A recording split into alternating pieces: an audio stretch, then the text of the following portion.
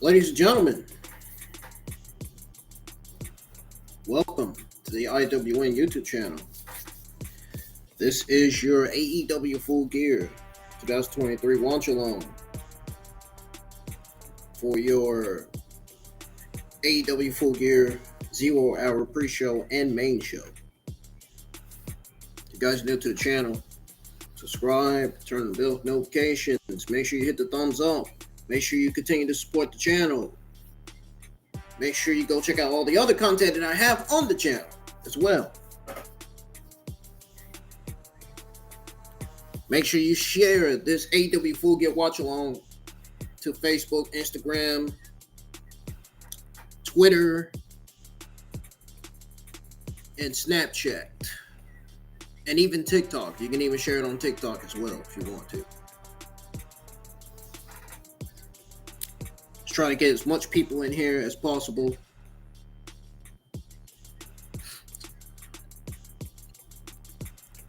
So, not gonna waste anybody's time.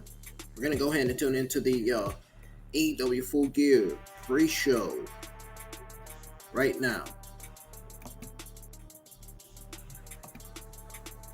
Yes, I bought the AEW Full Gear pay-per-view. Happening right now is Buddy Matthews versus Claudio Castagnoli. What a great match that's been so far, right? We never knew they were going to book that match. So the main event of the AEW Full Gear pre-show, 0 hours, be MJF and Samoa Joe versus Austin and Colten Gunn for the Ring of Honor Tag Team Championships.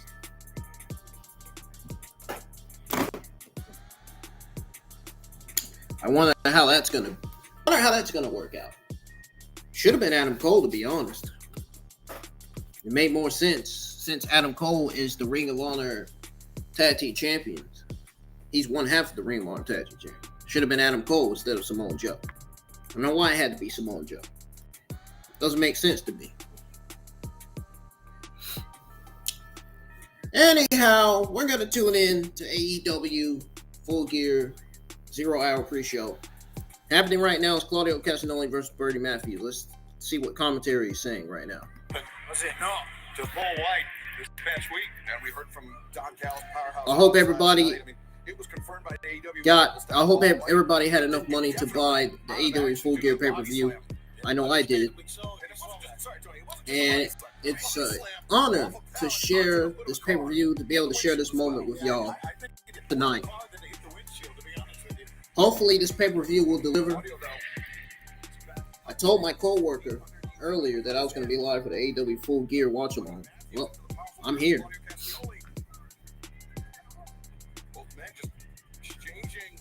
Claudio Castagnoli versus Buddy Matthews is happening right now.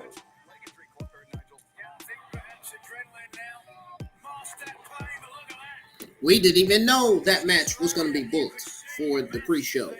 Didn't know. Nobody told us. We got no sources, no wrestling websites told us this stuff. The only match I knew was going to happen on the pre-show was the Ring of Honor Tag Team Championship match.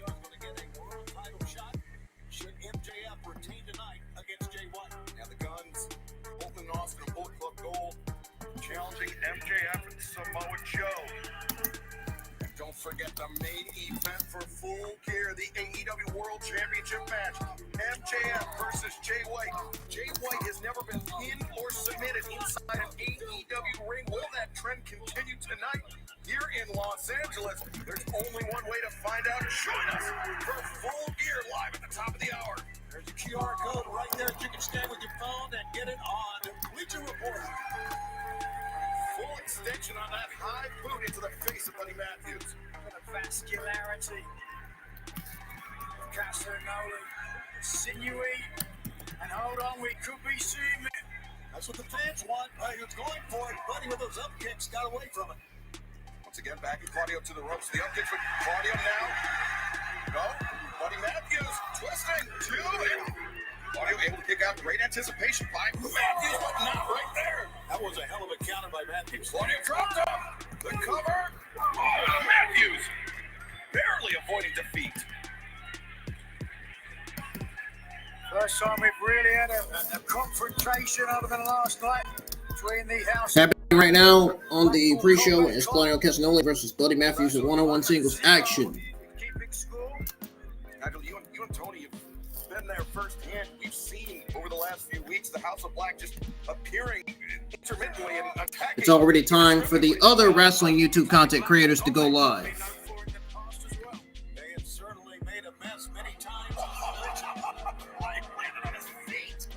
Wow. The hell did I just see? Oh, he's got the submission locked in. Sounds like Buddy Matthews is going to tap.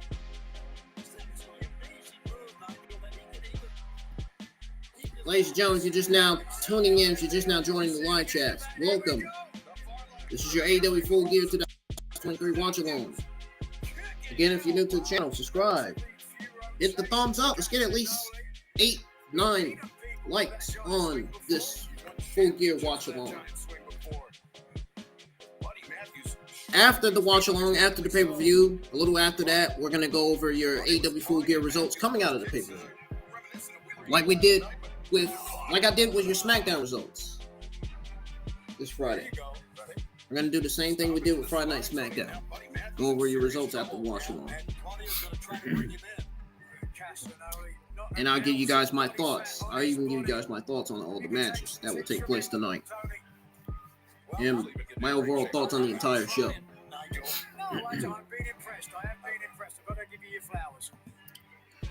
Ramen, honestly, Tony Khan needs to do better with creative. I mean, he's just, I don't know. He needs a creative team. That's what he needs. An AEW creative team that'll be able to handle the creative for him. That'll be able to write the shows. Because from what I'm hearing, it sounds like Tony Khan is writing the shows by himself and coming up with creative ideas by himself.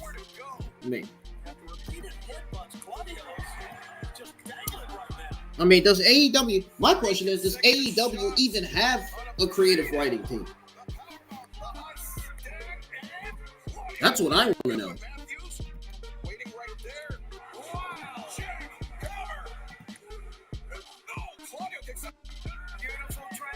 That is what I want to know, man.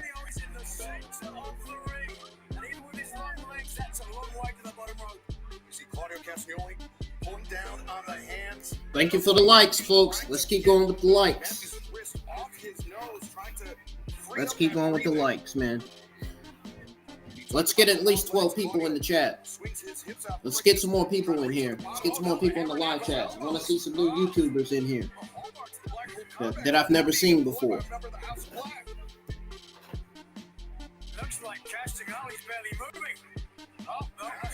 Where the YouTubers at, man? It looks like the right side of his head is opened up here as well. One of the kicks in the corner, perhaps. Maybe so. Oh, look at that.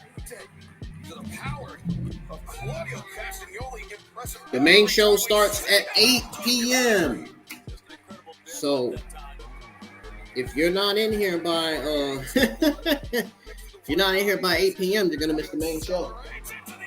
So you better start inviting all your YouTube. If you have a YouTube channel and you have a lot of subscribers, you better start inviting them to join my live chat. Otherwise, they're gonna miss listening to the action and the commentary. It's a huge honor to be able to share this moment with you guys tonight. Especially the people that are subscribed to my channel. And my YouTube thing.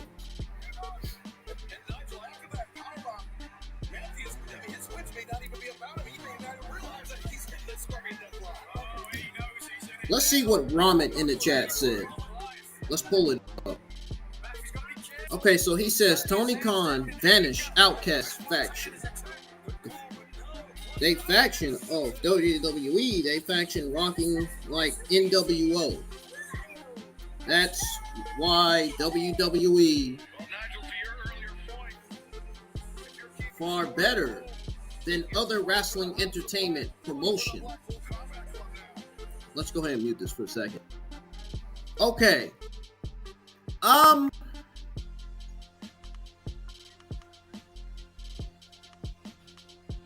Yes, I agree. WWE is doing way better than other wrestling promotions right now, including Impact. We all know Impact sucks. Nobody watches it.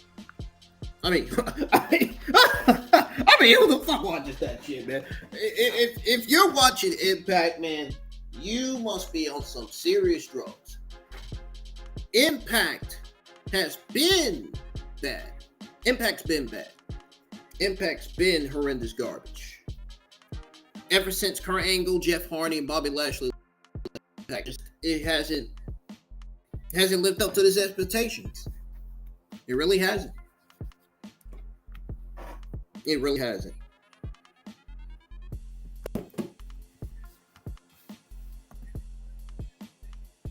And that's why nobody is watching it anymore. Buddy Matthews just pushed off Claudio Castagnoli. Claudio Castagnoli, he just brushed it off. He doing a John Cena thing. You can't see me.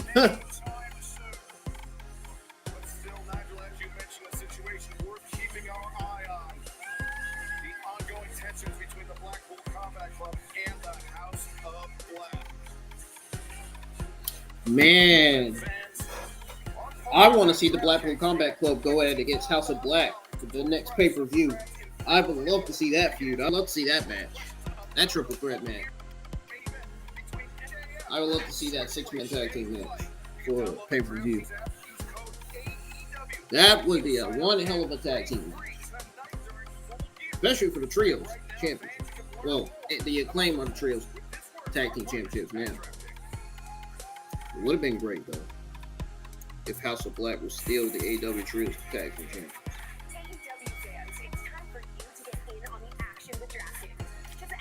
And guess what? I don't want to hear your voice. You look beautiful, though. Don't get me wrong, honey. Don't get me wrong, sweetheart. You look beautiful, but I don't want to hear your voice. I don't want to hear your voice.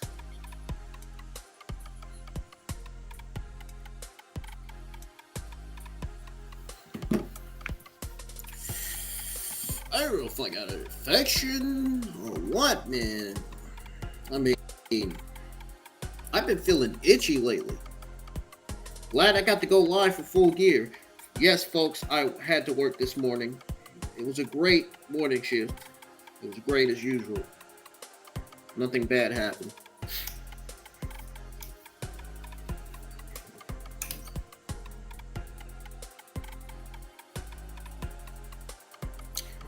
I'm going to go ahead and share this Full Gear 2023 watch along to my other Instagram account so we can get people from that account on to this live chat here. Because there's nobody in here as of right now. Maybe everybody that's subscribed to my channel is waiting for the main show to come on just so they can join the live chat. I don't know. Maybe. That could be a huge possibility.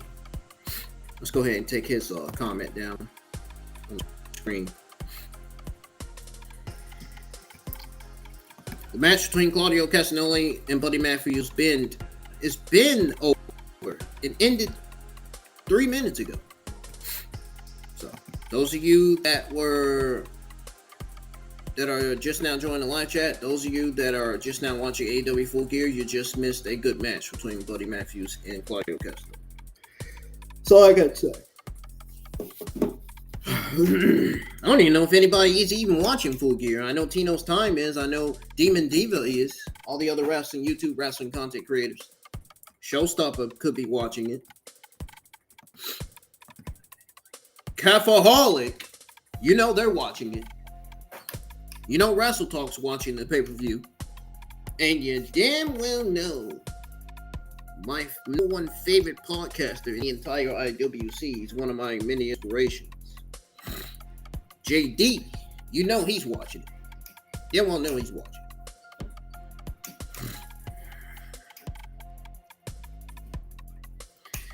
Man, I can't wait for his Monday Night Raw review again, where he does that.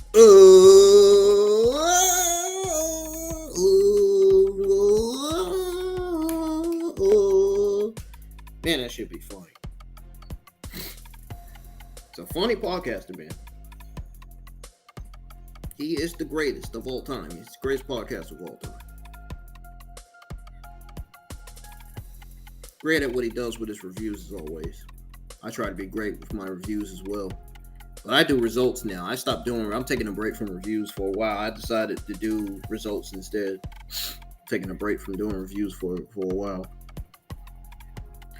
Just like I am still currently taking the break from doing these AEW WWE News live streams that I used to do last year. You guys remember those. I still have those on the channel. I just haven't done any new ones yet. I'm waiting till next year.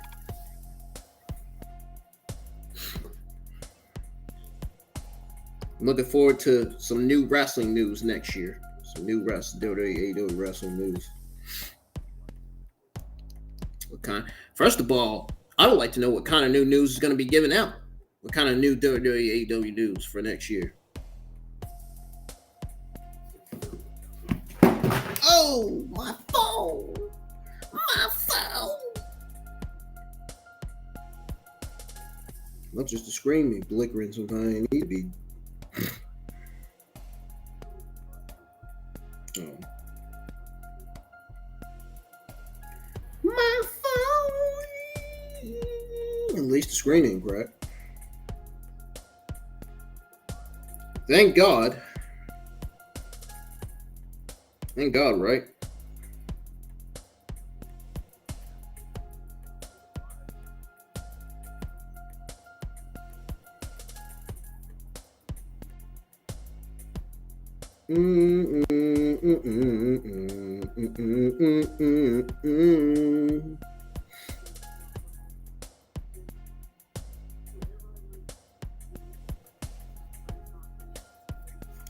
Well, folks, I think our main event is getting ready to happen. Yes, who will be at the level of the devil, or who's got the fight of Jay White? MJF defends the AEW title against the Switchblade. But Tony Schiavone, we've got one more match coming up on 0 Hour. It's the match. MJF and Samoa Joe versus the Guns is coming up next. Against the Guns for their ROH World Tag Team Championship.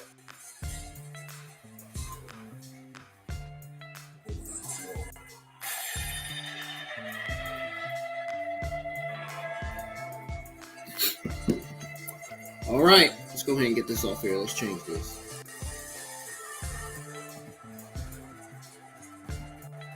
That's my song, man. That's my song.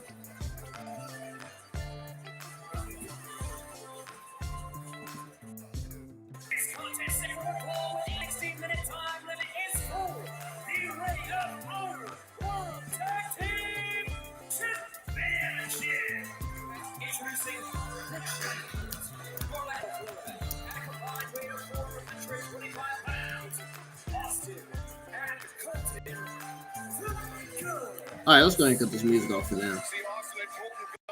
You guys can hear. Together here, Juice Robinson nowhere to be found. We understand that after the attack that closed out our broadcast last night, Nigel, Juice Robinson had a television smashed over his head by MJF. He is out of action. Yeah, no question. Robinson laid out in the center of that locker room. MJF went on an absolute rampage trying to take out. I don't blame him, man. I mean, gosh. We also found out last night that MJF finally accepted the offer of this man. Let's go back down to the Dapper Yapper. The Guns are good. I bet the Guns are scared now. Joe's gonna kill you guys. He's gonna kill the Guns. One thing I can say about this now, MJF did not want Samoa Joe as his partner because he does not want to give Samoa Joe another shot at the world title should he beat Jay White tonight. But one thing that I think that MJF can count on, Samoa Joe's a man of his word. And he is going to give it his all in this fight. I don't think there's any question about that.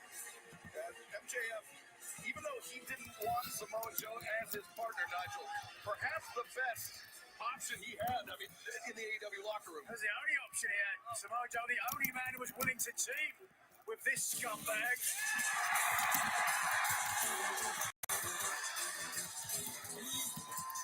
Wonder how good this match is gonna be.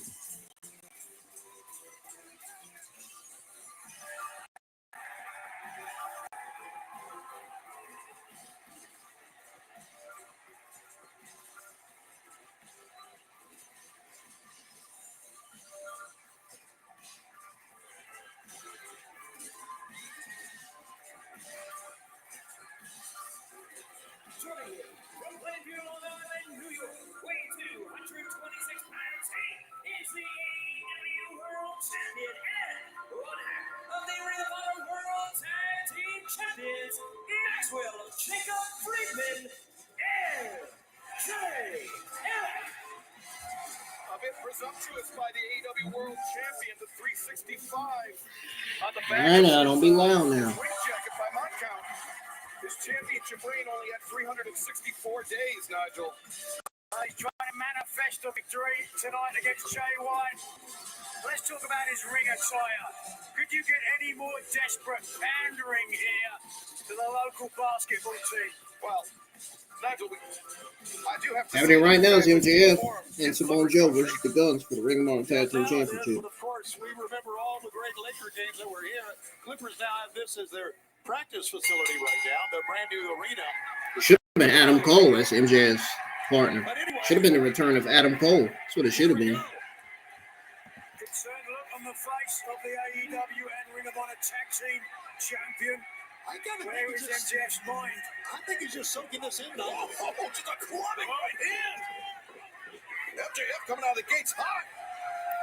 I think Samoa Joe's going to betray MJF. He's probably going to give him the coquina clutch at the end of this tag team match when they win. Could be tonight to Switchblade Jay White, or if somehow MJF is able to leave Los Angeles as AEW World Champion, it could most certainly be to Samoa Joe. We see just under a quarter of an hour for Full Gear live on pay-per-view. Turn my camera on for just a little bit. Traditional cable and satellite providers. Yes, I'm here, y'all. Select theaters nationwide, Dave & Buster's locations, Tom's Watch Bar location, internationally on Fight TV, Skye. I don't have my webcam plugged in. Oh, snap. Hold on, I got to put my camera back on. I don't got my webcam plugged in. Where is it? I'll be back, y'all. Critical mistake by MJF. You turn your back on your opponent, especially not when your opponent, the Guns, sun's out in California. Oh, look at that. MJF just got an assist from Samoa Joe. I told you, man of each word, he'll be a great team partner for you tonight. Hometown hero Samoa Joe, originally from Huntington Beach. He said, I don't need your help. It's going to do it anyway. Joe tagging himself in. MJF needs to be careful here. He's got a lot more to think about than just this one match, Nigel. Christian Felitas. Welcome to the live chat. You guys just now joining. Happening right now is MJF and Samoa Joe versus the Guns for the Ring of Honor Tag Team Championship. Exactly why. Take a look again. Exactly why MJF, my God, that man can fly. MJF was concerned about going against Samoa Joe once again, Nigel, because so many things up there. Are you guys ready for the main show tonight? Former Ring of Honor World Champion. He's held more titles. Hold on a second. Look at the way the Guns here have divided. Colton looking for a drop kick.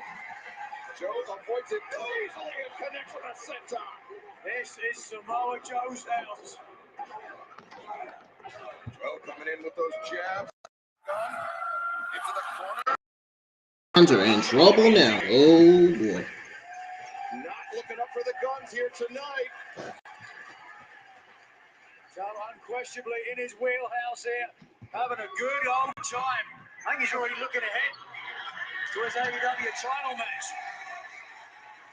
And remember, Tony, MJF and Adam Cole are still the Ring of Honor World Tag Team Champions, right? Samoa Joe just filling in this one and only special appearance. And as we know that Adam Cole is on the shelf. He hurt his ankle. Yes, he is. Severely at Double surgery. at Grand Slam. All right, y'all, I'm here. I'll keep my webcam on for a little bit. Without an active partner, well, speaks volumes, doesn't it? Yeah, it really does. He defended them against. Yeah, it really does. Really does. Right? At Wembley Stadium. There's no question that was a hell of a win for MJF, but now the Guns. You know, Nigel, Austin Gunn really lets those chants bother him. Well, wouldn't you be upset if somebody called you that? What was your nickname at high school, Tony? Well, it wasn't ass, boy. I'll tell you that. Oh, not what I heard. What a great transition into this. DraftKings is an official partner of AEW tonight. Anyone can play free for $25,000. DraftKings AEW Full Gear Pool. Download the DraftKings app. Use code 8. Oh, what did they just do? Tonight, as Colten Gunn, looking for the cover there.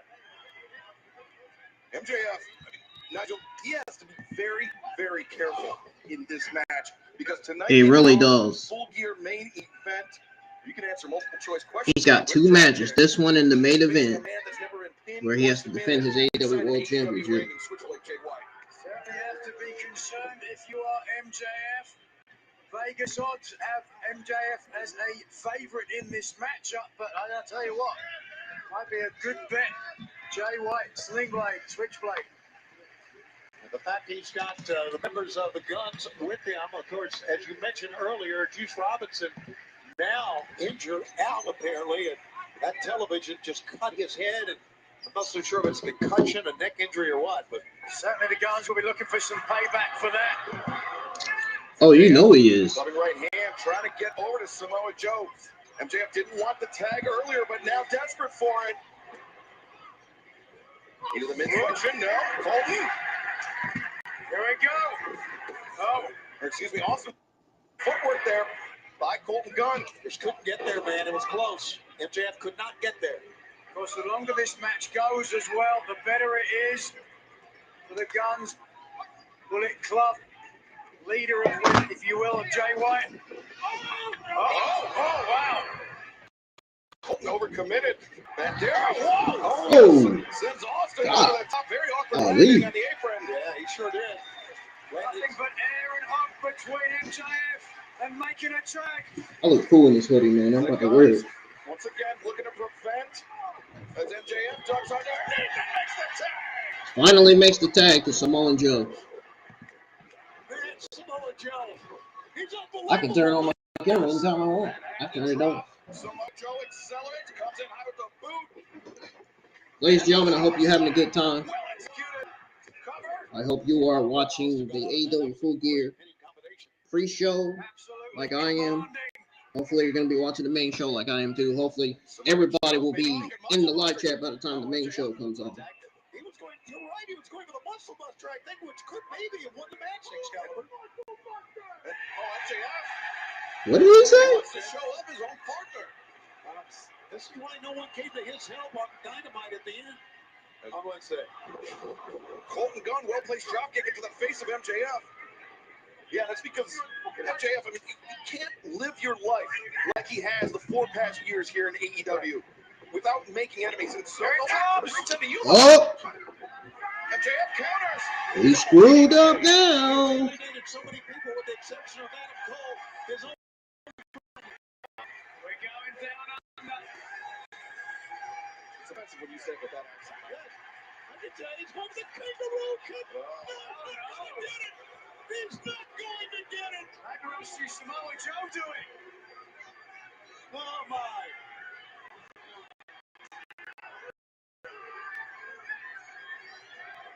These guys need to stop arguing to get to it here. Oh, they are going to get to it. Wait, I think it's stereo muscle busters.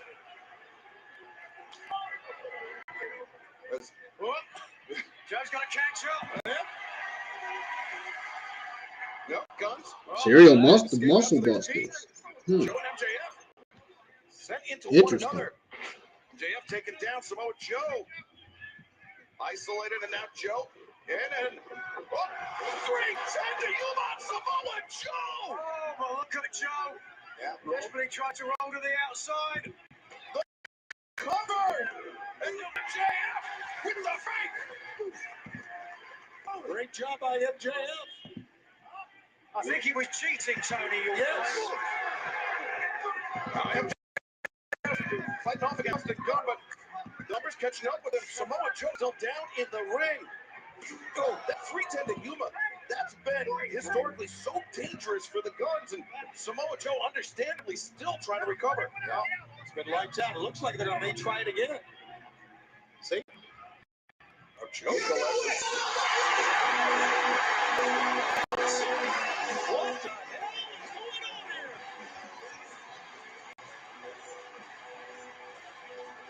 What the hell is going on? Oh, the Guns got distracted. Oh, inside the ring! Come on. It's a tap! Oh, you're kidding me.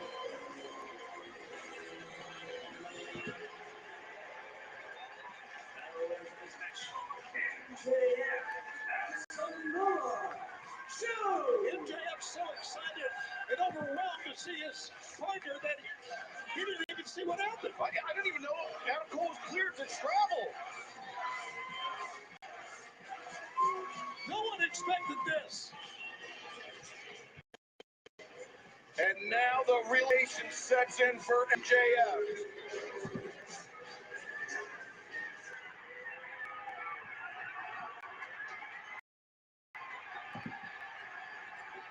All right, here we go. MJF, a man of his word, he accepted the help of Samoa, and if he leads Los Angeles as AEW World Champion, Samoa Joe will be in line for a shot at Maxwell Jacob Friedman and the title. What a moment. It's just tremendous.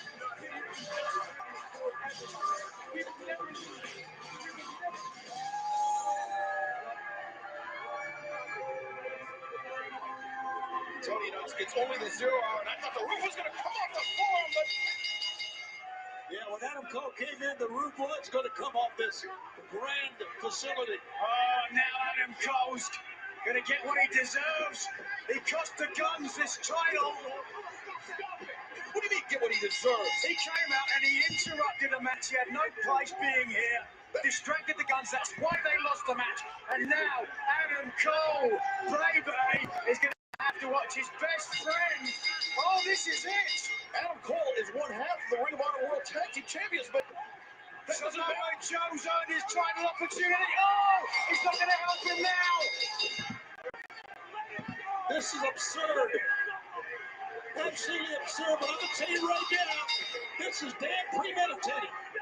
And it's premeditated. They know. What are you talking about? How could they know that Adam Cole was coming out here? Win or lose, you know the Guns were going to try to soften MJF. Right. Man, this is some bullshit. Come on, Look man. at this. Look at that shit. It's wrapped around the knee. Come on, man. And there's nothing that Adam Cole can do about it. He's crying like a baby. Did you see the unnatural angle that MJF's foot bent at? Yeah, I think we've got a very serious injury here. Yeah, as a matter of fact, Paul turned with the breeze. Doc Sampson's going to roll in the ring here. We understand. There he is. This is not. Oh, boy. This is. Members of the medical staff have come out. Head Buck, who's in our front office, has come out as well. Come on, Guns. Why did you have to do that? Nothing you and I can do, man. Don't worry, fellas. I'll handle it from here. The AEW World Champion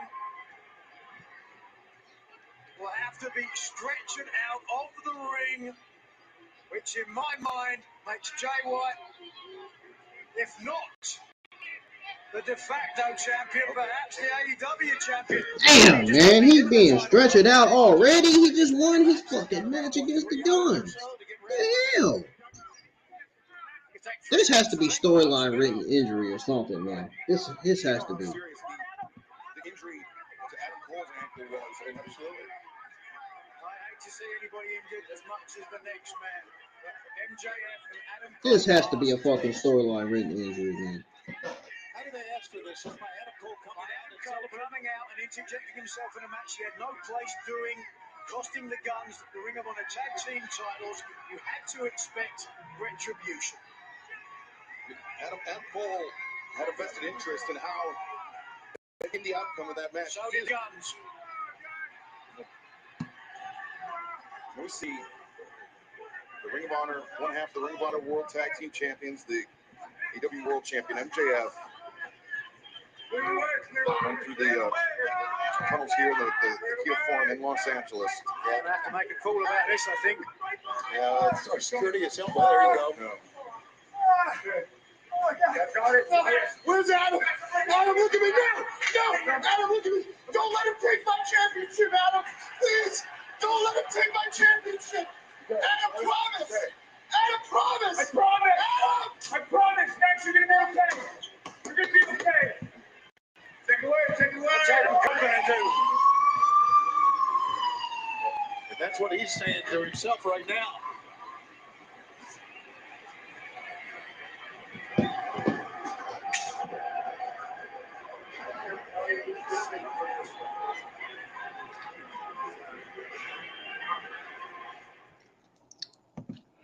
Adam Cole's got a situation on his hands.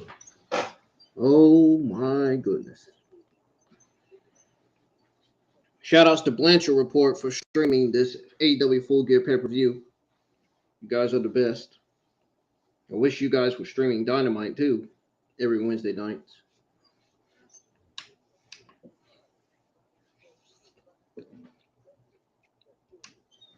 That's where I'm watching AEW Full Gear on Blanchard Report. I'm not watching it on Fight TV.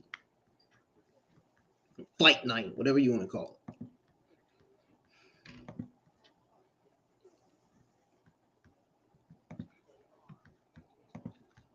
Yeah, that's a damn shame.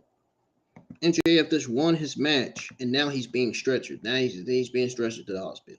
He's been taken to the hospital.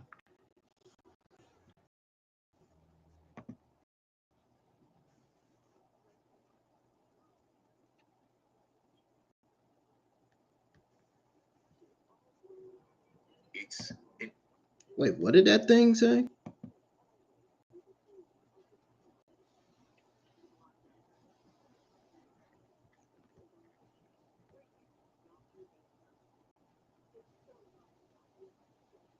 What did that, first of all, what did that say? I just seen something that popped up on the screen. And I don't even fucking see it anymore.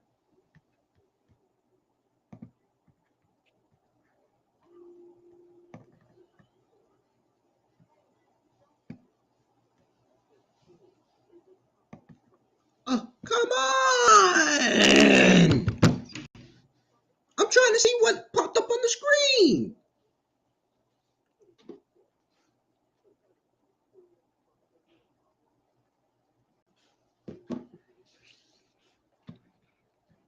Thing, can you come on so I can fast forward?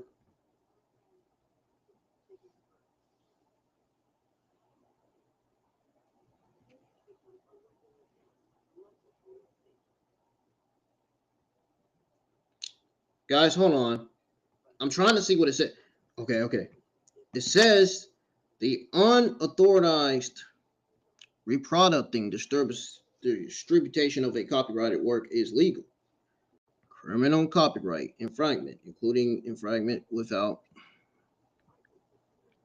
blah, blah, blah, is investigated by federal law enforcement agencies, punishable by up to 5 years in prison and fine of $250,000.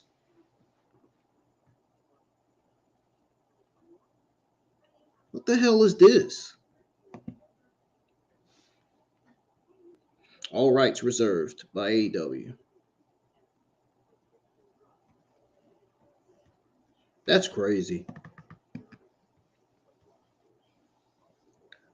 Who's doing that? Who's copywriting AEW stuff? Makes me wonder who's doing it. That title makes you the best wrestler in the world. Can you find your own Full Gear? All right, guys, the main show is beginning. Get in the live chat. The main show has begun, folks.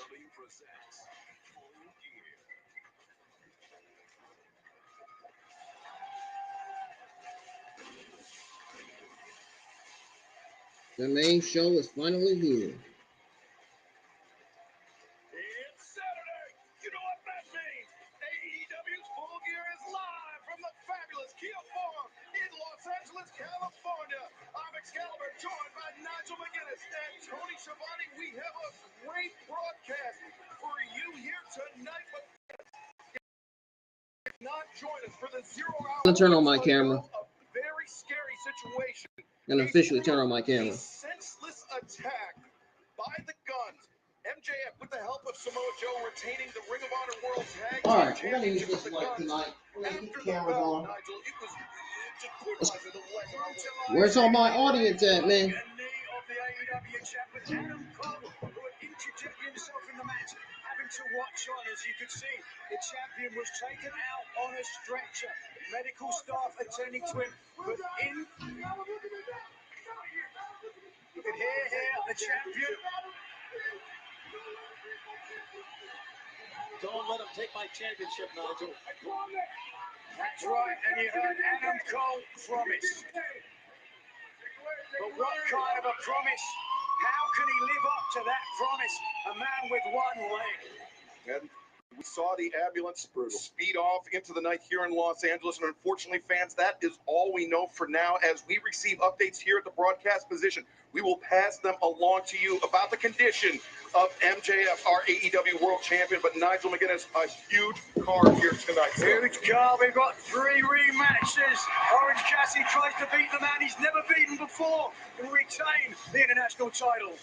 Kris, Jericho, Kenny Omega fighting for survival here tonight against the Young Bucks. The Golden Jets win. They get the Bucks shot at the AEW World Tag Team Championship. The Young Bucks win. The Golden Jets must disband, Tony. The AEW Women's World Championship on the line. Hikaru and Shida will defend against timeless Toni Storm and Toni Storm's Hollywood Homecoming. Another rematch. Swerve, Sting. All right, fans. All right, audience. YouTubers, where y'all at? Where y'all at tonight? Kris, Statlander, and perhaps the toughest. Thank you for the likes, though. At least you guys hit the thumbs up. I really appreciate it. We got 3 likes on the stream here for the AEW Full Gear watch along. Don't miss all these matches. Don't miss the commentary. Don't miss the action, man. I bought this pay-per-view specifically for me and you guys. I didn't buy it not only for me, but for you guys as well. So it's worth you guys being in the live chat right now. AEW Full Gear main show pay-per-view officially kicks off with the trios match. Here we go. What the fuck is all of this shit?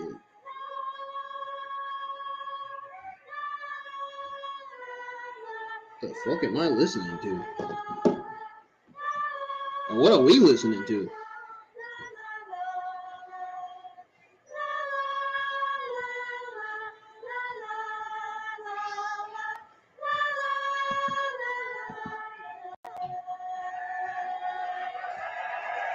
Please, kids, don't get me copyrighted now. Shout outs to Blanchard Report. Shout outs to these guys, man. I really appreciate it. Blanchard Report, hear me out. Shout out to you guys for streaming this pay-per-view for us to buy and watch. Shout outs to them. Huge shout out to them, man. They are the best.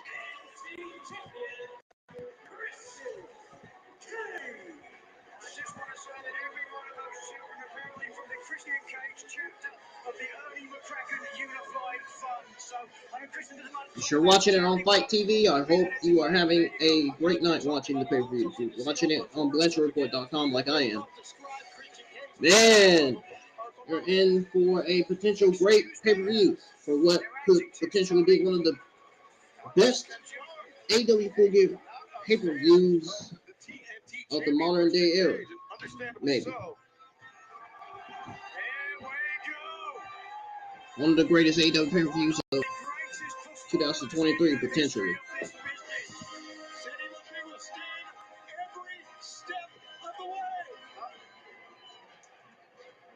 Ladies and gentlemen, the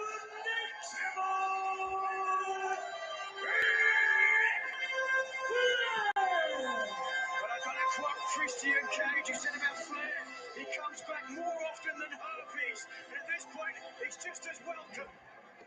I need to quote the Nature Boy Ric Flair. He is styling and profiling in 2023. Ric Flair There he is. arrived in AEW. Looking better than the Big Show. If Sting was going to call it a career at Revolution, he would do so with the Nature Boy at his side.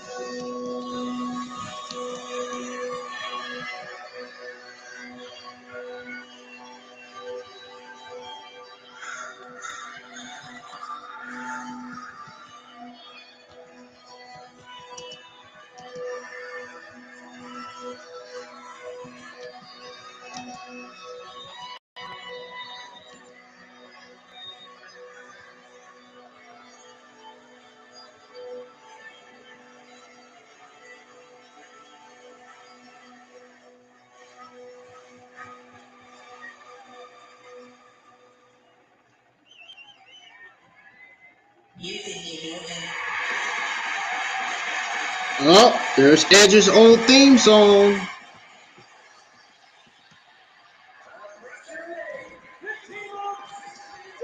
It's like Edge. Looks like WWE gave Edge his old theme song. I guess WWE said, you can have that. We don't want it.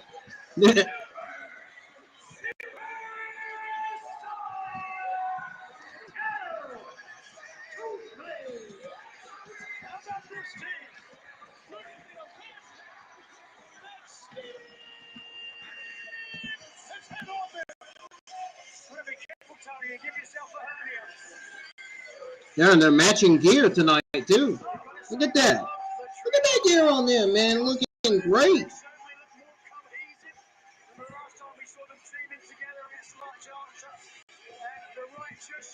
You want to talk about Nature Boy style and profiling? Look at this style and profiling team of Edge, Darby Allin, and Sting.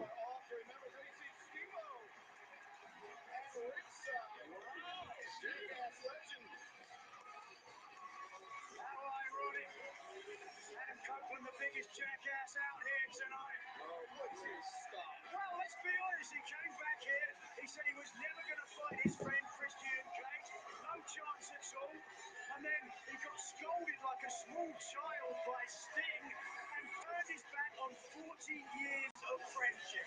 I do understand, Steve. I know it out here. I know it out here. Yeah, we know. We already know. It's crazy.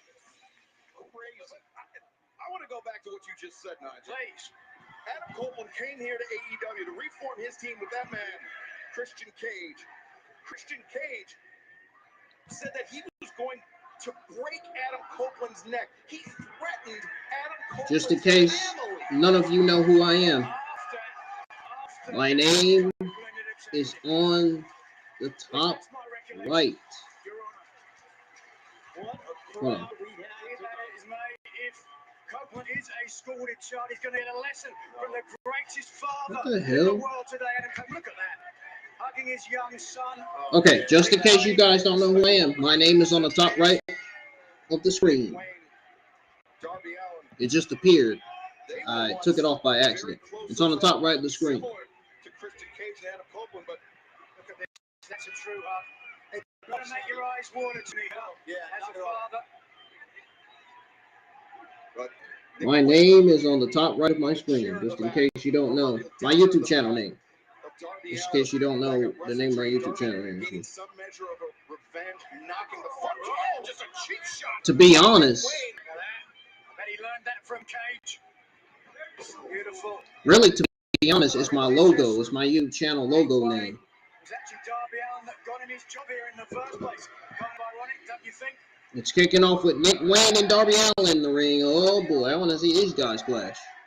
Probably felt like he owed so much to Buddy Wayne, Nick's father, Buddy, the man that guided Darby Allin through the early days of his professional career. Nick Wayne's first dad, and arguably not quite. Oh, look at that. Nick Wayne's only dad.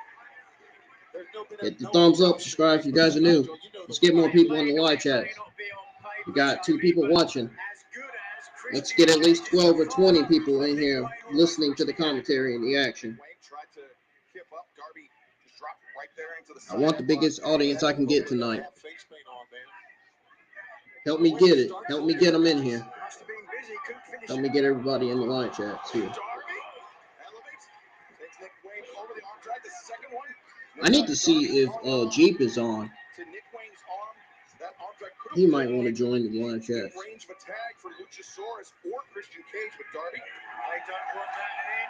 Comes Sting is being tagged in. Darby Allin just tagged Sting in. Uh-oh. There we go. All right, Nick Wayne just got thrown out of the ring immediately. Sending Nick Wayne to the Gosh. floor and flagging him into the different stage. Can you imagine this is Sting's last appearance? I'm finna try to get some of my PS4 players in the live chat. Gonna try to invite them to join. Oh. Uh-oh. Christian Cage is in the ring now. Oh, he's pointing to Edge. Yes, he does. Adam Copeland. Here we go. For all those vile things. Here we go. Been waiting for this one.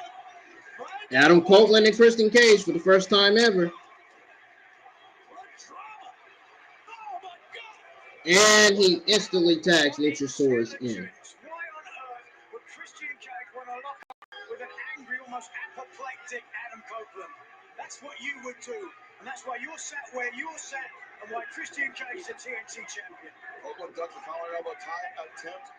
Lands a series of shots on Luchasaurus. Luchasaurus stops Copeland and big shots. Wow, look at that. Absolutely dominating Luchasaurus. Luchasaurus, the right hand of destruction for Christian Cage. As Christian puts it in, a man who was formerly the TNT champion, Nigel, until Christian Cage intervened, shall we say. Well, Christian Cage won the de facto, the actual TNT championship in a triple threat match.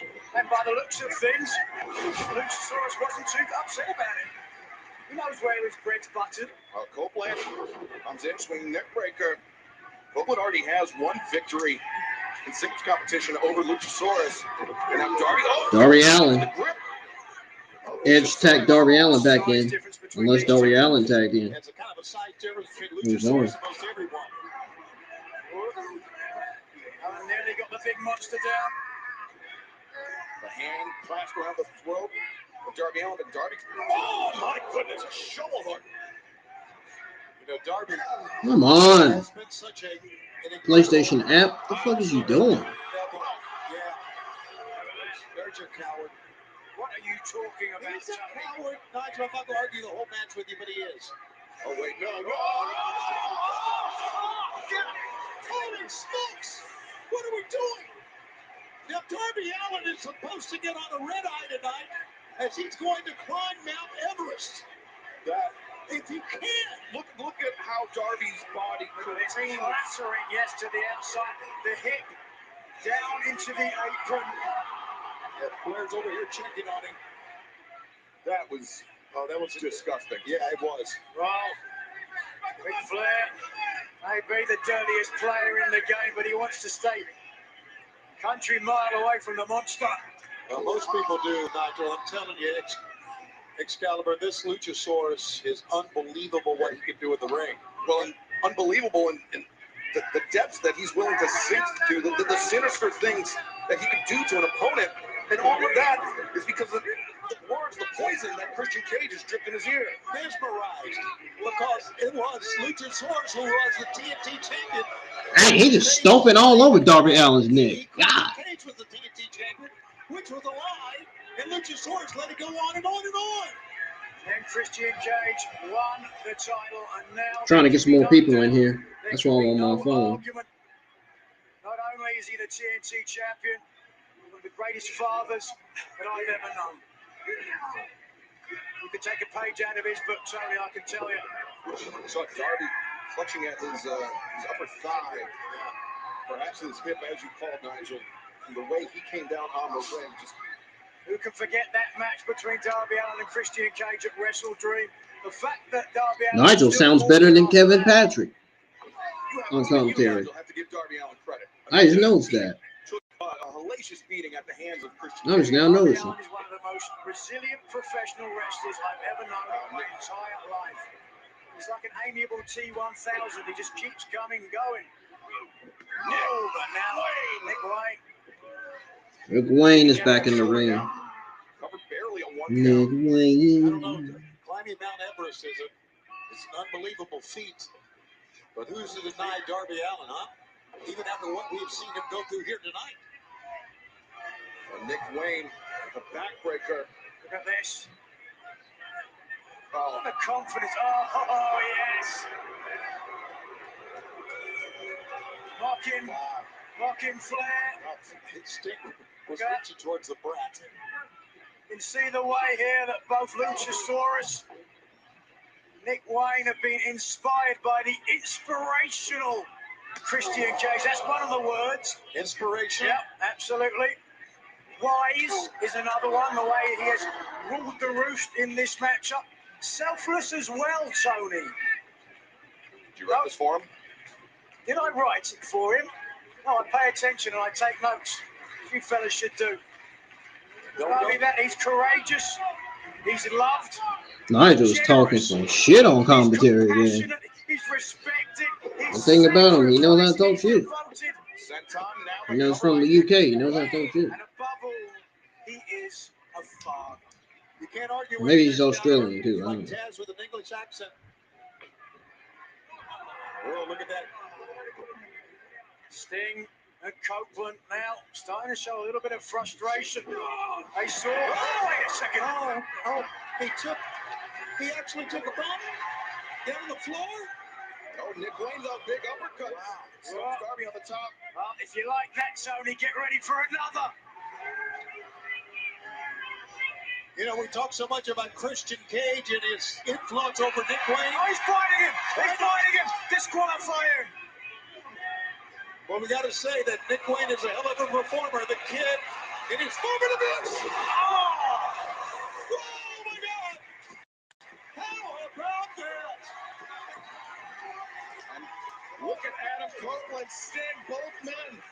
One in, both men. Cannon Destroyer. Want their chance. So that like that was for the top rope.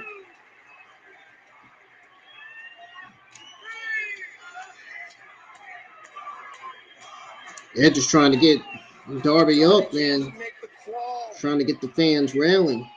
He would have to pass Nick Wayne along the way. Rallying here. Look at this now. Desperately reaching in, Adam Copeland.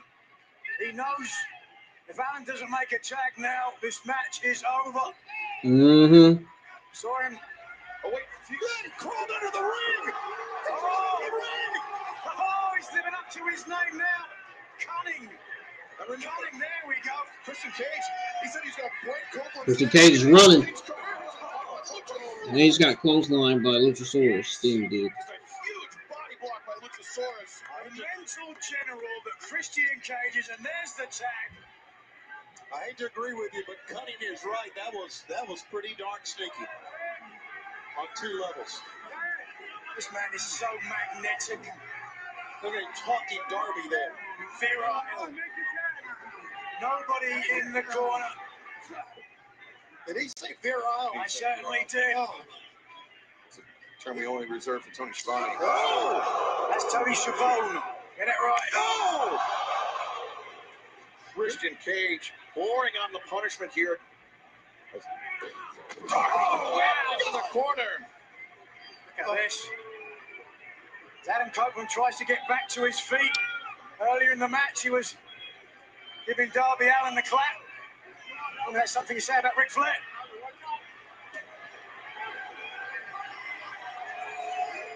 Now, look at this. As Copeland looks on, Christian, he can spin. No. Christian pulled up short, put on the brakes. Oh! Christian and Darby bumped heads.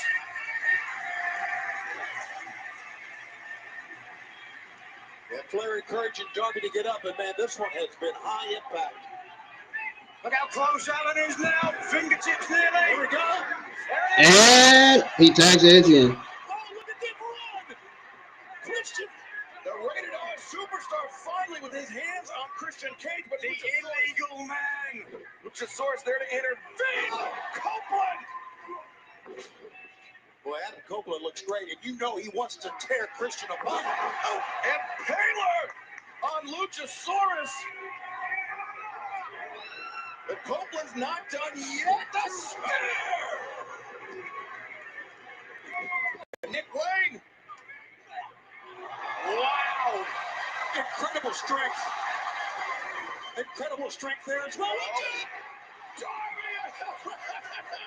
The battering ram. This match is getting crazy now. Wait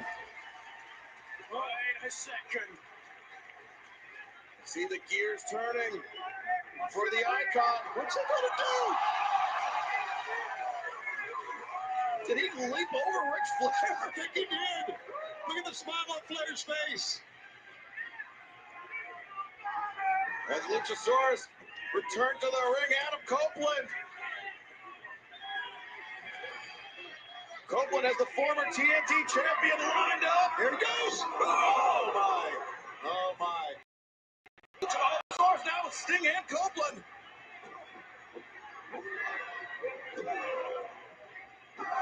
Sting and Edge in the ring at the same time. Still will not go off his feet. Putting down, trying to put down Luchasaurus. And there he goes. And a fight on the outside as well, as you can see bottom of your screen now. Nick Wayne to the waiting arms of the Stinger and the rated R superstar. Oh, wow. Delayed vertical.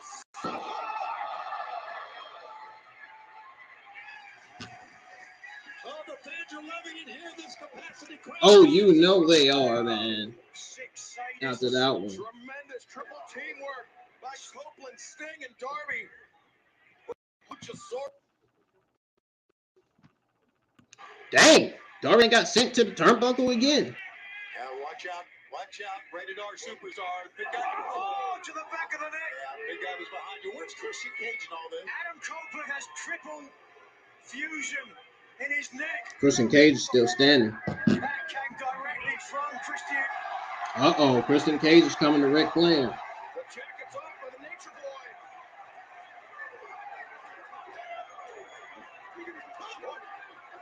Christian, oh, touch you, Jack. Yes. Oh, God.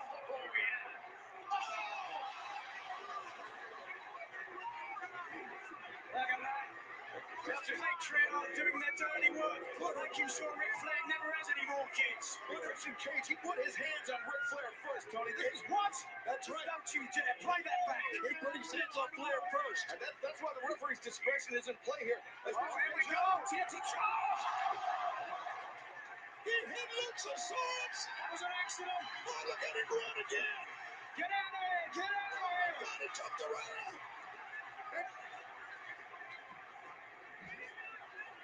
Christian Cage, he's leaving his team. He's going to be on Kareem Abdul-Jabbar's court before long. The spear by Copeland. And Christian Cage has just walked out. He's gone. He's 3-on-1. He's walked out on the patriarchy. But the coffin drop. Copeland covers. Against the horse. Darby, Allin, and the Rated R Superstar Adam Copeland. I think there's a Christian Cage-shaped puff of smoke from where he left the arena. He beats up quickly, Tony. Yeah, I think it's from his rear end, too, to be honest with you. Oh, very witty. Touche.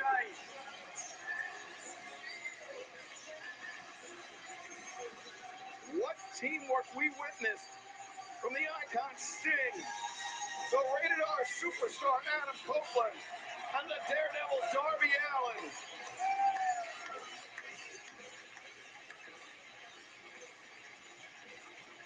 And I, for one, Nigel, am glad that Christian Cage's words, his prophecy never came true. He vowed to break the neck of Copeland. He vowed to end the career of Sting in Los Angeles tonight and was unsuccessful at all those things.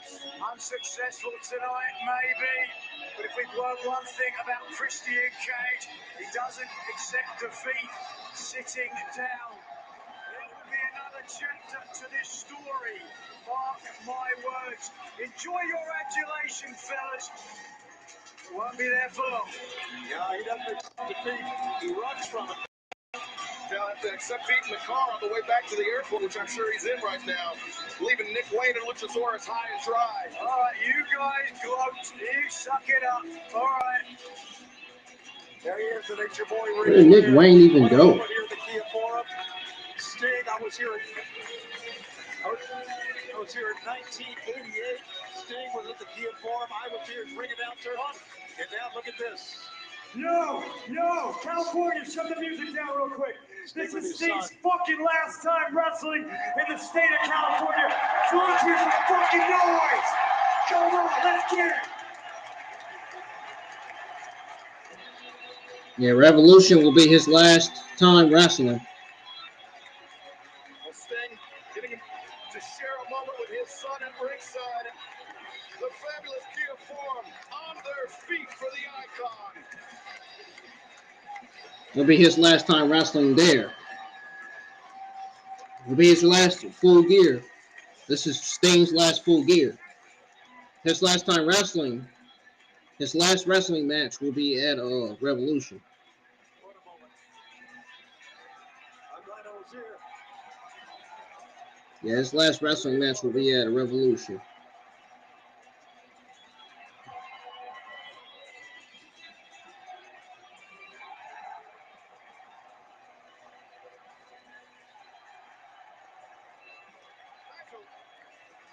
Why are you standing alongside me and Tony?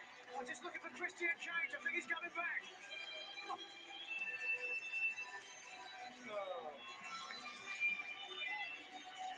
Nigel McGuinness being a heel commentator. Heel commentator.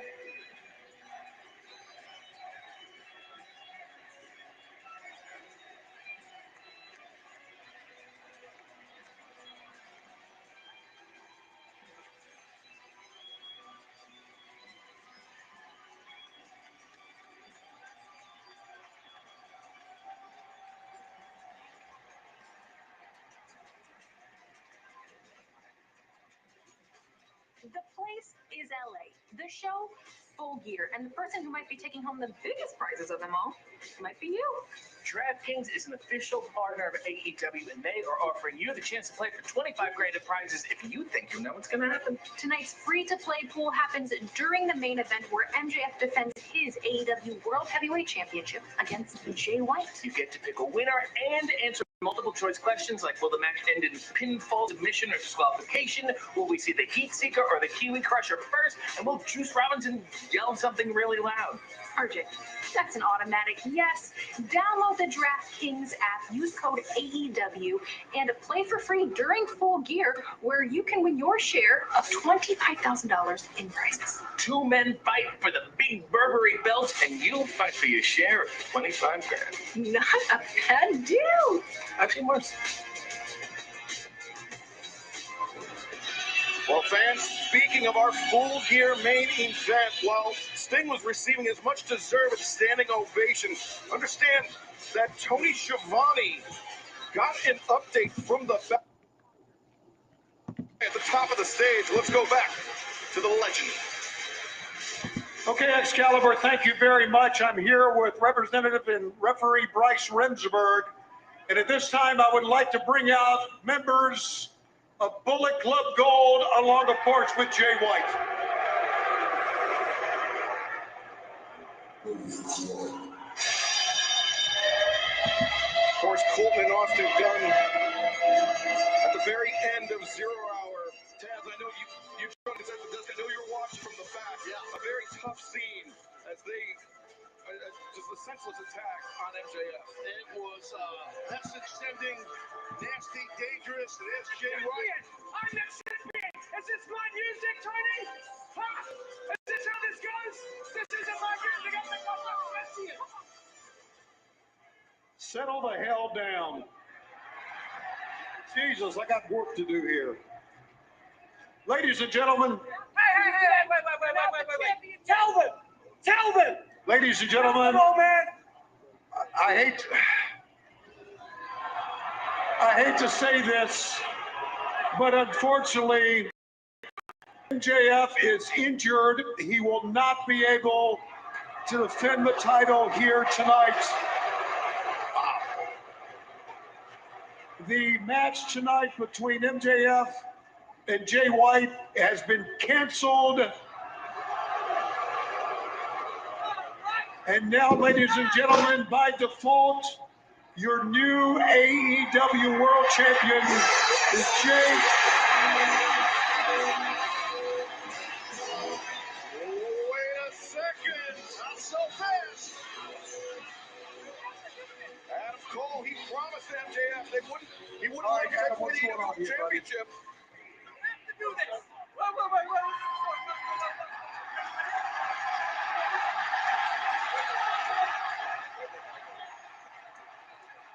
Jay, there is not a shot in hell you are leaving the Kia Forum with Max's AEW World Championship. I made a promise. To my friend, and I intend on keeping it, so much so that I already talked to Tony Khan. And if MJF can't defend his AEW World Championship, then damn it, I'll do it for him. Is he nuts? One leg or not, tonight's main event for the AEW World Championship will be Jay White against Adam Cole, baby! Adam Cole just weeks of a double surgery on his ankle. Hey, my good friend Adam Cole, baby! Oh,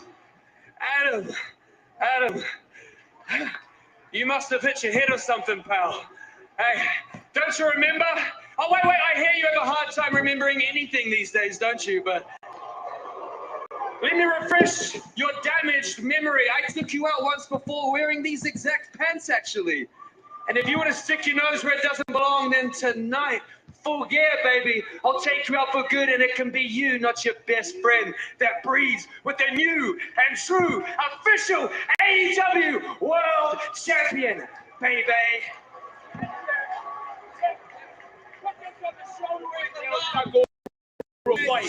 No way in hell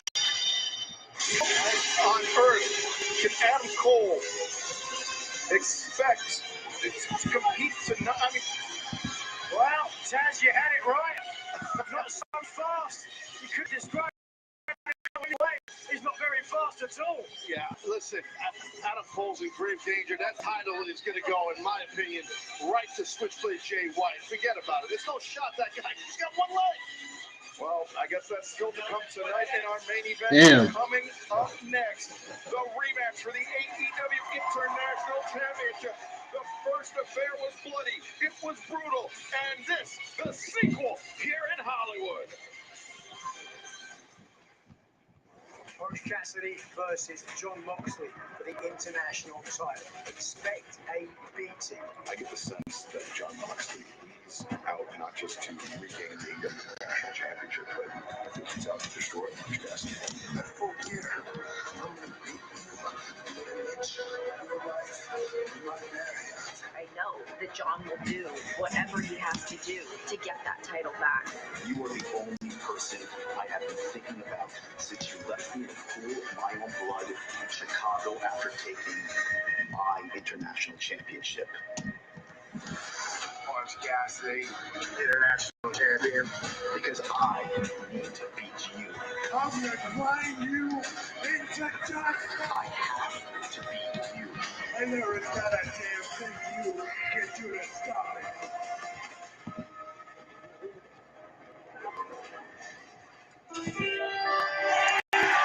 Oh, Orange Cassidy's coming out.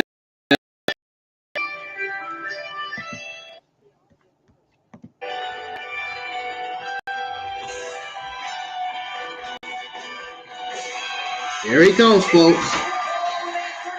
Hey, what are you doing for?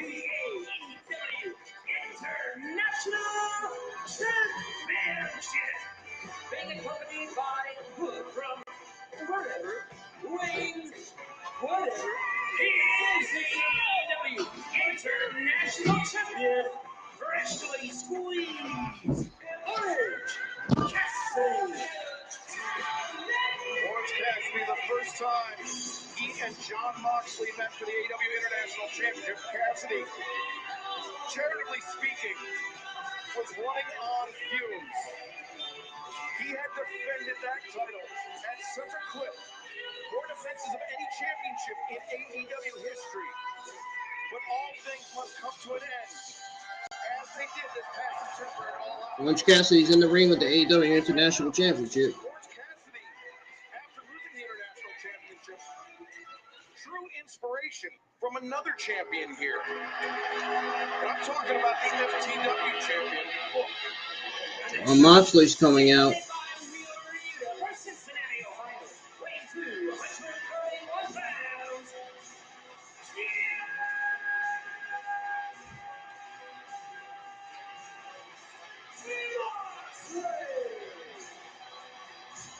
And then we see the challenger making his walk to the ring, like so many times before. Through the crowd, through the people, he is fired up, and he is intent on ending not just Orange Cassidy's reign as international champion, ending Orange Cassidy here tonight, Nigel. That's right. He said, you are nothing, you ain't ever been nothing. I'm going to put the earth back on its axis, and I'm going to grind you into the dust. In my mind, Taz, he is very capable of doing it. I completely agree with you, Nigel. There's no doubt about it. And John Moxley is one bad SOB. That's well documented. He wants that international title back. And to see Wheeler Yuta in second, I should say, Fox says he'll be seconding Orange Cassidy. But this guy's always ready to fight. He's as advertised. He's a Taz, I want to take everyone's attention back to this past Wednesday night at Dynamite. John Moxley, Wheeler Yuta, defeating Orange Cassidy and Hook in tag team action. What I felt was perhaps the biggest story of that match was Orange Cassidy landed a 100% solid orange punch on John Moxley, and it barely registered on Mox. no doubt about it. I mean, Mox, he ate it, bro. He just shook it off. He just ate it. I've been hitting the jaw hard. I know, Nigel, you have. Excalibur. Mox did this past Wednesday. And Nigel, talk about what that does to your mindset as a competitor. You hit someone with what you think is your best shot, and they just shrug it off. Puts you on your back foot, doesn't it? Certainly.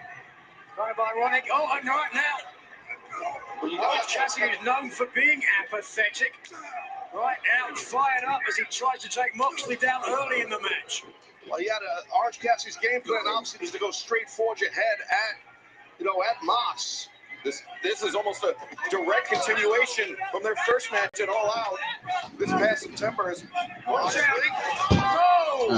sending Cassidy into our announce desk, and now delivering right hands into the face of the champion. Cassidy attempting to cover up. Yeah, it probably was a bad idea for Orange Cassidy to go straight. I can't get nothing with that vacuum. John Moxley, I was trying to say it's a bad idea for us to sit at ringside, but that's the second bad idea. So Moxley's adrenaline is flowing heavily right now, Nigel. He wants that Nigel at the moment, obviously, so. Moxley wants that AEW International Championship back. Orange Cassidy, though, he said that he does not feel like his second reign as champion, as international champion, is complete because he did not defeat Moxley to regain the title. And the last thing you want to do, is getting to, as Cal, you notice, you don't want to get into a street fight with Mox. That's what you don't. Oh, boy. Moxley. Yeah, impressive power, intensity, strength. Telling you he wants that. Thank y'all for the thumbs up. Let's continue to get some more likes on the stream. Let's continue to get more audience, more YouTubers and fans in here. I was fearful. That's what you're in for when John Moxley is in a match. You're not safe in the ring, at ringside, on the announce booth, or anywhere in the Kia Forum. Is that what they call it in England? The headset? She almost looked like you lost your ass there. Touche, Excalibur, touche. DraftKings is an official partner of AEW, and tonight anyone can play free for $25,000 in the DraftKings AEW Full Gear Pool. Download the DraftKings app, use code AEW when you sign up and play free tonight. Yeah, these are just big, powerful haymakers right into the face, head area of the international champ, the challenger, the former champ. He is driven right now. Moxley charges in. Cassidy, though, gets the boot up. Oh, just driven down. That could be it. No. Definitely want to lean towards your speed advantage if you are Orange Cassidy. But it's very difficult to do that right now, Nigel, because she's getting shut down. Oh, every time Cassidy tries to pick up the pace, Moxley shuts it down. Yeah, that boss man slam, followed up by the stomp to the midsection, and now Moxley may be looking for a Texas cloverleaf. He steps over, he'll have it. All that pressure on the lower back, your glutes, hamstrings, and your joints of your knees. Moxley appears to have learned some lessons from his first victory over Orange Cassidy. He knows that Cassidy, a very well-conditioned competitor. Punches across the ear right there. Well, be careful here. Oh! Giant foot of Mox crap out of his freaking head. Of the international champ. Oh, not just the foot, but those thick sole boots of Moxley as well. Unapologetic, blunt, wild man from Cincinnati. Oh, look at that. Look at that. What? Oh, that is just disgusting. Come on. Why wouldn't any wrestler in the ring do something like that? Now Moxley and Cassidy in a precarious position on the ropes as the FTW champion Hook and Wheeler Yuta, both men looking on. As Cassidy now, returning the favor to Moxley. Scratching. He's scratching Moxley's back, but I don't think that's doing any good. Moxley headbutts. Like Moxley's targeting the bridge of Cassidy. John Moxley and Cassidy trying to tear the hell out of each other. Former title reign of the international champion took a toll on his body right now. Moxley trying to take him back. He's got that under and overhook, which is the beginning of a death rider. Not from there, no way. I hope not. That would be catastrophic. Cassidy getting his foot across onto the other rope. As limits some body shots to Moxley and a headbutt. And Moxley holding on desperately. Moxley holding up. Once Cassidy headbutting. He's headbutting John Moxley, trying to get him up. Wait. Wait, what is this? What is he doing on that top rope? What is he doing on there? Superplex. I wonder what odds they would have got. DraftKings if they bet there'd be blood in this match. His head looks like he's got a hole, like a bayonet got stuck in it. It's Nigel's lock of the week. Diamond DDT from Cassidy. And John Moxley's going to kick out. Told you. Told you he was going to do that. Yeah, I mean, we speculated, Taz, on Wednesday night that Cassidy's confidence could have been shattered after Moxley absorbed that orange punch. That orange punch he hated, like we said. And then during that match, as we pointed out, when Hook had the red room on, it seemed like that weakened Moxley more than the orange punch. Cassidy, series of stops, and Moxley just rises to his feet. Hey! Taking a page out of this right there. Excuse me, y'all. I got the TV on. The TV is shining on me. I'm pretty much watching ID and watching the Full Gear pay-per-view at the same time. I know you probably guys are asking, how in the world are you watching AEW Full Gear and watching ID at the same time? I multitask. Multitasking. That's what it's called. Moxley draped over our announce desk. I'm going to find a seat in the front row. I'm not sure you'd be safe there, Nigel. Right now, Owens has got complete control here. You guys probably think I have a desktop. Nah. Wish I did have one. Wish I did have one in my room. Maybe one day I'll have one in my room. Well done right there by the international champ. Let's take another look. We don't have a look at, but we can kind of talk about that, Taz. There we go. Boom, there's the shot. No issue has this, folks. It sounds like they're saying Cassidy Street. We've got multiple. Moxley. I won't get too comfy in there, boys. It sounds like the fans are saying Cassidy Street. That's what they're saying. Just don't let it be no Sesame Street wrestling.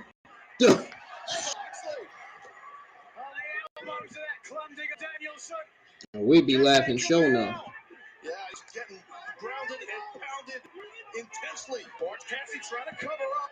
Referee Bryce Remsburg, he's right on there. He may need to stop this. If Orange Cassidy can't maybe defend himself, this fight is going to be over.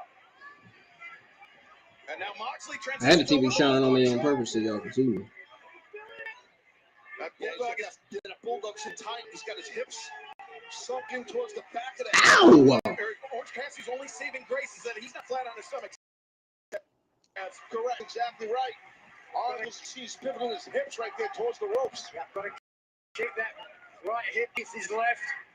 And keeping the crook of the elbow. Oh, wait, look at it. Turned him. Cassidy, no. Moxley was, I think it was Moxley that shifted position. Oh, no. Stalling.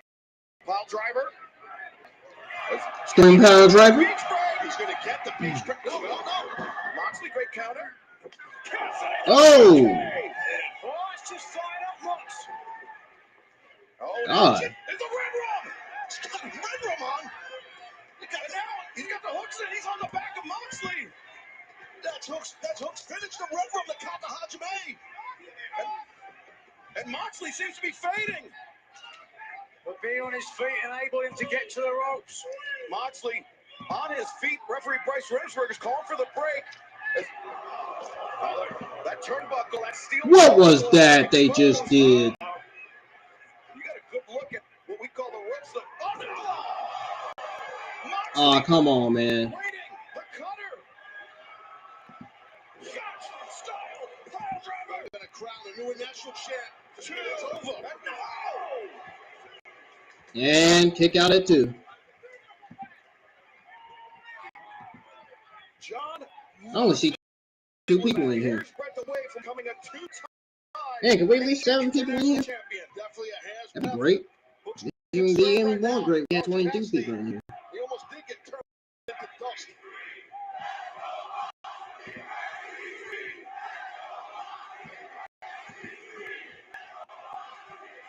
A 50-50 split from this competitive crowd here. Getting back up on their feet. Uh-oh.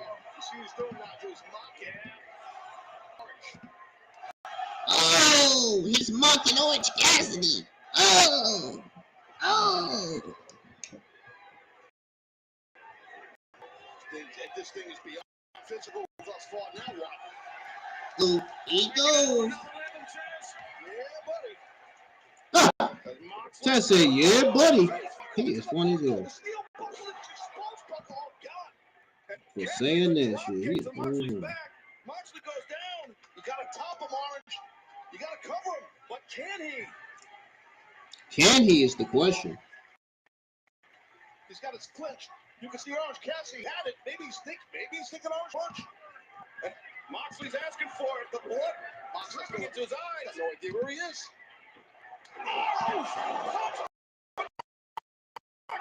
Golly. And still. 3. It's what the hell? Rolls him up. He's got the extra cross. And Moxley kicks out. My God, these orange punches are massive. Cassidy beats most people with 1. I know exactly. Moxley had 4 and he's still on his feet. 5. Moxley finally down to his knees, but he's back up. He still keeps coming. He's a damn monster, Moxley. And the orange punch. Fish break. Fish break. Is Cassidy gonna do it?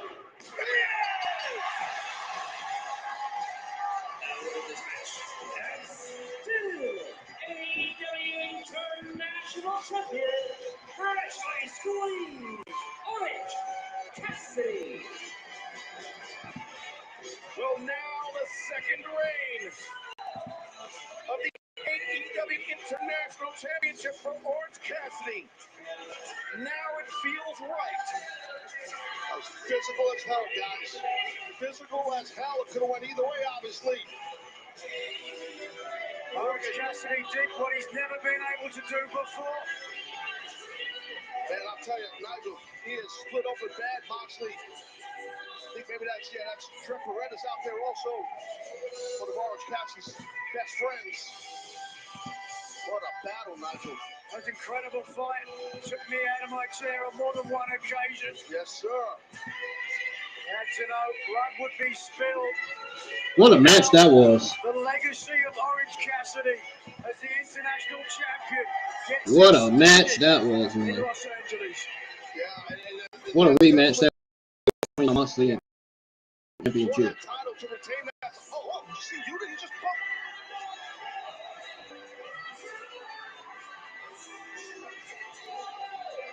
I believe Yuta bumped him. It's a hook and a hook got in his face. Yeah. You see Trent Beretta trying to calm the tensions here.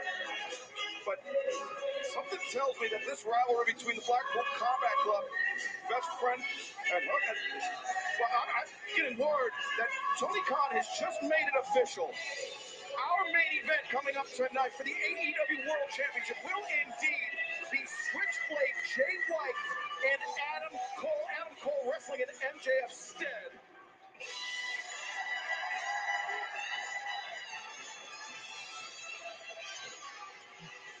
And fans picking, that's huge news about our main event. Adam Cole stepping in for MJF to compete tonight. What is his condition? We don't know, but we know it's official. Cole and Jay White tonight, our Full Gear main event. That's gigantic. It's Adam Cole versus Jay White instead. Man, let's be honest. the Continental Classic, the round-robin tournament with some of the best wrestlers in the world begins this Wednesday night live at Dynamite, and now we have about Need to be able to watch Dynamite. I wish Blanchard Report would stream Dynamite every week. I guess we can now put Adam Cole in the description. There we go. He's in my description now.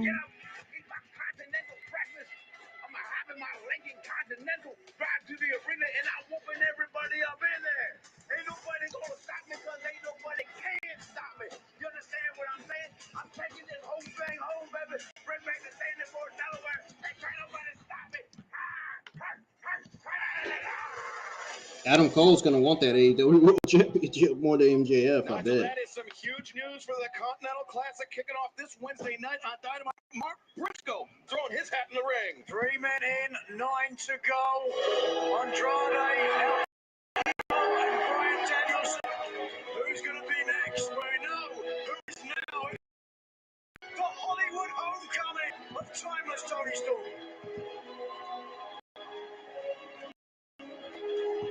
The following contest, a phone call with a 60-minute time limit, is for the AEW Women's World Championship. I can't even spell Shida's name. If I can clean it too loud.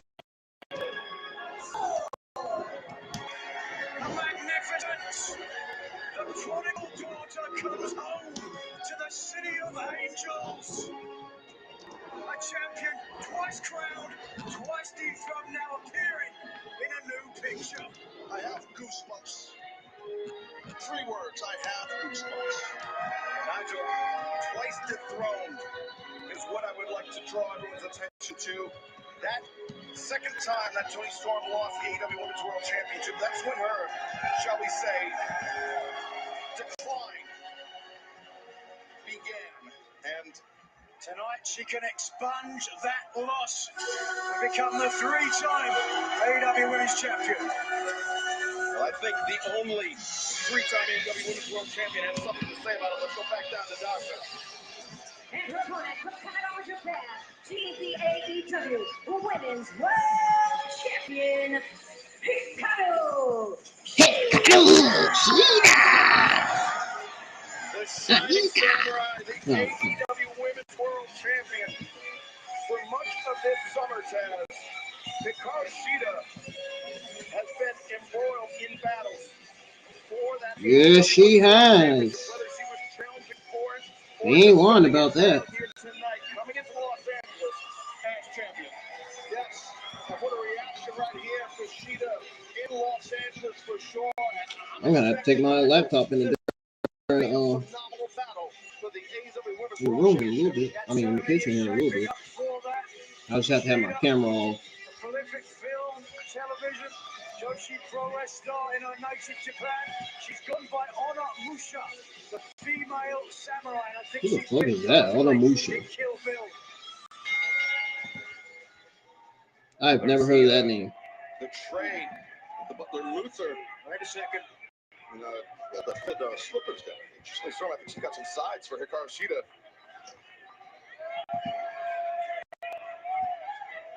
Oh, she's off book here tonight.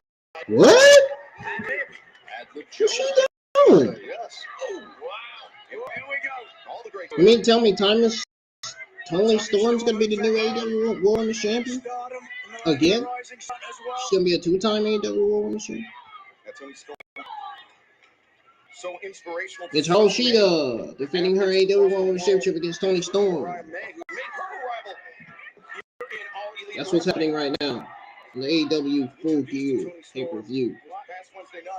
That's being streamed by Blanchard Report on their website. Who is it? Right? She's timeless, damn it. But right now, Shida. You guys want to go? Yes, true. If you guys want to go watch? If you guys want to go watch AEW Full Gear, it's on BlanchardReport.com/post/All Wrestling. If you bought it, of course. If you didn't buy it, that means you're gonna miss it. You're not gonna be able to watch it.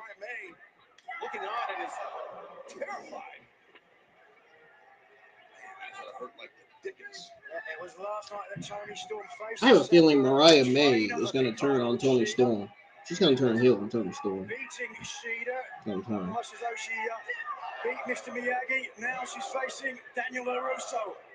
It's a film reference for you. You're going all throwback. Kill Bill, you're doing the Karate Kid. I love it. Kenzie and Chops there. I had a chance to talk to Toni Storm. She had her own analogy. She said, if you can beat Chaplin the Master, now you can beat that young whippersnapper, Buster Keaton. I don't know if that's... You're lost for words, fellas. Come on. Nigel begin is tripping, man. English, Nigel. What he's talking? Right now. He said, "Speak English, Nigel." These are just delicious chops. He is speaking English. He's speaking that UK English. Oh. Storm firing back in kite. The overhand Mongolian style chops there by Toni Storm. Now back in Shida up into the corner. Rapid fire chops. Something you might see executed by Eddie Kingston or Satoshi Kojima. Might be going bulldog. Yeah, there it is. That McDonald's frappe. They frappe be good, man. They breakfast be good too. Badass women like Judy Grable or Mildred Burke. Oh, she's winding up. It's Toni Storm. Boom. Connects with the elbow strike. Windmill City. Covered. Oh, she Darn, Howard Shida kicked out and won. Oh. Historically speaking, Full Gear has not been Toni Storm's night. It was 364 days ago. Toni Storm, Jamie Hayter met for the AEW Women's World Championship. It was an incredibly physical affair. But it was the night that Jamie Hayter's reign as AEW Women's World Champion began. Toni Storm would get a measure of revenge earlier this year, this past May, when she defeated Hayter to become two-time AEW Women's World Champion. And now tonight, Full Gear, 364 days later, an opportunity to become three-time AEW Women's World Champion, Nigel. Yeah, a huge opportunity for timeless Toni Storm. The femme fatale, starlet of the silver screen. I'm sorry, continue. She said she said the Chinese theater was nothing more than a bronze John and French box before she was there. And she told me to buy some war balls. Hikaru Shida as the challenger. The hell is he talking about? Down and against the rope. Shida hammering down. Taz using the rich hand on the forearm area too. Whoa, Shida, don't go wild on me. Nothing. They do nothing wrong. Out towards center. Hikaru Shida looking for that missile drop kick, connects for that momentum. As Storm goes down, Shida into the cover, but Toni Storm able to kick out. Banshee Shriek from the AEW Women's Champion. Shida, who's known for her strikes. Yeah, definitely a knee strikes. What if Shida joined Damage Control in WWE? Shida likes to launch off that middle rope, but Toni Storm knew that, had it scouted, stopping Shida in her tracks, and now Shida brought back in the hard way. Great strength right there by Toni Storm. Up, deep cover. Shida able to kick out.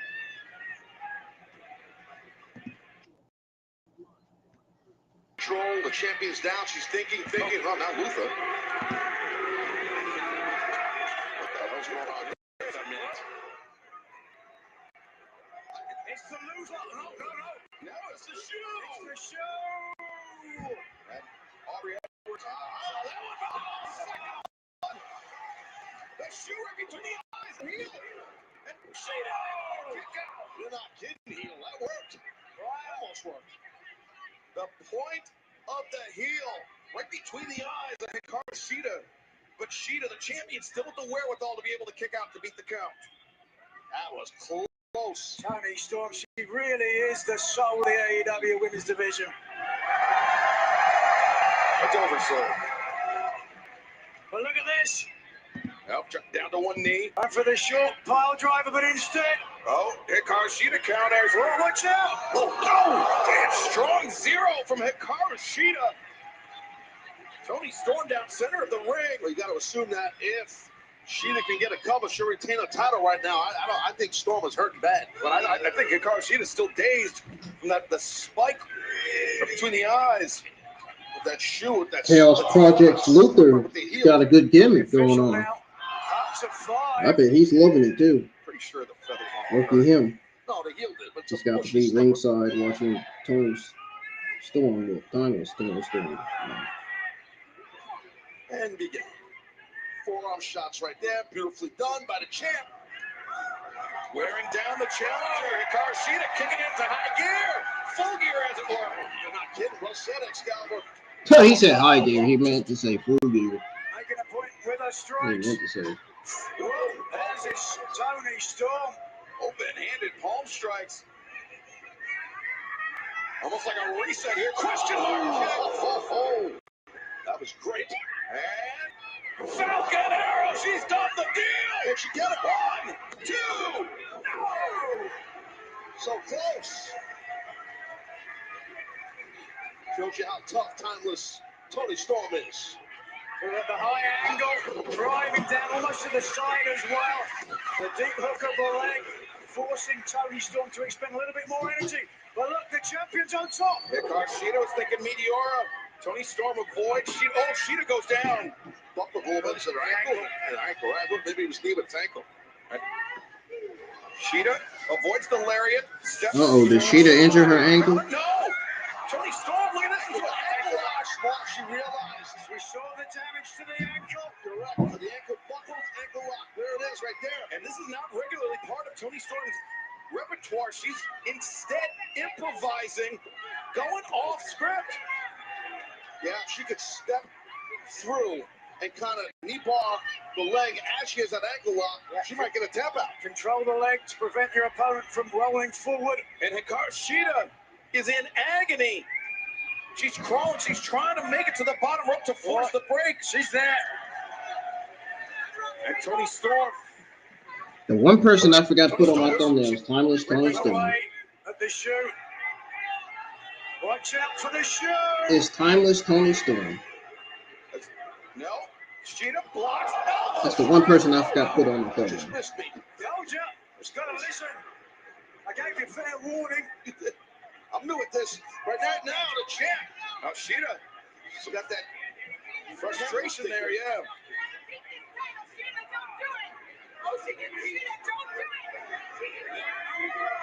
Hikaru's going, Luther.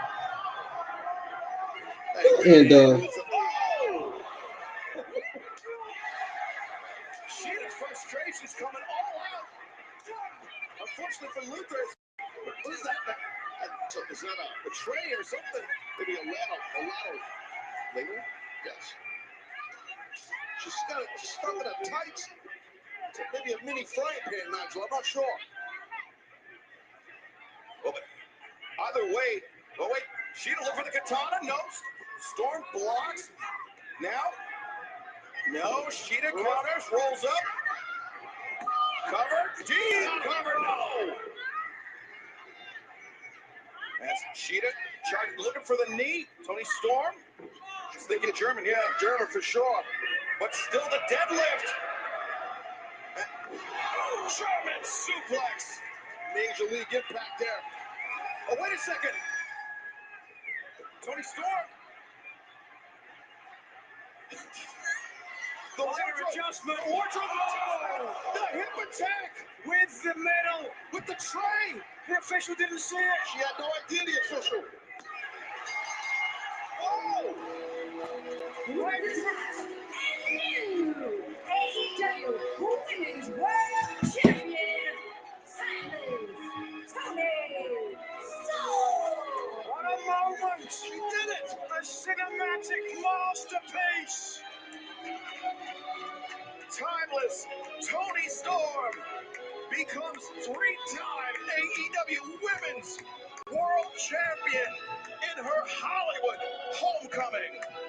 Her people right here in Hollywood, her people, Tinseltown, they love her. What a moment. She made history. This is going to be the headline in all the trades. this is fucking hilarious. Timeless Toni Storm once again champion. Somebody give her flowers. Oh, look at that. On cue. As if on cue. Bradley, you must have gotten the script. You're in the loop, Bradley, huh? You fellas certainly are. Thank you. Mariah May, Statlander to give the flowers, and so gently she takes the flowers from Mariah. I mean, who's happier at this moment, Taz? Mariah May or Toni Storm? And that could be a toss-up. Have we got a tissue? That Juice Robinson is enjoying his wife's gimmick. He's watching. You know he's watching. He's a member of the Blackpool. He's a member of the Old Club Gold. Touching, so touching. Oh. Nigel's tearing up. Nigel, you okay, buddy? I'll be okay. I'll be okay. You're such a sex riot. He's pretending like he's crying. He's pretending. Timeless Toni Storm. Being carried to the back by Luther. Let it play. Let the music play for another 10, 15, 20 minutes. Let's just bask in this. We got until midnight, Taz. What's going on there? Oh, that Luther. Yeah, the Schnabels. See what just happened. Toni Storm has an admirer. She is the new AEW Women's Champion. Right now, let's go to the remarkable Renee Paquette. And Casey, congratulations. You are still the Ring of Honor World Champion, of course, as well as a New Japan Strong Openweight Champion. Momentum clearly on your side right now. What do you have your sights on? Come on. You know what's next. You know that big tournament's next. You know what it is. Yeah, you know how it is. The Continental Classic starting next week on Dynamite. An incredible tournament here at AEW. Yes, we're going to make that the most prestigious tournament in professional wrestling. And I want to up the game a little bit. You know what I'm saying? I want to make this a little bit more prestigious, if that's the right word. I want to put my life's work on the line. I want to put the New Japan Strong Openweight Championship, the Ring of Honor World Championship on the line in every match I do. So the winner of the tournament will become the first ever Triple Crown champion, because guess what? The winner of the tournament also gets the Continental Championship. So boys, all the boys in the tournament, let's do it, man. Let's show the world what AEW is about. Let's make this the biggest and best tournament in pro wrestling. That's my challenge. Guys, you can catch a Continental Classic starting next week on Dynamite. Wow, Kingston definitely amped it up, boys. Yeah, raising the stakes for that round-robin tournament kicking off this Wednesday night on Dynamite. But there you see the ladder coming up next. The AEW World Tag Team Championship 4-way ladder match. And that is kicking off right now.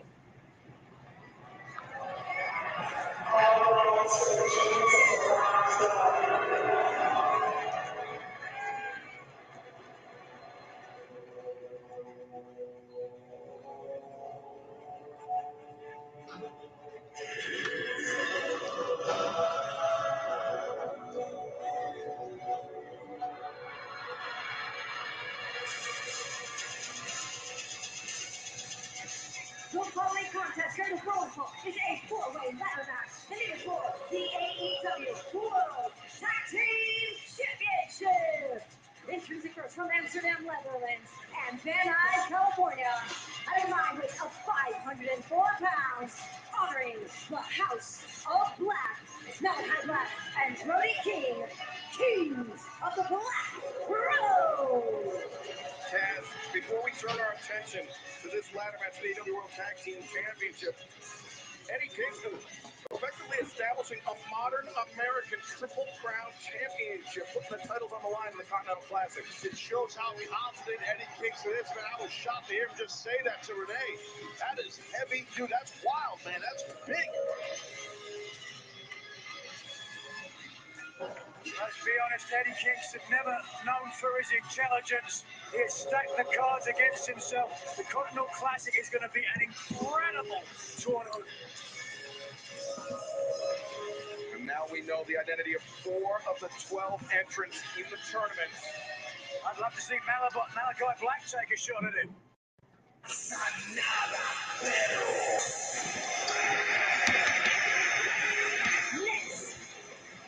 at a combined weight of 406 pounds, opponent by AEW and Jose el Asistente. Rush. Dralístico. La Facción, Ingobernable. La Facción Ingobernable. Bruce and Dralístico. Coming into this match, Nigel, with momentum. That's going to be one hell of a tag team match. One hell of the AEW World Tag Team Championship. Pick up a victory. A victory with a no contest. Oh, that's what you want to call it. Who came out looking stronger? Thank you. Certainly the former Ring of Honor World Champion, Bruce, coming in with a lot of momentum and confidence, the Viscount of Violence, who is known for tearing not only his opponent, but also the ring apart.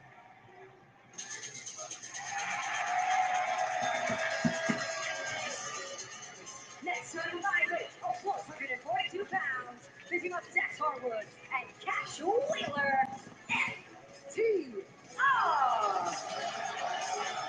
The former AEW World Tag Team Champions.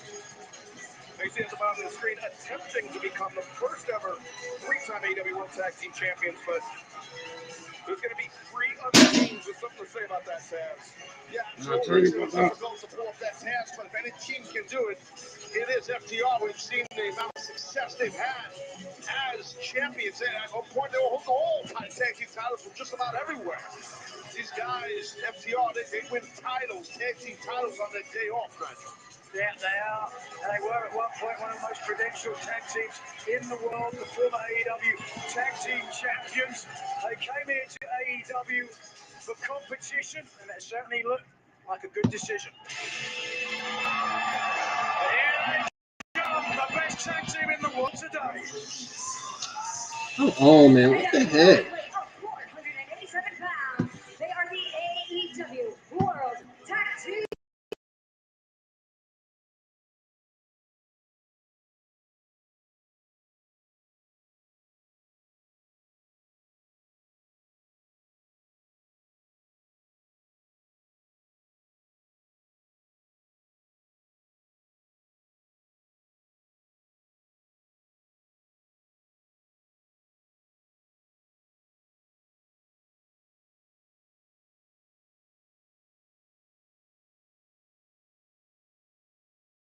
That moment. As FTR knows only too well. Sorry, y'all, I had to refresh the browser. The stream was acting up. And the website was at, the browser was acting up. Pick and choose when they're going to defend the title. Toni Khan gave them an opportunity to decide the stipulation for the match. And of course, they chose a ladder match because take a look on your screen. Nearly 7 foot tall, Big Bill. If Ricky Starks gets on the shoulders of Big Bill, they don't even need a ladder. Yeah, Bill might be able to just reach up to back to that wingspan. Yeah, Big Bill is a ladder. And Taz, yes. When Big Bill and Ricky Starks dismantled FTR to win the AEW World Tag Team Championship, it was stunning, shocking. It was, and I love the chemistry that no one thought they would have. I mean, they were Big Bill and Ricky. There's chemistry there. Uh-oh. Oh, boy. Here we go. Ingobernable turned their attention away from the match and the House of Black. No, actually, it was Dax Harwood and Malakai Black season, and now the big man. Oh, man. Big Bill and Big Brody, man. Look at this. Brody King 6'6". Big Bill and Brody. Oh, FTR. Just blindsiding the 2 biggest men in this match. This is all legal. I mean, if you've never witnessed a ladder match, well, you're in for something wild. I promise you that. Oh, here we go again. Yep. Don't. It's going to be okay. So, okay. Okay, Taz. You're welcome. Are you going to protect us? No, I'm not. But I just want to say, okay, get up. That's Brody King positioning a ramp. A ladder between the. God. The barricade hierarchy by the timekeeper's table, and Cass Wheeler sent Brody face first into that ladder. It's inside the ring. Dax Harwood, Malakai Black. What a shot right there. Great job, Dax. What a shot. Starched him with that. Yeah, he did. Not often someone could outstrike Malakai Black, but it happened there. Black's a strong, world-class kickboxing background. Tremendous kickboxing for sure, to your point, Dax. Oh, did you see that? The ladder pendulum into the face of Dax Harwood. And using that second rope and top rope like a slingshot per se. We heard from the AEW Tag Team Champions how that far too many acronyms in AEW. LFI, FTR, KOTB. Don't forget FTW. FTW as well. Yep. Far too many in my opinion, but I guess that's TBE.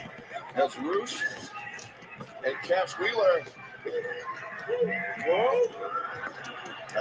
Whoa!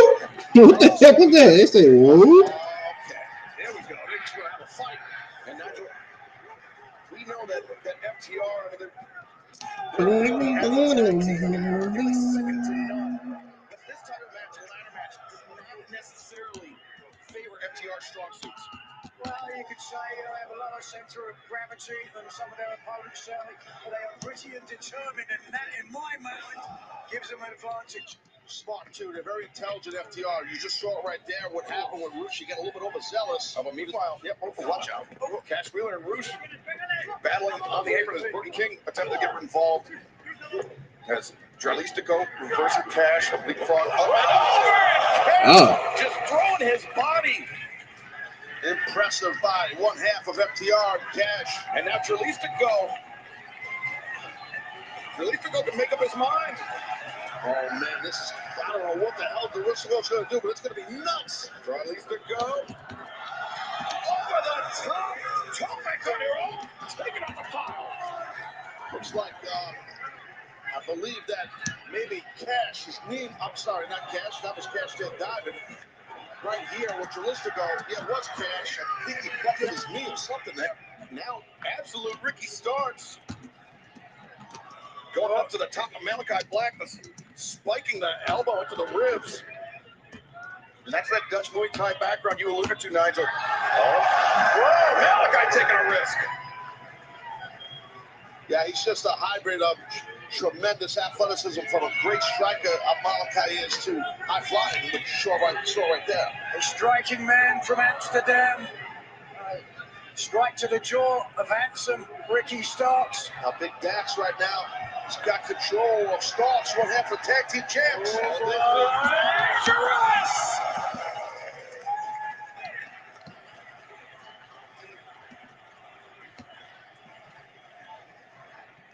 Bodies everywhere on the outside. You knew it was going to be physical a while. And the fans here at the Fabulous Forum on their feet.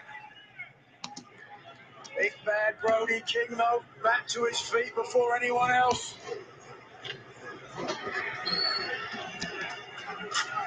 There's Billy Grosso, Preston Vance. Both of the big men. You see Big Bill's got himself a ladder, as does Brody. Oh, boy. Okay, well, thankfully the ladder, luckily for us, got Big Bill and Brody King, both men.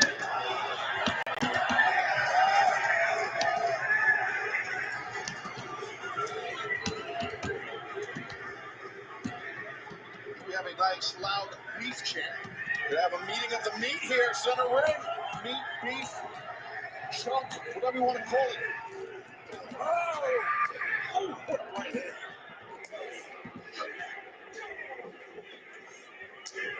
Oh, Big Bill changes levels, but Brody can't throw some wild shots. Oh, pointing the knee to the midsection. And those are close fists. It's the shoot of a 7-footer.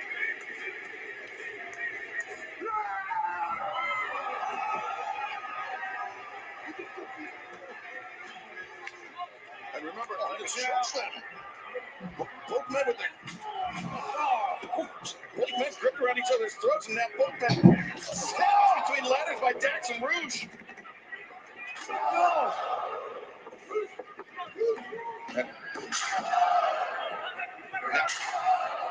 Gotta watch your fingers there. They were teeing off on each other with chops last night.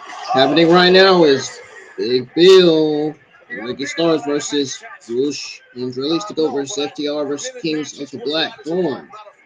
Buddy Matthew, or not Buddy Matthew, Brody King and Malakai Black for the AEW World Tag Team Championship. So Ricky Starks and Big Bill are defending those tag team championships against those three other teams.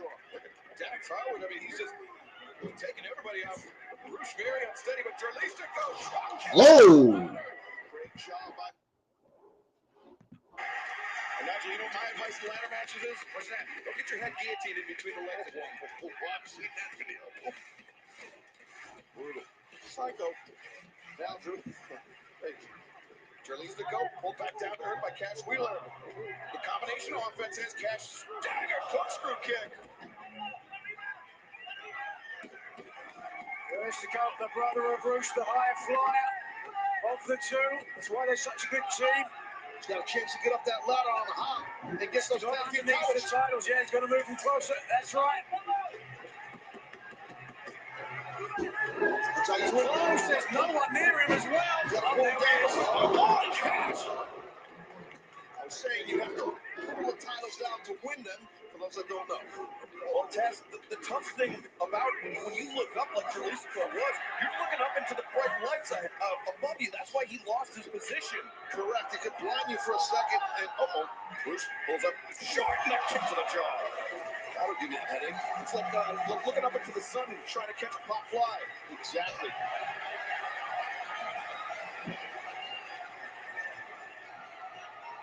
Tranquilo for now. But the violence is about to pick up.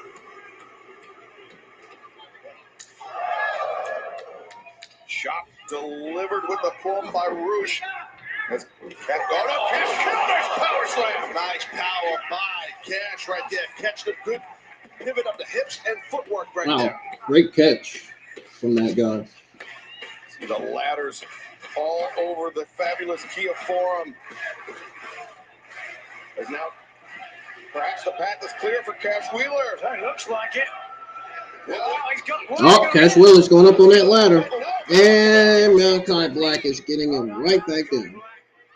I think Malakai realized too early on that dive by Dralístico. I do think that Cash buckled that knee, and I think Malakai realized it. She targeted right there. As the Kings of the Black Throne look very dominant. A quick victory last night. We had to say they were coming in with some real momentum. Oh! Well, I remember Brody King at All in London suffering a broken wrist.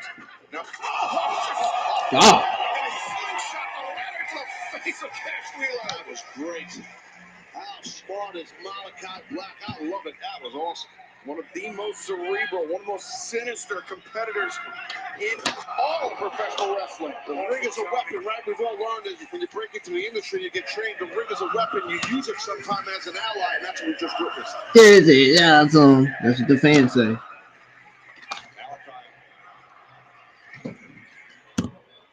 That's what the fans were saying.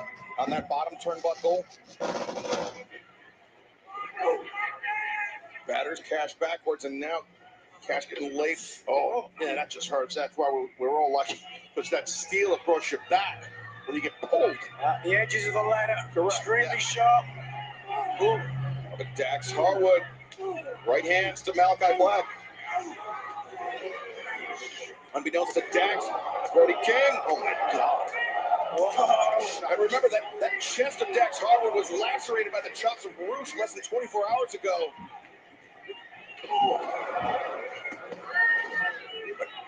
Brody King. Brody King got sent out of the ring. By Cash Wheeler and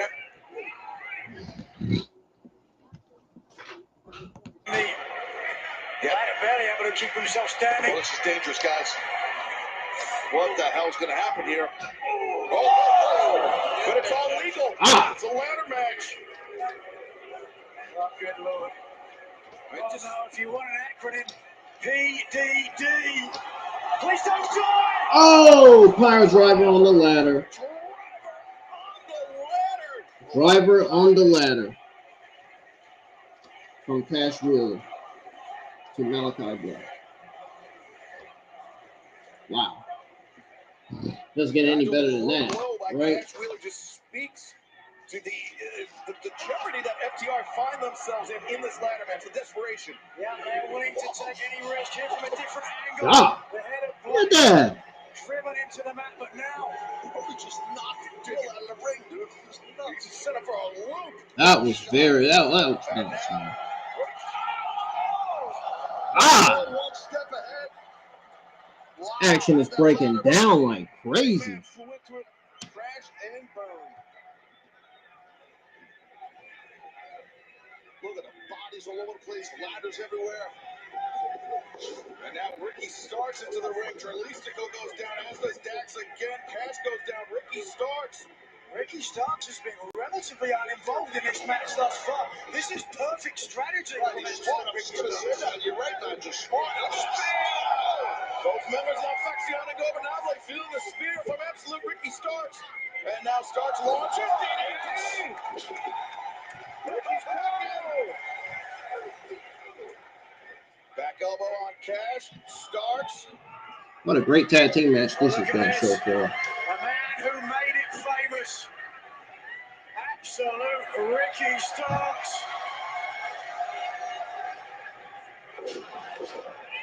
And swing and a miss. And Starks.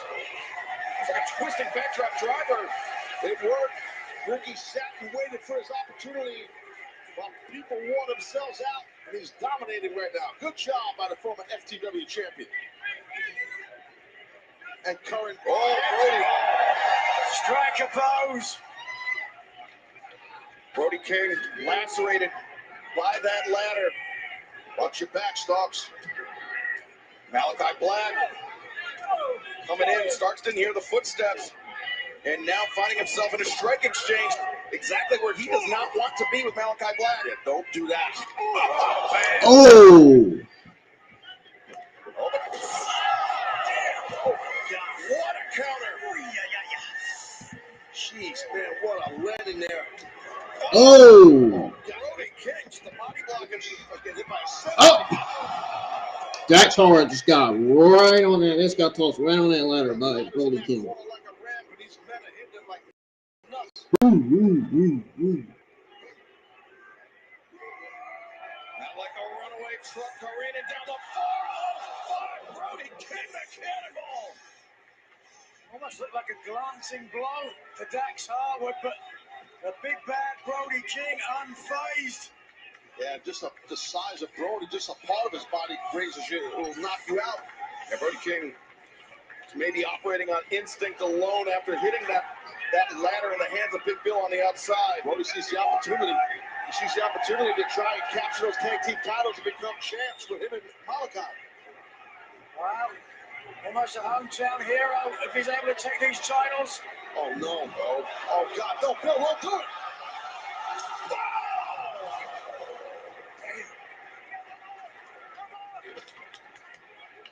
Oh, but Dralístico lands on the apron. The kick. Oh, Dralístico putting his footwork to good use.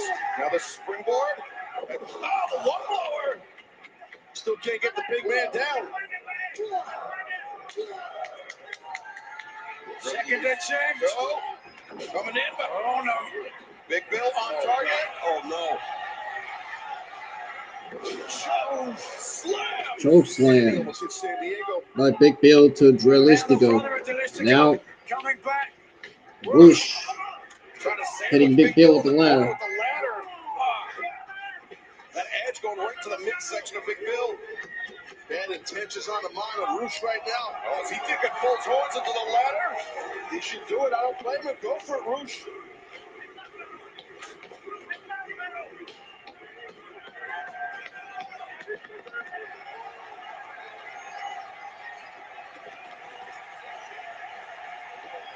Roosh, is he burning daylight? No, he's not. Damn. And how much power would it get to AFI if they could That was become brutal. the AEW Tag tag team champions.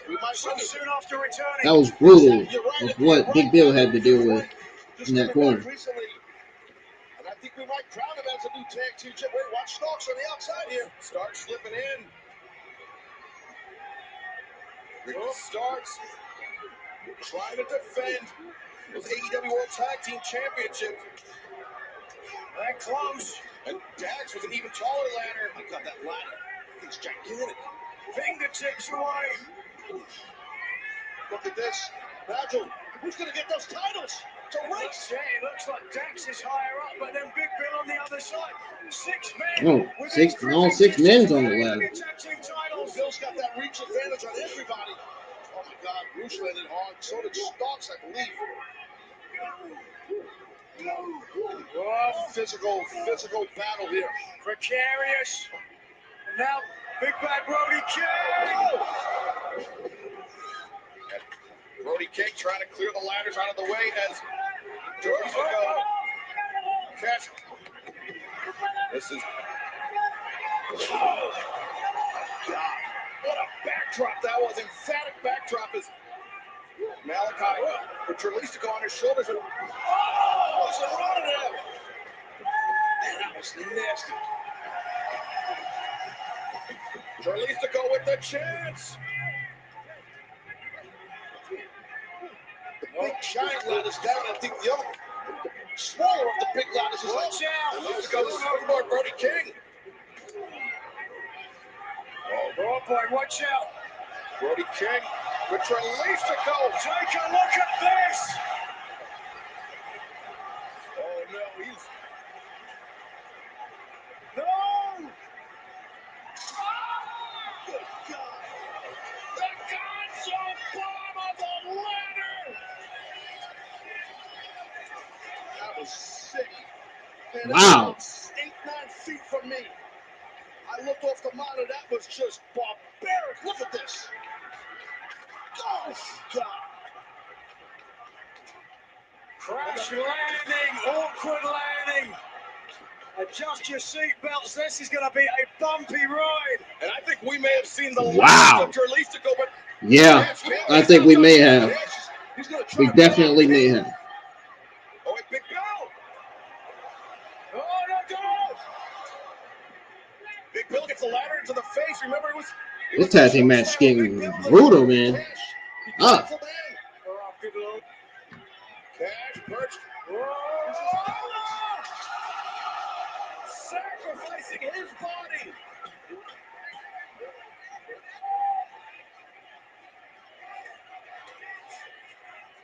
Look at this. Oh, Cash got the balance. He regains his balance. He throws his body onto Brody King. Hey, oh, hey, oh, hey, oh. So the matches we got left is Adam Hangman Page versus Strickland. Kenny Omega and Chris Jericho versus the Young Bucks. Chris Statlander versus Julian Hart versus Red Velvet or Skye Blue. No, it's Chris Statlander versus Julian Hart versus Skye Blue now for the AEW TBS Women's Championships. Then you got the main event, Adam Cole versus Jay White. I gotta make some changes to the description again, I see. Dax smashed his head into that top of the ladder. Oh, God, look at this. Look at this. The save Ricky Starks. But Malakai, he landed at the end on Dax. But now Cash, it's a race. Oh, Cash has got it. It's got it. No. Oh, how smart. Good shot. He sent the title back there. And the champions retain. Still, the AEW World Tag Team Champions, Allin, Ricky Starks, and Big Bill. What a match! That was awesome. Well done. Oh, It was absolute carnage. and it speaks It was. how all 4 teams were willing to give up their body and soul for the AEW Tag Team title. You have to pull it all out to become a champion. And the champions retain in a super physical, intense battle. This I'm like an action figure, man. Standing ovation here in Los Angeles. Big Bill Ricky Starks, the stars tonight. What a match. Woo, very dangerous. Excalibur, you know, with these ladders involved, it's super dangerous. And now, absolute Ricky Starks and Big Bill. Who's next for the champions? We could gain some insights later on tonight, Taz. When the Golden Jets, Chris Jericho and Kenny Omega, face the Young Bucks, the Bucks have put their shot at the AEW World Tag Team Championship anytime they want it. They put it on the line tonight against the future of the Golden Jets. That's a good point. Omega, Jericho, if they could do that and beat the Bucks, they'd get the opportunity. Bucks have the opportunity.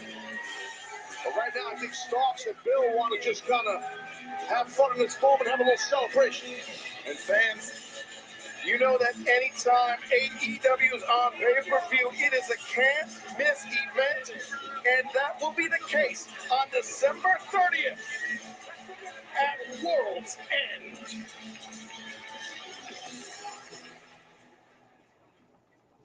After the biggest year in AEW history of iconic stages, History at Wembley Stadium. What a spectacle. earth-shaking arrivals, Rated R superstar Jake White. The Nature Boy is in AEW. and game-changing moments.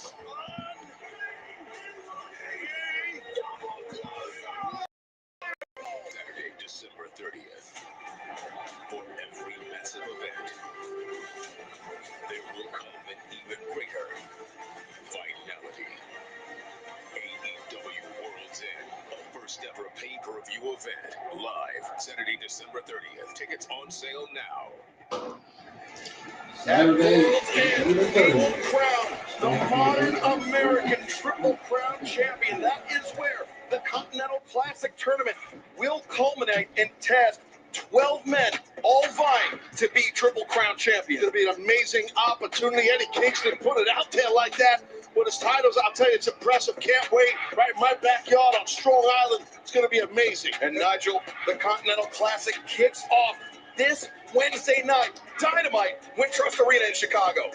Yeah, there'll be no outside interference as well. Everybody else banned from ringside. We know it's Danielson. We know it's Andrade. Now we know it's Kingston as well. 9 spots left to take. I'm excited to find out who joins them. Well, fans, the Continental Classic kicks off this Wednesday. But before we get to that, the TBS Championship on the line right now. Kris Statlander, and what will be her toughest test yet as champion, has to defend against Skye Blue and Julia Hart.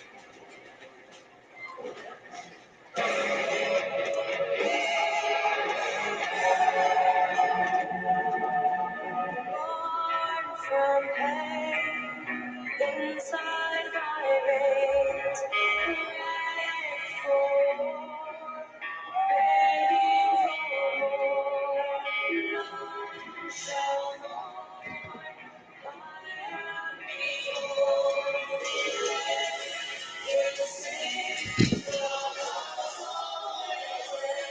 The following three-way match set protocol with a 20-minute time limit is for the TBS Championship.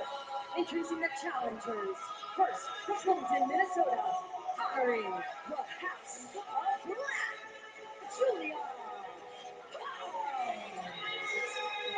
Thus far tonight has not been a great night for the House of Black. Buddy Matthews defeated by Claudio Castagnoli. Full Gear 0 Hour just moments ago. Kings of the Black Throne losing their opportunity at the AEW World Tag Team Championship. Will things be different for the Black Heart? For the House of Black, Julia Hart. May indeed be the perfect time for the Queen of Darkness to change the fortunes of the House of Black. Next from Chicago, Illinois, Skye Blue. Taz, what a difference. Skye Blue taking off the baseball cap, and now the crowd has this Is this the complete metamorphosis of Skye Blue? Yeah, it could possibly be for sure. Almost a demonic look in the eyes of Skye Blue. I said it yesterday, the sky might be blue. The clouds above are very dark. And from Long Island in New York, she is the TBS champion, Kris Statlander. The second ever TBS champion. 14 successful defenses of the title. The record stands at 25 for the TBS championship. Will Kris Statlander's quest to break that record continue, or will it all be coming to an end here tonight? I mean, Statlander is a tremendous competitor, hence why she has that beautiful TBS championship. Obviously, the odds are against her in this match here. She's got to try and defend this thing against two very capable young ladies. But if anyone can pull it off, it's the TBS champ. Odds are always against the champion in a three-way because the champion needs to be neither pinned nor submitted to lose her title. You see Julia Hart with the heart around the left eye, almost mimicking the eye makeup of the TBS champion, Kris Statlander. Wears that design over her left eye. And Statlander inviting both competitors to come forward. Will we see Skye Blue and Julia Hart work in tandem here tonight? They've been so hesitant to do so.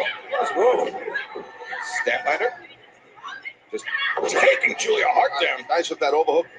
Batman rolls. It used to be gold on overhook arm drag, and now full body slam right there. There we are. The power. More than a woman, she calls herself. Stat definitely has the strength advantage over the challengers. Take a look at that. That was impressive. Early doors, though, going to be a long night for Kris Statlander. There's going to be an interesting dynamic between both of her opponents. Oh, leg to have a history. Here's a cover. Julia comes in to break up the pinning predicament.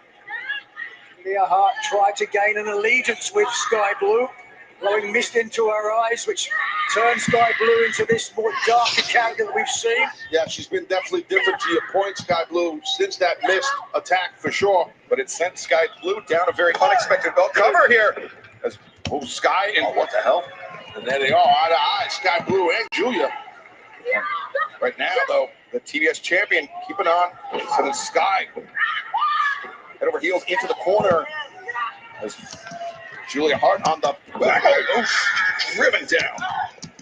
Good right there. Kind of drop your shoulder down, shuck your opponent off. Nice standing switch by Hart. Fans, we found out earlier it will be Adam Cole, Jay White in our Full Gear main event for the AEW World Championship. And DraftKings, an official partner of AEW tonight. Anyone can play free for $25,000 in DraftKings AEW. Acknowledge me. Download the DraftKings app. Use code AEW when you sign up and play free tonight. Skye Blue with the first slap to the champion. She's made no secret of her hatred. The TBS title holder. Nice knee. I mean, you weren't there for it, but Taz and I were. The days in Jacksonville, Florida, when we were there for 18 some odd months, we saw the friendship between Kris Statlander, Julia Hart, and Skye Blue. I mean, that's really where it blossomed, Taz. It really did. I remember some of those cold nights in Jacksonville, call those matches for sure. It definitely evolved the friendship between them. And there we see some teamwork, maybe inadvertently, by Julia Hart and Skye Blue. Both women targeting the champion. Acknowledge me. Julia Hart has had a title opportunity one-on-one with Kris Statlander, and it ended her undefeated streak, that being Julia Hart. And maybe she was unable to take the title that night, but she might have spun a web to catch Statlander in turning Skye Blue against a former friend. Yeah, for sure. I agree with that. And the thing is, as you men know, title opportunities are very rare, few and far between. So it's very fortunate for Julia Hart to get another opportunity here at the champ, which got that. Wow, double. Oh, yeah. Tandem thrust kicks there by the challengers. Because Taz, you were synonymous with ECW, which made the triple threat famous. Talk about the strategy of this match. Well, and thanks for bringing it up. And I've been in them for sure. That you have to really watch your back. because you can have momentum on someone. Next thing you know, from behind, you get drilled. You know, it can happen. Look at this now. Julia and Skye Blue stare down, and this Skye offering the left hand shake. Okay. Oh, Julia. I like what Julia Hart did right there. I like that. Julia sweeps up the leg now. Bouncing Skye Blue's skull off the mat repeatedly. Not sure if I like it. I think an allegiance against Kris Statlander would have been a smart decision. No, I understand what you're saying, but at the moment, you know, really, Julia Hart has a lot of momentum, been going the past several weeks for sure. So I feel like she knows it's every woman for themselves in this matchup here. Yeah, but Taz, after I don't know why they gave Skye Blue this new gimmick, this new transformation. I want to know for myself. I want to know for myself. This aggressive. Now Skye charging at the peak, heavy on target. Skye looking to end it here, and Julia able to kick out. But Statlander, back suplex, now coming in, driving Julia to the corner. To my point, Julia Hart may rue the decision to turn against Skye Blue. Oh, Statlander, uppercut on Julia. Good for Skye Blue getting out of the way, but she didn't get out of the way of that knee there. Taz, after Kris Statlander defeated Jade Cargill at Double or Nothing to win the TBS Championship, she has been unstoppable. The cover, oh, Julia, the senton. She has been unstoppable, Statlander for sure.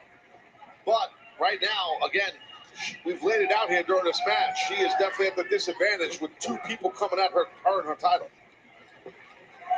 As Skye Blue back up to her feet, as Julia just a grip around the throat, and no, Skye reverses. Great reversal there. Julia able to kick out though. Lariat intercepted. Roundhouse kick connects from Statlander. Skye goes under. Neck breaker. Beautiful weave through there by her. Nice running back elbow by Julia. Skye Blue. Kris Statlander down. Julia Hart taking a moment to catch her breath. This has been a fast-paced three-way match for the TBS Championship. Could be more of a re-strategy thing, too. I don't know about breath. I just feel like this is being in three-way matches at times. If there's a lull, you start to think. You have to have a different game plan. Who do I go after? How do I go after them? Yada, yada. I think that's kind of what's going down right now. Oftentimes, the best strategy is adaptability, because you never know how a match is going to start turning out. Did you just yada yada a three-way match? I think I did. Okay. Skye Blue turns things around on. Happening right now is the AEW TBS Women's Championship Triple Threat match. And the lariat taking Statlander off her feet.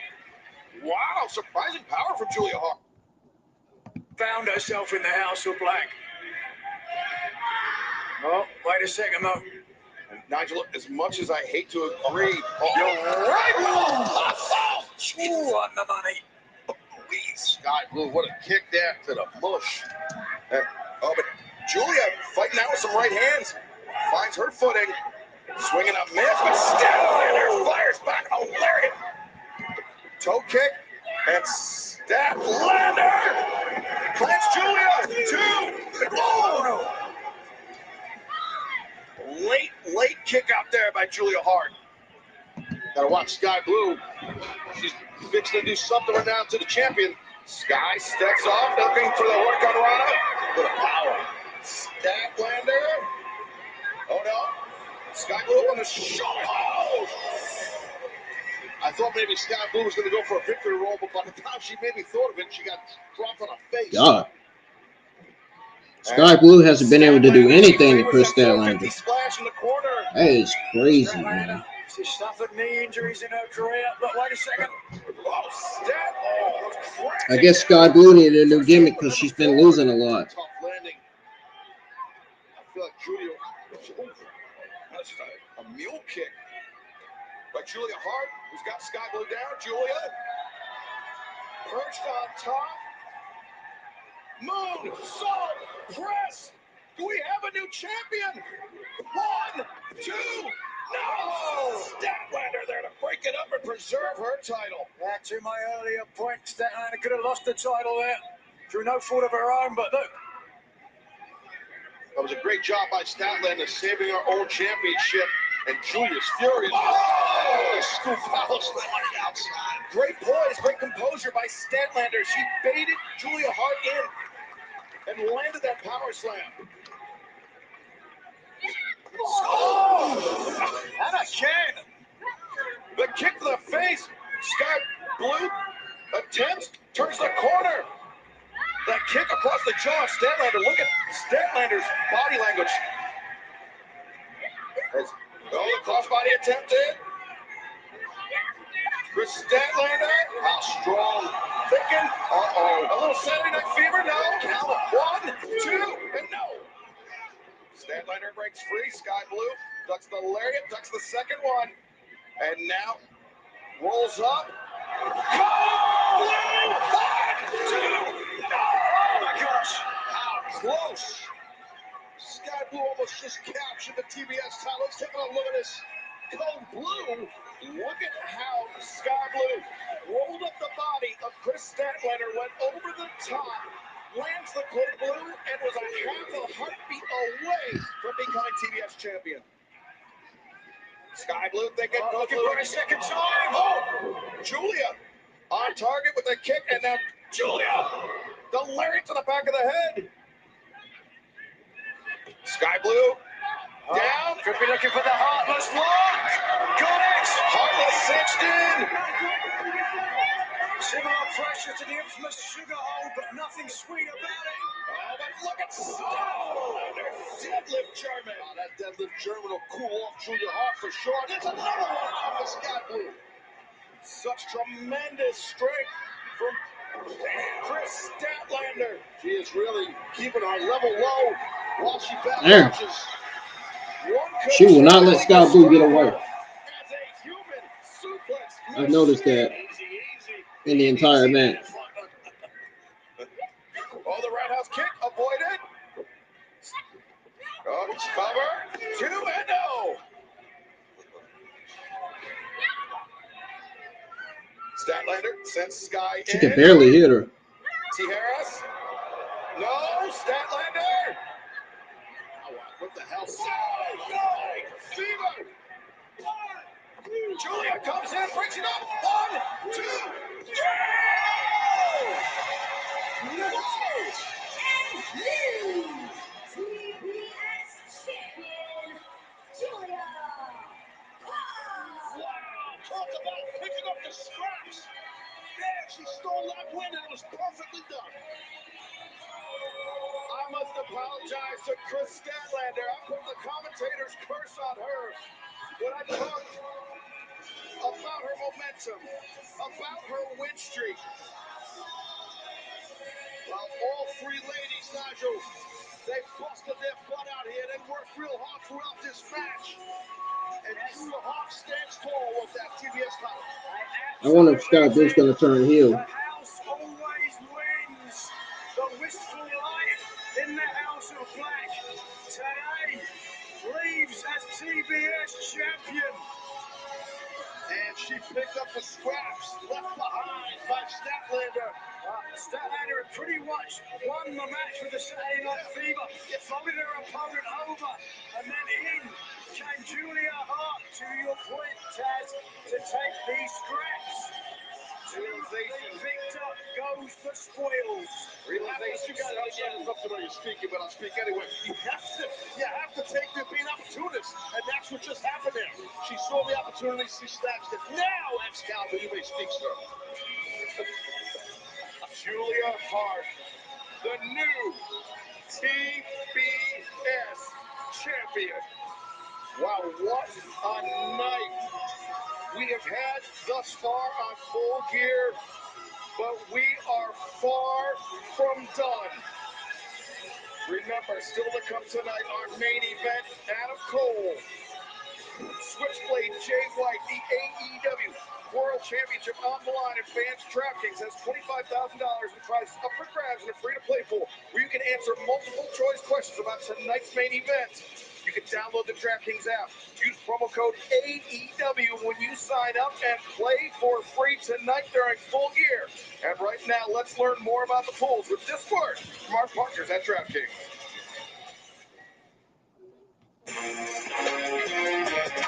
AEW fans, it's time for you to get in on the action with DraftKings.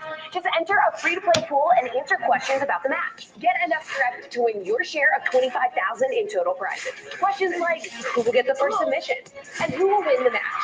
Just download the DraftKings app, enter the promo code, and join a free-to-play AEW pool. So get in on the action with DraftKings. Maybe it'll be who gets the chair.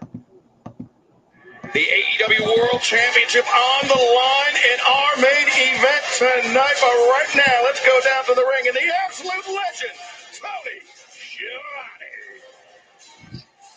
Thank you, Excalibur Taz. And you get us. Ladies and gentlemen, it's been such a spectacular night here in Los Angeles. Yes, it has. Thank you for the thumbs up, whoever hit the like button. And now it's time. Keep hitting the thumbs up, man. Keep inviting people to join the live chats. We only got 2 people in here right now. We had 3 people. I guess the other person left. Ladies and gentlemen, let's bring in the newest member of All Elite Wrestling. Wait. What?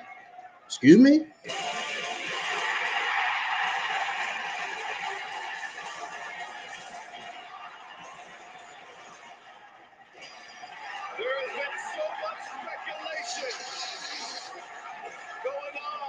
Since Tony Khan made the announcement on Wednesday.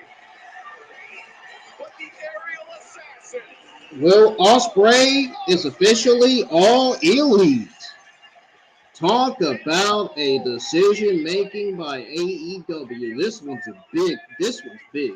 That's a big one by AEW. Wow. That might have been the greatest decision that Tony Khan's ever made, right there. Done. WWE is not getting Will Ospreay. I guess Will Ospreay made up his mind. I guess he wanted to sign with AEW instead of WWE. All right, I think we can tell by the response. This is a hell of a move, right? That's a great move by AEW. I've got the pen. You'll go ahead and sign your name to it right there. It is all done. It is now official, Will. How does it feel, brother?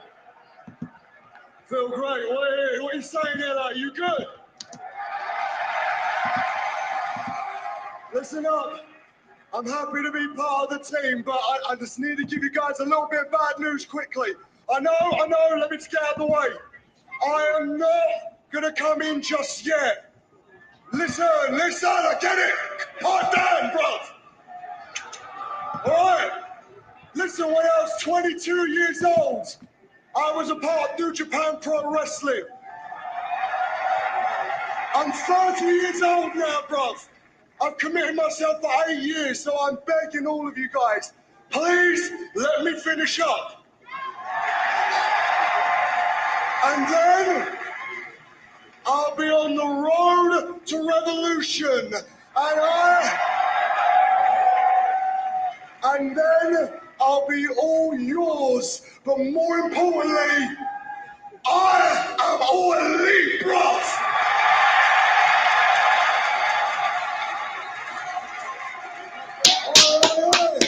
Mr. Tony Khan, so do us a favor, line up the best that you got, especially for Wembley Stadium, my man. Because everyone here knows I'm about to show them all. I will show you what Elite really looks like, bro. So Will Ospreay. This is a great pickup by AEW. He has his sights set on August 25th, 2024, when AEW All in London returns to Wembley Stadium. And you can visit ticketmaster.co.uk AEW Wembley 2024 for free. Well, good news is Will Ospreay's All Elite. November 27th.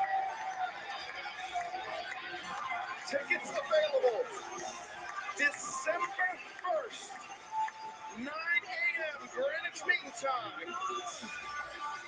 Well, Ospreay demonstrates it.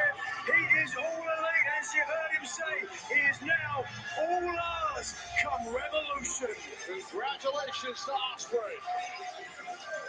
Revolution, even Going back to his hometown. Gets bigger and bigger by the moment, but you want to talk about big. This is a grudge match of the highest order. A Texas death match. Hangman, Swerve, Part 2.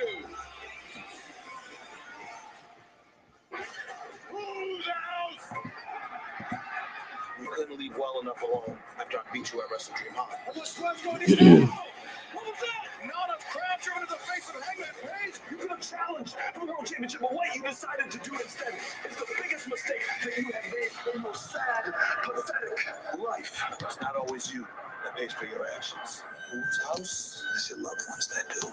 Swerve, when you open the door and you cross the threshold into my home, you step through the gates of hell. I was at your house. You should have never come into my house. Because at Full Gear, you got the Hangman in a Texas death match. You don't want to go to war with someone who gives less of a damn than you do, and nobody cares less about life than me.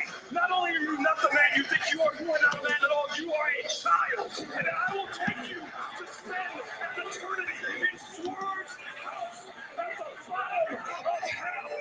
I am your judge. I am your jury. I am your executioner. There is a palpable tension throughout the fabulous Kia Forum. So right now, let's go to the ring in the Dapper Yapper, Justin Roberts. Ladies and gentlemen, this next bout is a Texas death match. The only way to win is by knockout or submission.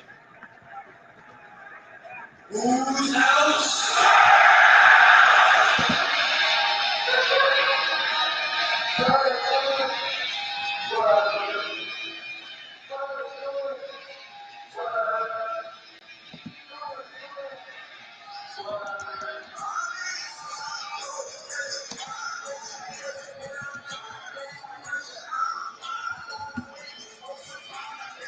It's about to go down.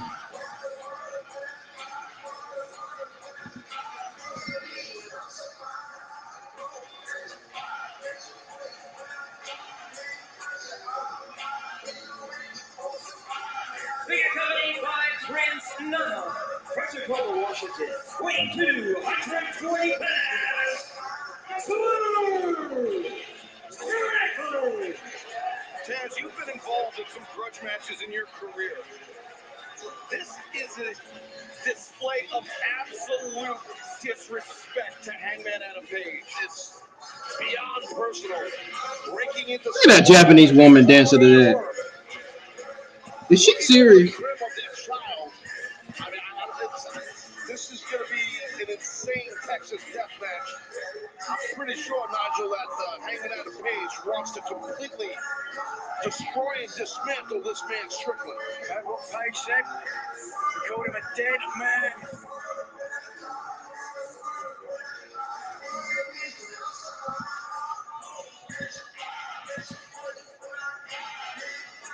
Whose house? Whose house? Whose house?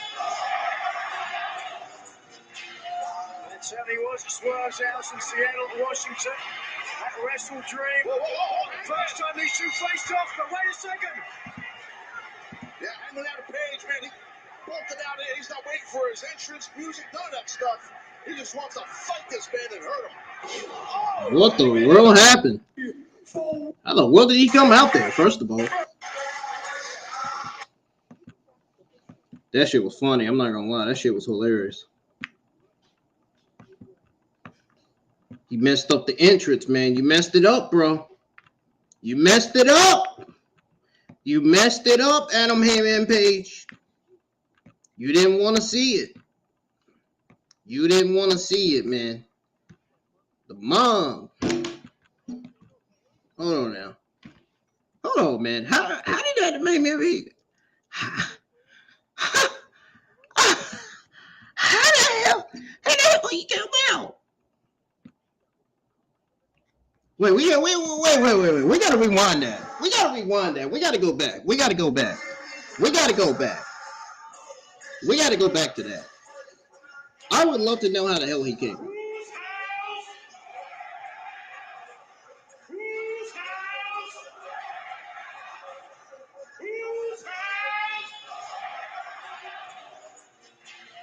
It certainly was Swerve's house in Seattle, Washington. That wrestle dream. First time these two faced off, but wait a second. What in the hell? He coming out doing his entrance? How disrespectful was that? Against putting your hands on Prince Nana. As Hangman investigating into the ring. Not sure if it's Texas death match, so it's got. Oh, he's got. We gotta have some duct tape here. The most recent Texas death match we saw here in AEW, of course, Ricky Starks whipped Brian Danielson from pillar to post. Pillar to post. Pillar to post. I've got flashbacks of a match I had with Van Damme. They did that to a chair. My face still hurts. Not only the duct tape came in, but Hangman put in a stapler guy. I think a stapler gun. Oh my God, he's duct taping Swerve Strickland. And Hangman Page is. Nigel, while I may, It's about to get brutal. he did bring in a stapler. He has the duct tape. But while I may disagree with your assessment of how that Texas death match went with Brian Danielson and absolute Ricky Starks, I do have to say that Hangman Adam Page has never been defeated in a Texas death match before. Oh, really? The staple gun comes into play. Oh, he has it now. Swerve is panicking. Oh my God. And His hands are taped up and a staple into the bicep. Was it bicep or his pec? It was his chest. Yeah, oh my God. That looked like that hurt. That looked like that hurt. Goodness gracious. Previous Texas death matches we've seen. Oh no. I've never seen that before. What the fuck was that? Stapler paper goods to him. In the previous Texas death matches for Hangman Adam Page, it's never been this personal. What? No, wrong. We are seeing a sadistic side of Hangman Adam Page, a side that we've never seen before. We've seen him go to extremes, but never quite like this. As you guys know, you can't cross that line, mess with people's family. When you do that, this kind of stuff happens. Oh, shit, tripping the side of the head. And Nigel, I mean, Taz is right. You know about that unspoken locker room code. There's some lines you do not cross in professional wrestling. Well, maybe at the advising of Prince Nana, Swerve Strickland didn't care about that. Didn't care about those unwritten rules. Strickland is busted open, guys. I saw a moment. I looked off the monitor. He's bleeding pretty good from his head or face area. What is that? Is that one of the staples?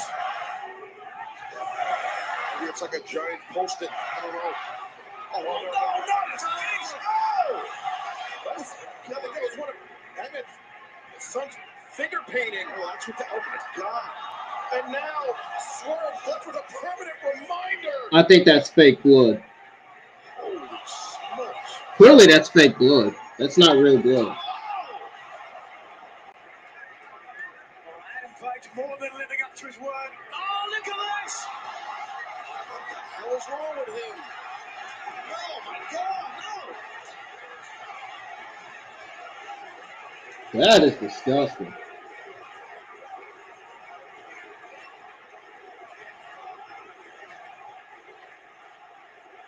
Hangman Adam Page is completely unhinged. I don't know if I've ever seen. I've seen a lot. I've seen a lot. I'm an original CW guy, and I don't think I've ever seen that. I might be forgetting to see that. That was insane. Remember Jerry Lynn ready to die in blood on his body? This is somehow one up that. I think so. Adam Page, a literal vampire. Barbed wire around that steel chair. But now Hangman. Oh no. Oh! Well, the only thing that saves Swerve, his hands are still bound. He's been defenseless. Wait a second, he's not. It's got some scissors, I think, yeah? Yeah, it does. We got them from our ringside area here with the doctors and show them off camera. Ronnie Prince earning his 10%. And his body is full of staples, too. We see Turner giving the count to both men. In the event that one rises, that is able to rise to their feet, the other isn't. But that staple again does add a page. Oh, God. I mean, he was a school teacher, so he knows how to staple things.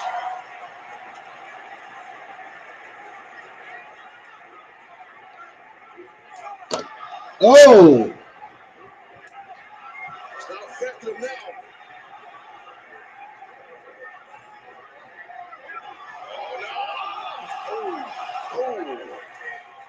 Right between the eyes. Swerve Strickland is like a zombie.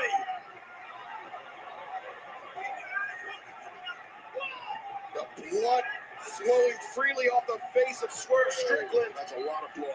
I mean, he's definitely, I don't know how many stitches, there's going to be stitches involved.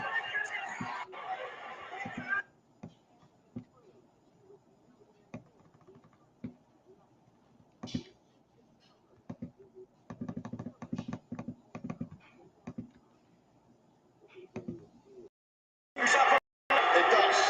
Well said, man. And that's what happens. It does amp you up a bit, and that's what we're witnessing with Strickland. Oh, God. Oh my God. He just sent them through it. He just sent him through the barbed wire. Swerve Strickland just flat out sent Adam Hangman Page to the barbed wire. This is wild. Oh, my God. A barbed wire now.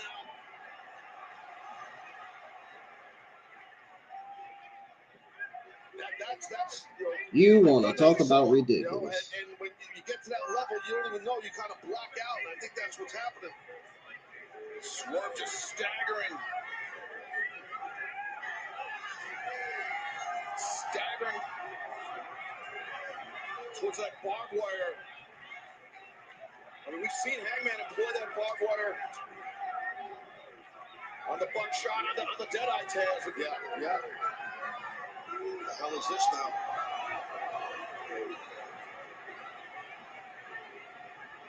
Oh, a cinder block. Damn cinder block. Yeah, also seen Swerve. A cinder block? You have got to be kidding me. Okay, that's going way, way, way too far. A cinder block. A fucking cinder block?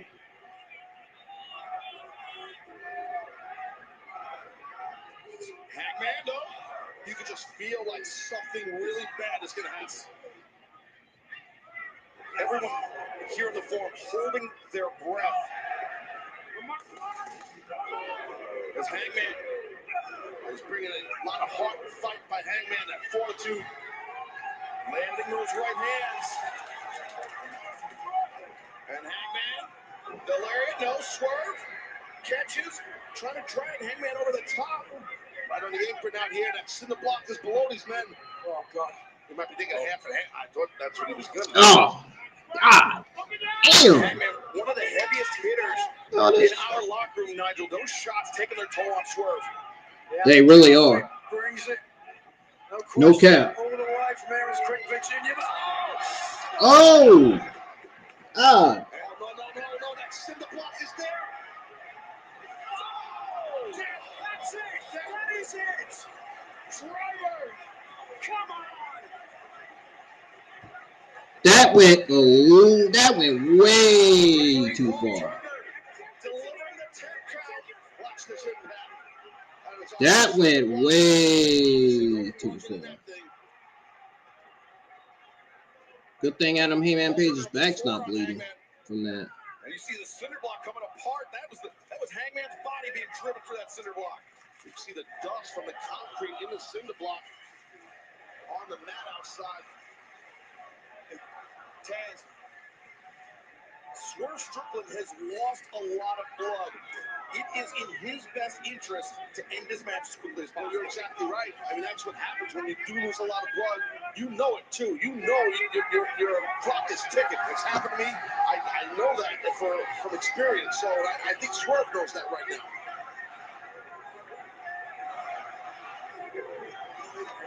Swerve and Hangman right on top of the guardrail here in front of all these people in Los Oh, it's about to go crazy Angeles. up in this motherfucker. Hangman thinking, What the hell's he doing?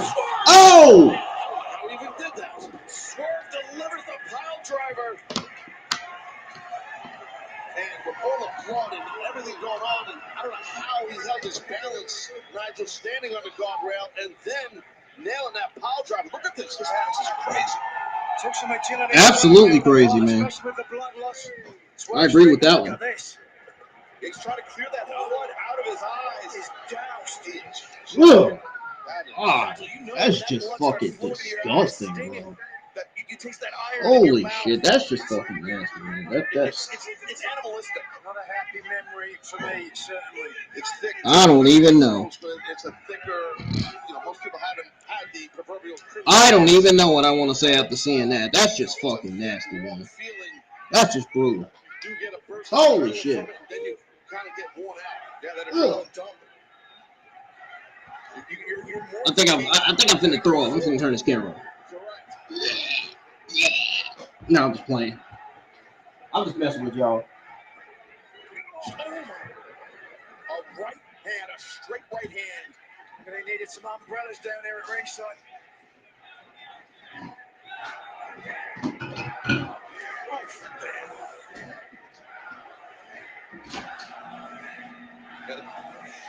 The papers on my desk literally scattered with the blood of Hangman and Page. But now Hangman. A series of right hands. What's Hangman doing now? As Hangman sends Swerve into the rope. Swerve comes in, high boot, catches Hangman. High boot by Swerve. And no, Hangman. Oh, Hangman's got him up. Fall away slam, but Hangman, he usually springs up. What is he doing? He kicks up. But there's not much energy left in this man.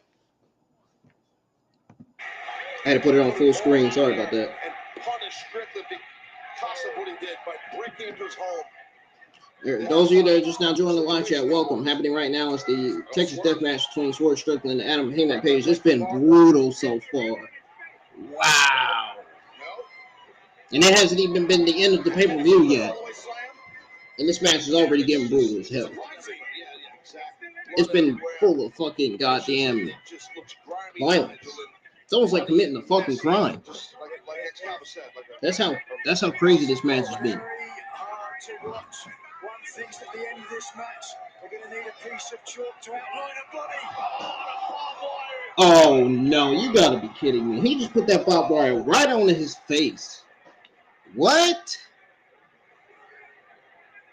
Look at a crazed look in the eye, Nigel, of Hangman. Oh, for fuck's sakes, man. What is this shit? He's got his arm trapped. Swerve Strickland's being wrapped around the damn barbed wire like a slave out there, man. You can slice an artery in 2 seconds. Hangman trying to clear the blood from his vision. This is, we knew it was going to be intense. We knew that this was a grudge match, Taz, but this is by far the most intense Texas Death Match we've ever seen. Not even just in AEW. I don't disagree, and I don't think that's an overstatement by you at all. I cannot recall one, and this thing is not even over. They're still rolling. No, it's not at all. This is hard to watch. Barbed wire.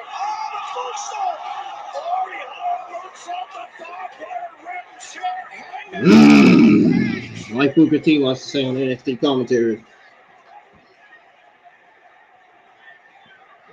Feeling, man, that man Swerve Strickland was just looked like he went through a meat grinder.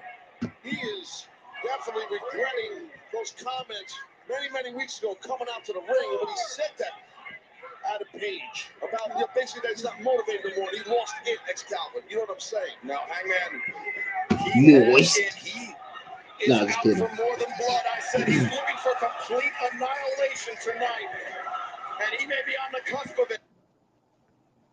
Man, come on.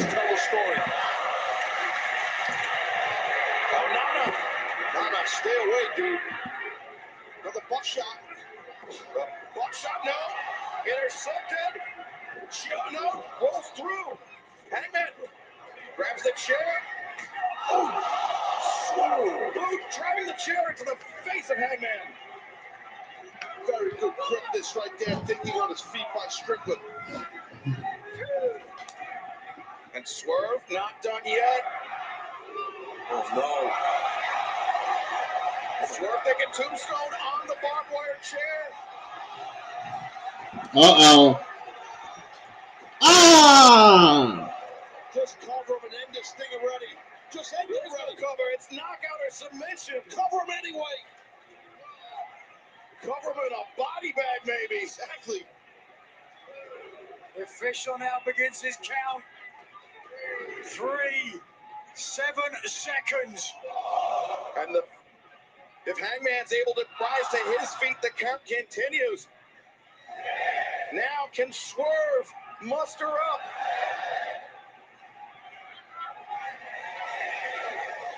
Rising. Nana tried to. He's up. Give an assist to Nana. My God, what is it going to take? And our live audience in Los Angeles are cheering because they know this thing's not done. They want more. This is insane. This goes beyond pro wrestling. This is evolutionary. This takes you back to your DNA. It'll take you back to fucking 20th century, guys. I'm just saying stuff just to be saying. Trying to think what inhuman lengths will I go to put Swerve down. I mean, there's coming into a match with a game plan, Nigel, and then having to adapt on the fly. And who could prepare for this? No, you can't. You're right. You can't prepare for it. Oh no. Now what is he doing? Now what the fuck is he doing? Now what is he doing? Watch that barbed wire chair there. Swerve eats some right hands from Hangman. Live chat, this match's been crazy. This match has been this match is like Destiny 2 on the PS4. Somebody has got to stop this match. This truly is a fight forever. Powerbomb on the barbed wire by Swerve Strickland to Adam Hangman Page on that barbed wire. What? He's about to do he did the stomp to Adam Hangman Page on the barbed wire. That's got to be the end of that. That's got to be it, man. I don't know what to, I don't know what else to say.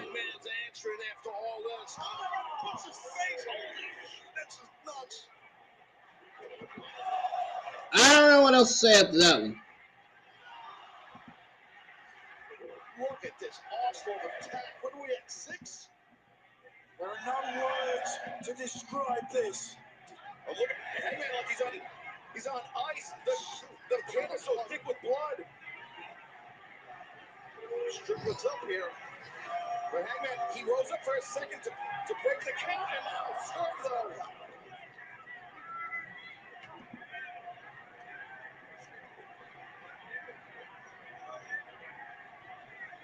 Swerve looking under the ring for.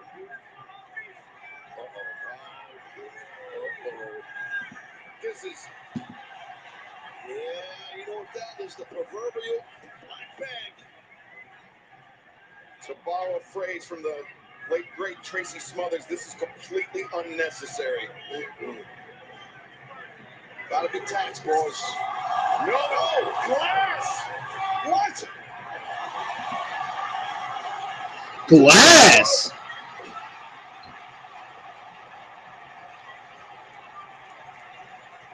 Glass. Swerve Strickland did a 450 on the glass.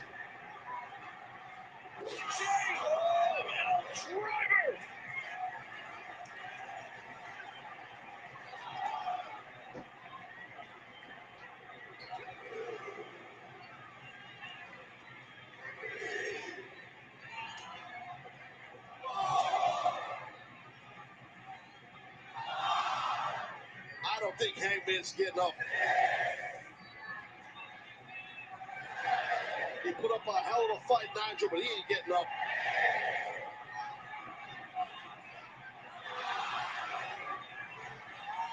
I don't believe it. What the hell is going on here? The match, the fight continues here in Los Angeles. What the hell is he thinking?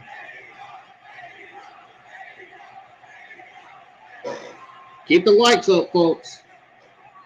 Keep on getting more people in here. Listen to the commentary and the action. Man, this may go down as one of the best. I think this, in my opinion, honestly, I might just call this as one of the best matches of the entire night. I mean, that's how great this match has been. That's how great this Texas Death Match has been, man. What the hell is this? Okay, they really need to end this match. It's gone too far. Swerve, maybe thinking the bridge between the chairs. Yeah, make This like has gone too far. And it's barbed wire, I'm assuming, stapled to it. It's obviously not a thick piece of wood, but that's a They're going way too far with that one. Can't see from the camera angle, but from You want to talk about evil? Swerve's house underneath. That's more evil than anything. Yeah. Now, apropos, the look on Swerve's face. He does and completes whatever Swerve thinks he's trying to complete. He's going to win this match. There's just no way Hangman's going to be recovered from whatever the hell is about to happen. Neither man is recovering from this match. Whoever wins or loses. This is a match that shortens careers, potentially shortens lives. But turn it around here, Hangman. Turn it. Oh, he's biting Swerve again. It's like the third time he's going to get this shit.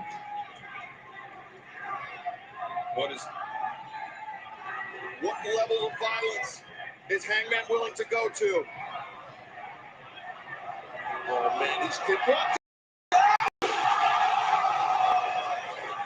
Ooh, sorry, the face. Toe kick to the face, and Hangman's not done yet. Look at this, he hoists him up. Oh, barbed wire. And Hangman. Deadeye. Deadeye onto the barbed wire. How can Swerve possibly survive this? The sense of urgency that Hangman just amped it up might get him the victory in this insane barbaric match. Hangman with a strand of barbed wire. Just in the event that Swerve makes it to his feet.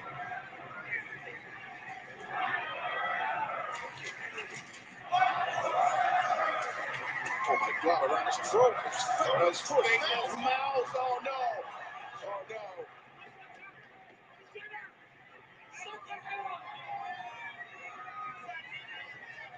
With the barbed wire wrapped, he wants another buckshot. Shot! Barbed wire lariat!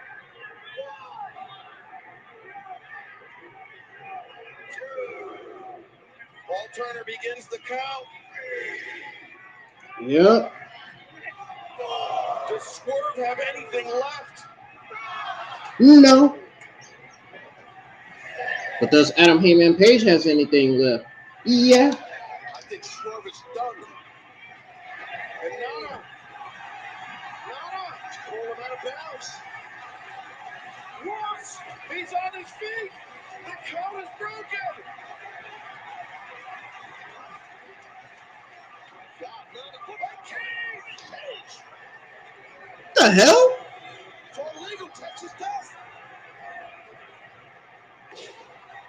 And Brian Cage in the Mogul Embassy. Oh my God. And there's a history with Cage and Page. And now the Machine. Has he won this for Swerve?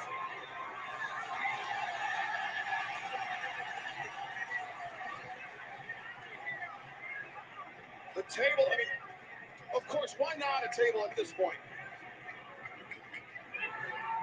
I would never normally say this. It might take more than a table to keep Adam Page down. They might need to take off one of his legs. He's got a barbed wire in his hand. He's probably going to use that barbed wire to hit Brian Cage with it. He's probably going to hit Brian Cage with that barbed wire. Remember, Hangman, he's slow down Brian Cage with that barbed wire, and now wrapping it around his right arm. Rolling elbow with the barbed wire wrapped. A second one. And now wrapping the barbed wire around the neck of the machine. And the lariat.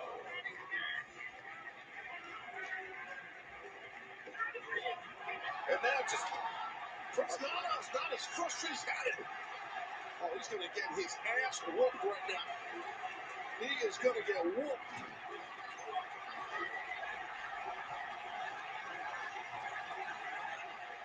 Oh, no. The crazy thing, take it out. No. Oh, no.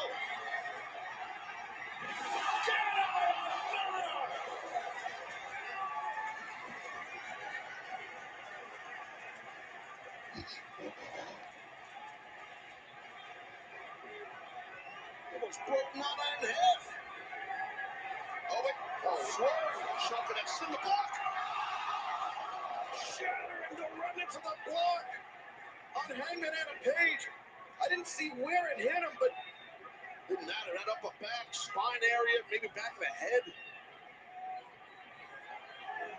It's out. And Swerve, I think he's out, guys. Just malice in that grin of Swerve Strickland.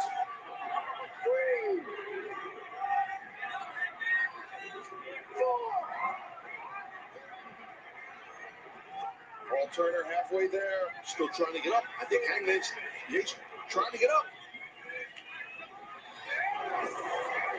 Got him. Says that chain. And remember, Revolution earlier this year, Hangman, he used the chain to beat John Moxley in a Texas death match.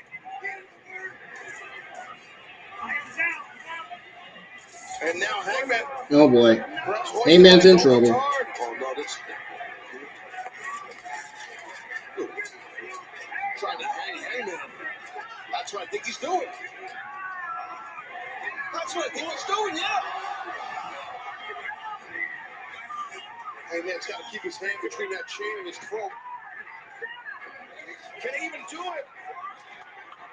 Enough is enough. One. This has got to be it. I mean, we said that. I think he choked him out with the chain, guys. I think that's what happened. We said that 20 times tonight, but 4.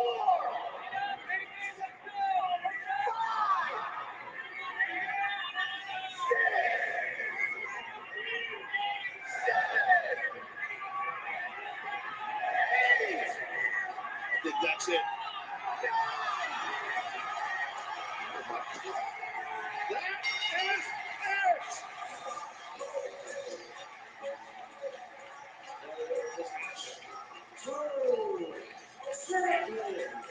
By the grace of God, this one is over.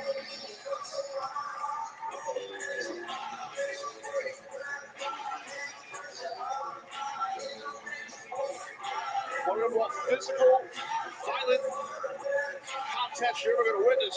That was Taz insane.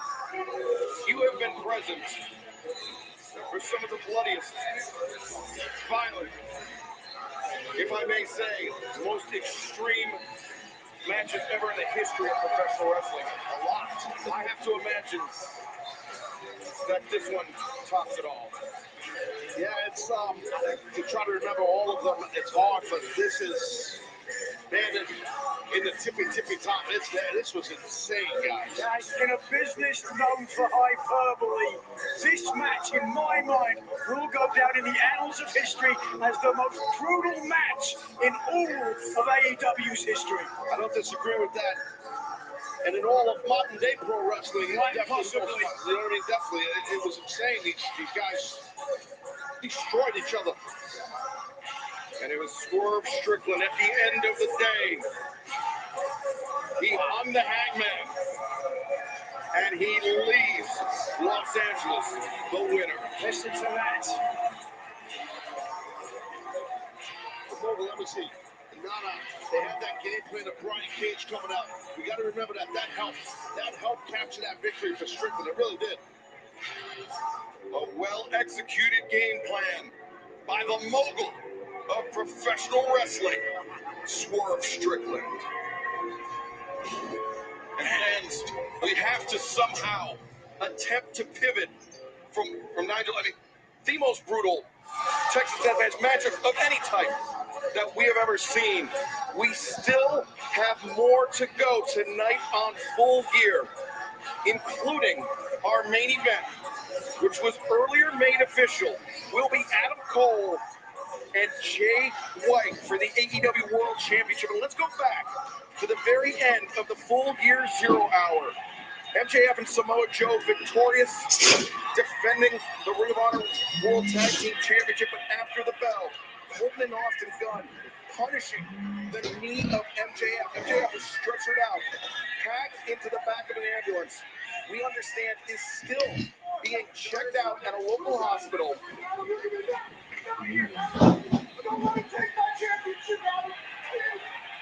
And Nigel Cole watching on, I'm sorry. It was those words, that plea from MJF. Don't let them take my title away from me. What were the words out of Adam Cole's mouth? I promise that he tried to live up to by now, taking MJF's place in our main event. How? But how, guys? I mean, he's got one leg. He just had surgery. How is Adam Cole going to do this? So many questions surround our main event. But one thing we know is that Adam Cole, a stellar, a world-class, and all-elite competitor, will be facing Jay White, Switchblade of Bullet Club Gold, for the AEW World Championship in our main event. And remember, I mean, Adam Cole, he came close to becoming AEW World Champion before. If he defends the title tonight, will he do the right thing? Will he turn it back over to MJF? So many questions surround, but now we turn. I would be shocked if he didn't. This match, the future of the Golden Jets. I'd be shocked if he didn't. AEW World Tag Team Championship. Even though you might be the greatest tag team in the world, I'll give you all the credit for that. I still think that Jericho could be How about Kenny Omega, our best friend, Chris Jericho versus Matt Big Jackson, the Young Bucks, the best tag team of all time.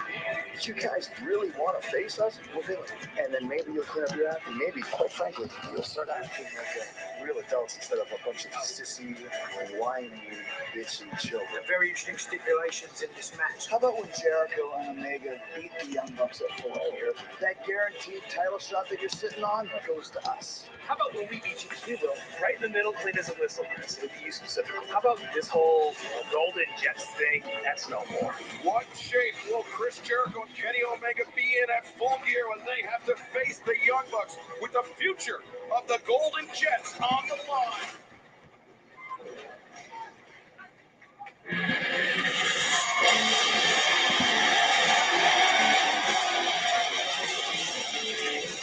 Next, the Kenny Omega and Chris Jericho versus Young Bucks in the tag team match. I'm gonna go get some popcorn for this one. Actually, no. Better off. I'm gonna go use the restroom and get some popcorn.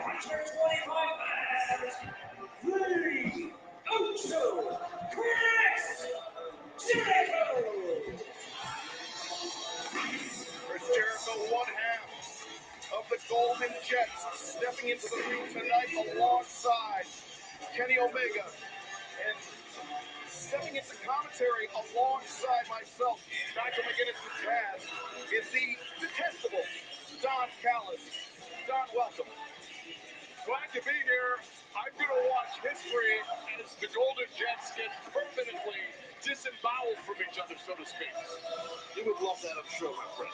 Front row seat, Taz. I'm behind you, so I'm safe. Well, Nigel, the stipulation on this match tonight, if Kenny Omega and Chris Jericho are defeated, they must disband. The Golden Jets cannot team again in All Elite Wrestling. Yeah, certainly a lot on the line here as the champion awaits for Omega.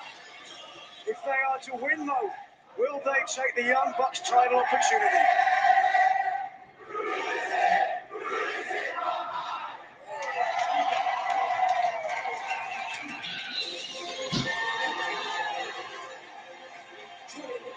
From Winnipeg, Manitoba, Canada, weighing 224 pounds, it is Kenny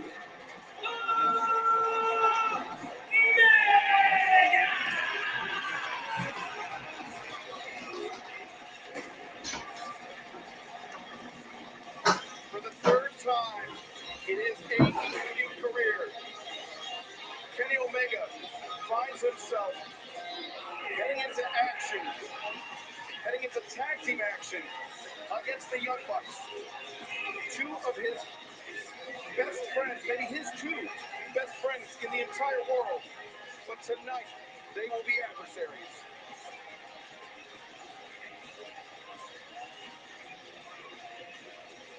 How'd you see this one turning out, Don? You know what? Here's what I see. I see a tag team that many consider the greatest of all time against a couple of guys who not only have been put together fairly last minute, but they also have their own twisted history that I'm a part of. They certainly do. We'll touch more on that in a moment. Let's go back to the ring.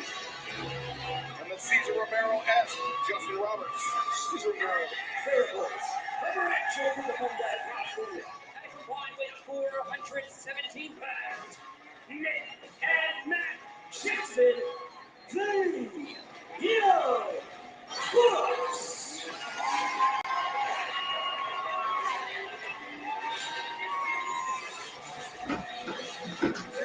Well, the Bucks are not far from home. The California boys. And Don,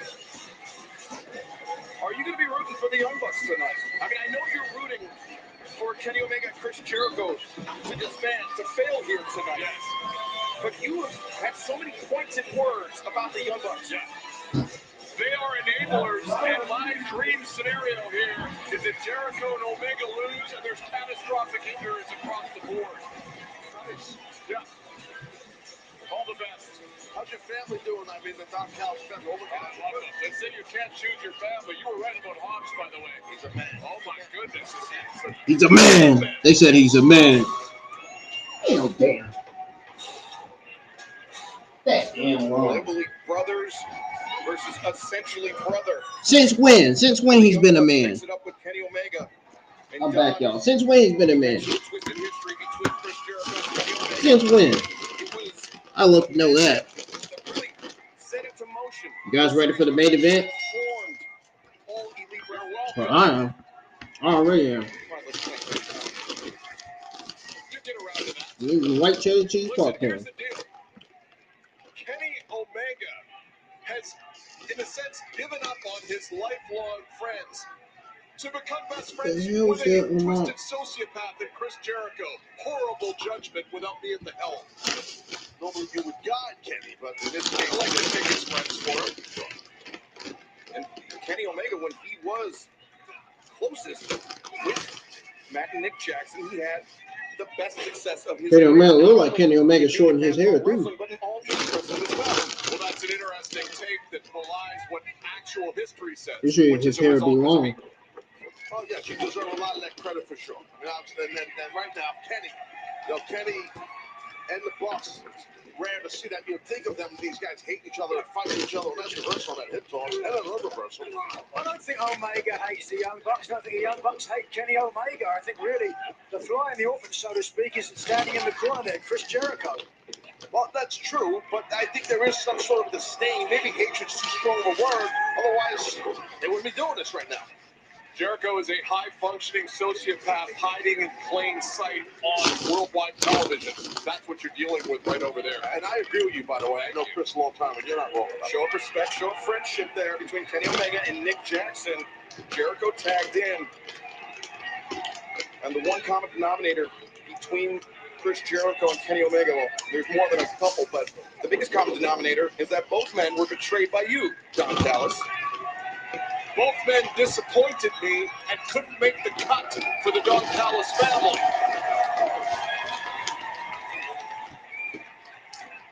Nice technical arm drag from Jericho, the Ocho Le Champion. Good switch on those headlock to headlock to the hammerlock, and an overhook attempt to a nice headlock by Matt Jackson. Ooh, chain wrestling action, I like it.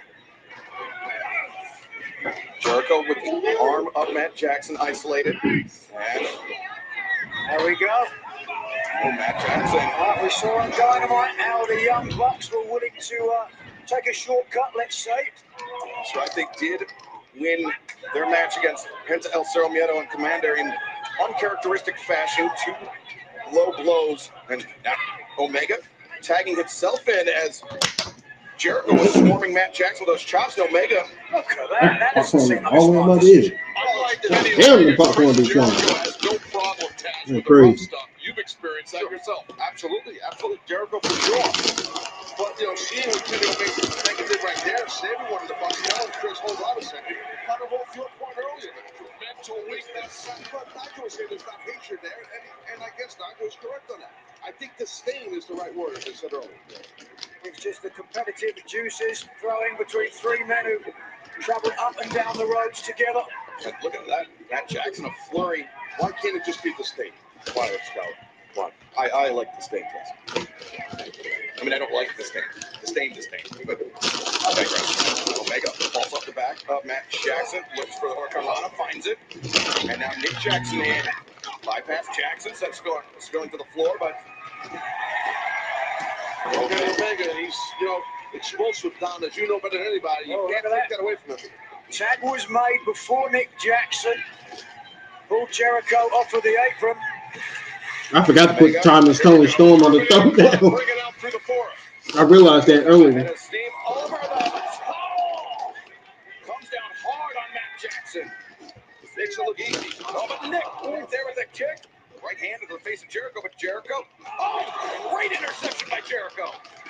Talk about being a step ahead of your opponent, Jericho. No, she's getting a new photo anyway, so still, I should have put her on the thumbnail. Diving through the ropes with that drop kick. Echo City. You've been there before. I'm liking this aggression from the Young Bucks so far. Yeah, it's very aggressive. Really get the impression. Wait a second. Jericho's arm sandwich. And that's the right arm. That's the Judas effect arm of Jericho. Mm-hmm. The Young Bucks coming into this match with a game plan. Take away the Judas effect from Jericho. I think the Young Bucks were frankly offended that we are now in their realm of tag team wrestling, and they do not take this sort of intrusion lightly in my What if the Young Bucks joined the Don Callis family? Game plan by the Bucks to take out the Juice Effect arm right there. It's very smart. You don't become one of the greatest tag teams of their Well, what if generation Jericho and Kenny Omega joined the Don Callis family? without the highly tactical tag team mindset. The Young Bucks. I wonder if we're going to get Kanosuke, Powerhouse Hobbs, Sammy Guevara, and Jericho's got a plate in his the arm. partner if they're choosing versus Jericho, Kenny Omega, and the Young Bucks for the next AEW pay-per-view. Smart for the Bucks to go after it. And Don, of course, your 30-plus year friendship with Chris Jericho. And an 8-man tag team match. You know that very well. I wonder if we're going to get that. With the various medical issues that both men have, made it my business to know it. Have you had a conversation this week with the Bucks? No. Okay. No. Just curious. Try not to talk to the Bucks. A little bit of claret on the forearm. I wonder if we're going to get an 8-man tag team match come from these 8 wrestlers for the next pay-per-view. Potentially, I hope not. Makes me wonder. That's clothesline, yeah. But you see Jericho clutching that right arm, and that lariat, that double clothesline, less effective on Nick Jackson, who was on Jericho's right side. And the drop kick. I like this popcorn. I can't help it. The white cheddar popcorn, that should be good. That could be it, you know. Metal on flesh, metal wins every time, Taz. Matt Jackson identifies the wound of Jericho and drives him into the ring post.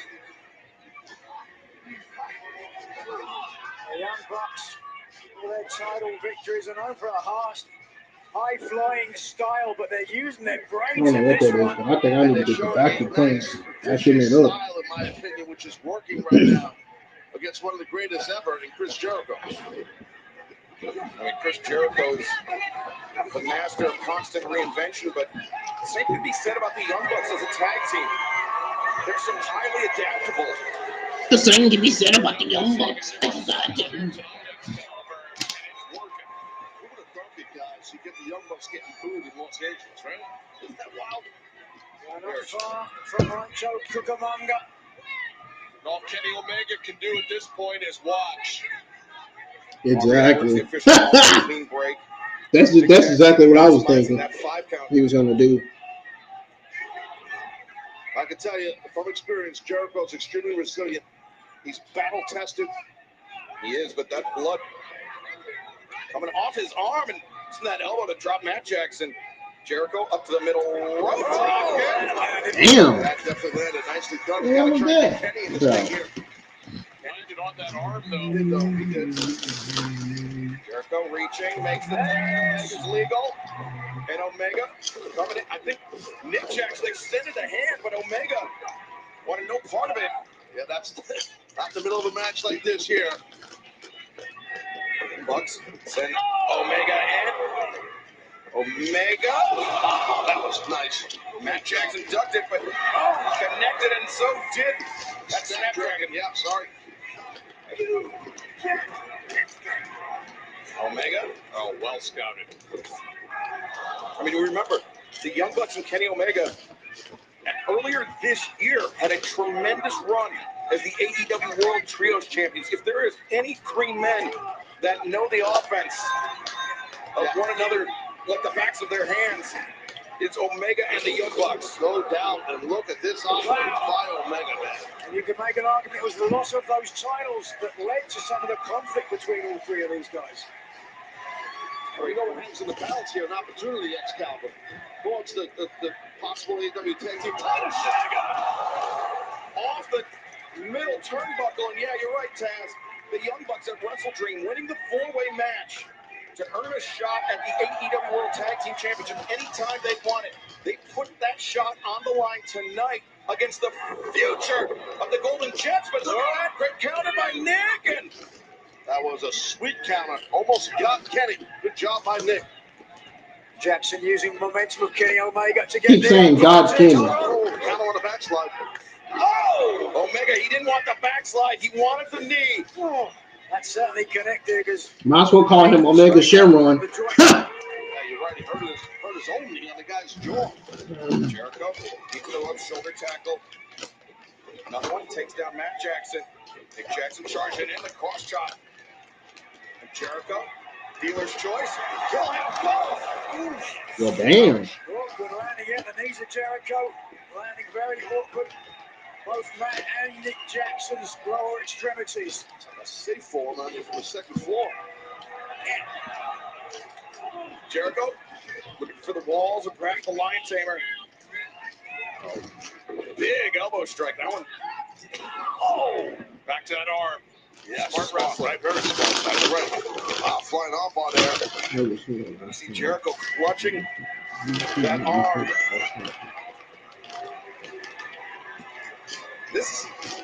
The Young Bucks game plan seems to have taken Chris Jericho out of this match.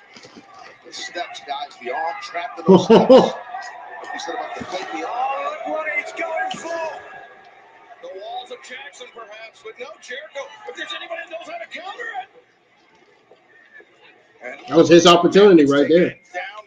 Oh, back rolling roundhouse, but Omega with the tongue. Fake high DDT. Oh, Golden Jets collide at Jackson. The roll up on Jericho now. Work on Rana. Jericho. Jericho put the Oh, brakes on him. what in the hell has he got planned? Just walking forward. He's got it. Kris has got it. Matt Jackson. He's sitting on that low back. Lactic acid building up in your hamstrings and your calves and your quads. It sucks. I've been there. And Taz, to that point, makes it much more difficult for Matt Jackson to throw those super kicks with accuracy. Great point. Oh, look at this, though. Yeah, Nick's got something in mind, Nigel, for sure. Nick, oh, no. I got something in mind. Dang, God. Center of the ring now. He sent one of his own buddies to that fucking barricade. Bucks going to give up their title opportunity. They might get that opportunity. He's going to get the win, Jericho. Matt Jackson on the verge of tapping. Oh, no, look, the arm of Chris Jericho. He couldn't hold both legs because of the damage to the right arm. Lost strength. And look at Matt using the heel of his boot to hammer on that right arm, that right shoulder of Chris Jericho. You see, though, Matt not able to follow up. It's tough. Being in a Boston Crab line, it's just brutal on your lower back, guys, your legs. I mean, everything. You've been in it, right? It's horrible. And, Don, of course, you know Matt Jackson, a long history of back injury, lower back injury. Correct. Listen, this all comes into play. They knew very well. The difference here is the Bucks look like a seasoned tag team. Jericho and Omega look like two great singles wrestlers thus far. I think that's an excellent observation by you, Don Callis. Ostensibly, that's what it is. Bucks are far more experienced as a team, but potentially Omega and Jericho have bigger star power. Yeah, I mean, you have to remember, too, Omega and Jericho, former AEW World Champions. They are the two great singles wrestlers, Don. But Jericho falls over the top, lands on his feet. I don't think Matt Jackson realizes it. Yeah, I don't think he realized it either. Jericho? I'd be thinking Northern Lights here. Intercepts. Double Northern Lights. Double Northern Lights to Chris Jericho and Kenny Omega. A bit of blood, I think, on the nose. They're gonna be feeling. Oh, Kenny Omega's gonna be feeling some back problems for a few days after that one. Suplexed on the apron by one of his best friends. And I can tell you that the neck of Kenny Omega is one of the areas that he looked after when he was off for a year. Damn. Matt Jackson's face and head into the mat. It's been the Young Bucks Wait. of this match to isolate Got him. Jericho. He thought he was about to get there. He thought he was about to go there. And now Jericho hung up on the middle rope. Nick Jackson, the senton atomico. Matt covers. Nick holds Omega. Jericho forced to kick out. Very close there. Take another look here. Watch this impact. Yeah, very, very close. Chris's body. His right arm. It was across Jericho's midsection. Yeah. I said Jericho was resilient, and it's getting tested right about now. Bucks look like they want to do more damage to Jericho. They don't want to just win this. They want to end him, and I like that. Jericho. There's Chris Jericho still fighting back. And digging deep. One of the most tenured and experienced superstars of all time. No question, a first ballot Hall of Fame career. Jericho, he favors that Hurricane Rana from this position. You see, using his left hand, his non-dominant hand, to rain down those punches on Matt Jackson. And that's a Hurricane Rana. Oh! Damn. The official's back was turned. Did you see Nick Jackson doing the same thing he did on Dynamite? It's a replay. Nick Jackson pulls up short. Kenny's pissed at him. What are you doing with the low blow, dude? That's what he's saying. Kenny should grow up. Story of his life. Oh, snap. Maybe there's hatred down, Nigel. I don't know, but certainly disdain. Well said.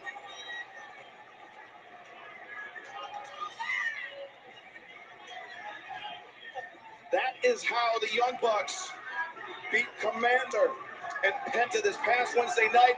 And now Nick Jackson. Oh! Wow! It's got 1, 2, and Omega! I'm enjoying this match, Excalibur. This is great. This is a tremendous tag team battle, but things are starting to get dirty the longer this match goes. The worse it's starting to get, the better. And now this could be it.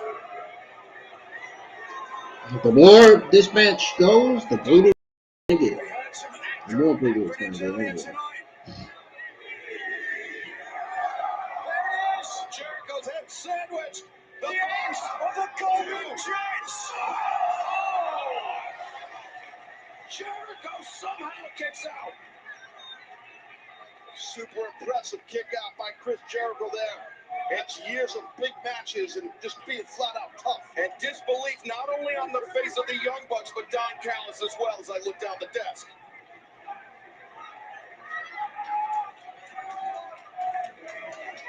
They're trying to you can kind of look at the Bucks, their eyes, they're trying to rethink or figure out what they're going to do here. Just more of the same. Keep heaping on the punishment to Jericho. I don't believe that. Omega puts on the brakes. I don't believe that. Matt Jackson able to extricate himself. Super kick. No. Not backfired. With 50% there on the Bucks and a super kick from Jericho. A super kick to the arm. Right on the arm. I mean, right on the arm. And, Jericho. Referee never saw it. Kind of pushed the ref out the way. The scumbag. Turnabout is fair play for the Bucks. Jericho now makes the tag. Omega's legal. How will he respond to these shortcuts that the Bucks have been taking? This is a sort of invitation. Omega got a choice to make. Which way is it going? Jericho. Wow. Omega.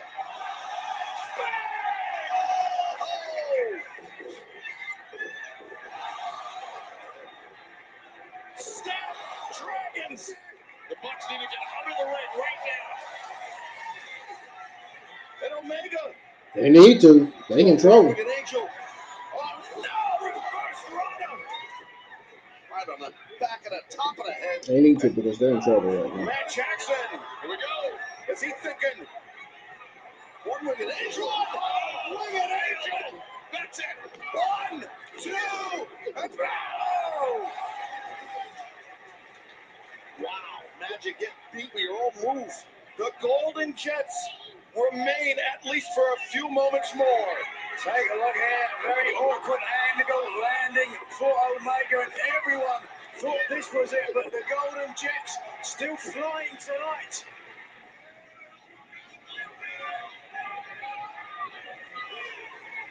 Now the Bucks forced to dig deep.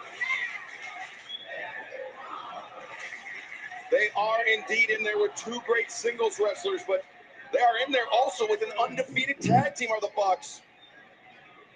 And this is it. Now, oh, what a counter by Jericho! Breaker, and now can he hit this one-winged angel? Now Jackson raining down rights. He ain't doing that shit. That ain't gonna happen. Oh, wait a minute. One, two, and Matt Jackson kicks out. High impact German suplex. When your hips are that below your opponent, excellent job by Kenny, even though he didn't get the win. You see Omega can read his lips. One more shot. Matt Jackson now in the crosshairs of the cleaner. But Nick, starched him with the super kick. Oh, counter Judas effect. But a left arm Judas. Oh, Jericho 8-1 took a second. Jericho's out on his feet. Here, Matt Jackson says he's going to break Jericho's arm. Rip cord, bang! And now Omega. One winged angel.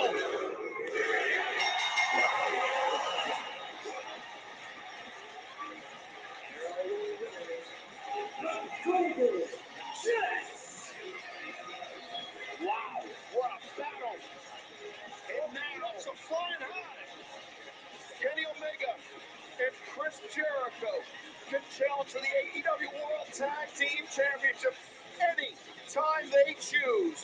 And Don Callis, looks like you just spat up your lunch. Kenny Omega just deserted his so-called friends for life and chose a narcissistic psychopath over them. What's wrong with Kenny Omega? This Jackson is freaking out. He is so pissed off at Kenny. And I don't blame him either. I mean, the tag team opportunity is, the opportunity's gone there now. He is pissed at Jackson. Furious out here. And Nick, watch out. Nick Jackson tearing apart our desk. Not for the first time tonight. I am moving away from the desk. We are in. See what Kenny causes everywhere he goes. We are in harm's way as such a chaotic night here. Look at Omega extending the hand. Pathetic. Bucks him, pissed. Yeah. Omega attempted to extend the hand, but well, there's another friendship ruin. This, pardon my language, what a disgusting display. This is insane. The Young Bucks, they gambled and they lost.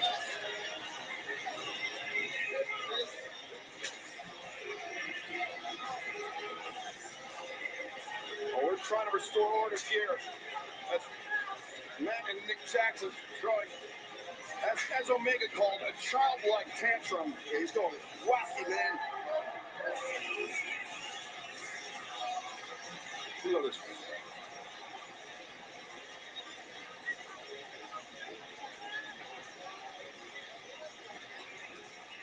Kenny Omega called the Young Bucks little children. I guess they're kind of acting like a mouse. Yeah, they certainly are. This is petulance. They put a reckless joint out here. If we get some security over here for me, hey, you're by yourself. All right, we're trying to calm things down here. Reset for our huge main event. Here we come. You know. Well, we are trying to reset here at ringside after Nick and Matt Jackson, a tantrum tearing apart our announce desk after they failed to disband the Golden Jets. And what a night of action it has been. Yeah, I've only been hit by 3 projectiles tonight. Well, since the opportunity now goes to the Golden Jets, and that's huge for the tag team titles. Well, still to come tonight, our main event. What form will it take? Switchblade Jay White, seemingly with a clear path at the AEW they are really World pissed off about that. Because he is facing Adam Cole, a man who just weeks ago underwent 2 separate surgeries to repair the damage done to his ankle. They are really pissed about Stadium that. at Dynamite Grand Slam. Wow, like I've never seen them that pissed. That Really, I pissed said earlier, I don't before. know how Cole's going to do this tonight, guys. I mean, He's not going to be able to. He's going to do his best for his best friend, but at the end of the day, the title is going to go where it needs to go. Jay White has an ironclad contract from Tony Khan. It says in the contract that if he didn't get a title opportunity here tonight, he will become the AEW World Champion. Yeah, if Adam Cole had not stepped up, Switchblade Jay White would become AEW World Champion by default. We heard MJF, his pleas as he was floated into that ambulance. He said, don't let them take that title away from me. We know. I mean, Taz, you among all else, I mean, you know how much that AEW World Championship means to MJF. It's his life. It's his life. To MJF, that world title. That's all he cares about. And you gotta tip your cap, like it or not, to the listen. What Jay White, what these guys did in the Guns, was very smart to just take out MJF. He's done, and this, I respect what Adam Cole's trying to do. There's no way he's beating Jay White. It's not happening. So let's get the popcorn out and enjoy this. The crowning of Jay White as the new AEW World Champion. Sit back and enjoy it. It is time for our main event. So once again, let's go down to the Dapper Yapper, Justin Roberts. Los Angeles, California. Your Full Gear main event set for one fall with a 60-minute time limit is for the All Elite Wrestling World Championship.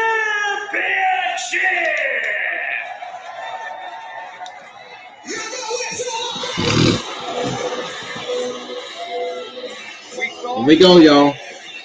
It's main event time. Many more months before we heard this song again. The man is on crutches. What are we doing here? Hit that thumbs up. Join the live chat. It's main event time, y'all. Absolute farce. It would be like trying to announce a main event with a microphone over your ear. Yeah, I respect this friendship and this noble effort here. The man coming off surgery. He's going to go in there with one of the best around in Jay White. He can't even walk on the crutches. He's so messed up right now, Adam Cole. Well, we thought that Texas death match was brutal. This is going to be an absolute drubbing for Adam Cole. One of the most surprising developments, not just of the year, but I think that we have witnessed in the entirety of All Elite Wrestling has been this friendship, has been this change of heart of MJF because of that man, the man that stepped in to save MJF, to save his AEW World Championship, Adam Cole. He doesn't even have ring gear on. Why would he? He just showed up here. He showed up here to support Max. Right, The best that Adam Cole can hope for is a little bit of sympathy from Jay White. Take it easy on him, but let's be honest, brother. Switchblade ain't gonna do it. He is gonna make Adam Cole pay. How long did it last? What is it? 3 minutes? 2 minutes? Jay White puts him out. Get yourself on DraftKings. Yeah, maybe I should. I'm gonna pull up. Yeah. And there you see Switchblade Jay White clad in red, clad in that triple B, the Bang Bang belt as he calls it. But Jay White, he referenced it earlier. This was the gear, this is the attire that he wore at the original Forbidden Door. When Switchblade Jay White successfully defended the IWGP World Heavyweight Championship. He was mocking the Cole. And again, that's pointed out. Listen, Jay White's not the AEW World Champion. He stole that title, the actual belt from MJF. MJF's got his hands on it a couple times and it was snatched away again. The reason why Jay White stole the title, Taz, to your point, is because he was attacked backstage by MJF, dressed as a devil and his goons. We do not know that was MJF. Come on, MJF hasn't denied it. MJF, he said that the devil mask was stolen. Oh, sure, he said the mask was stolen. You believe that? I actually do believe it. I do. I do believe it. But regardless, right now, I think we're about to witness the best friend of the world champion, MJF, get destroyed, and we're going to crown that man in the red leather jacket as the new AEW World Champion. So make it official, Taz. Let's go down to the ring one last time. And the Dapper Yapper, Justin Roberts. Introducing at this time, from Panama City, Florida, weighing 202 pounds, he is representing the All Elite Wrestling World Champion, Adam Cole.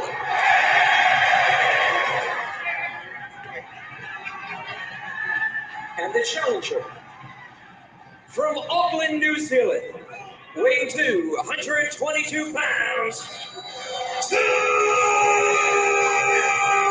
Switchblade Jay White. He pretended like he's the champion. He ain't the champion yet until he wins it. As referee Bryce Remsburg drawing the assignment for this main event.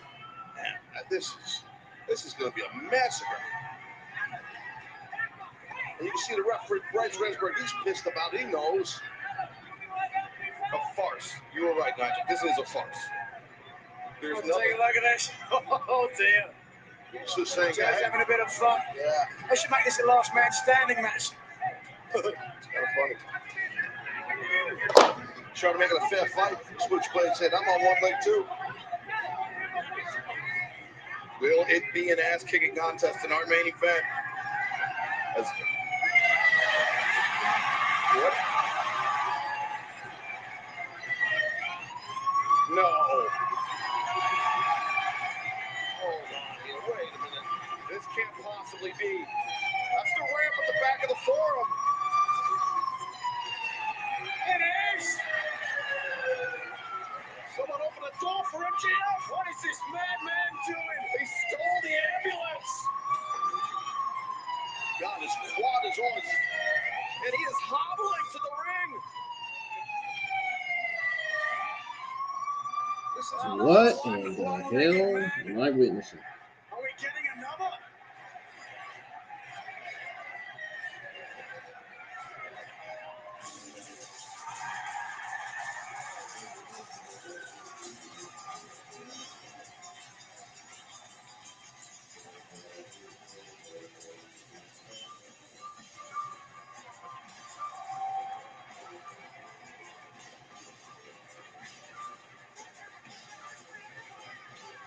What a gutsy return by MJF, but trying to stop him.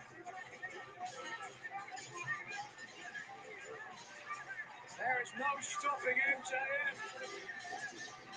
And Jay White loves it. I don't blame him. He smiled away and said, come on down.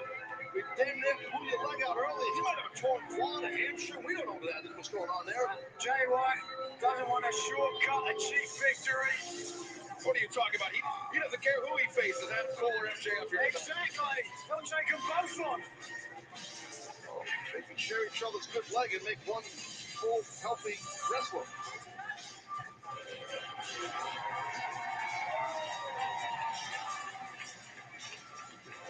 And MJF, you can see the visible discomfort on the face of our champion. I said it earlier, now it's a different opponent. It's the actual world champion, MJF. And I don't think he has a shot in hell against Jay White, who's healthy as hell right now. His crowd at the Fabulous Kia Forum. A great response for MJF, but he's going to need a lot more than that, Nigel. Great response is awesome. I'm not Nigel, but that's okay. Great response is awesome, but these Well, people out here in this now it's done went back to MJF versus Jay White. competing, right? We all know that. Match is in trouble. Oh, right hand, but look at that. You can't put any weight on that left leg.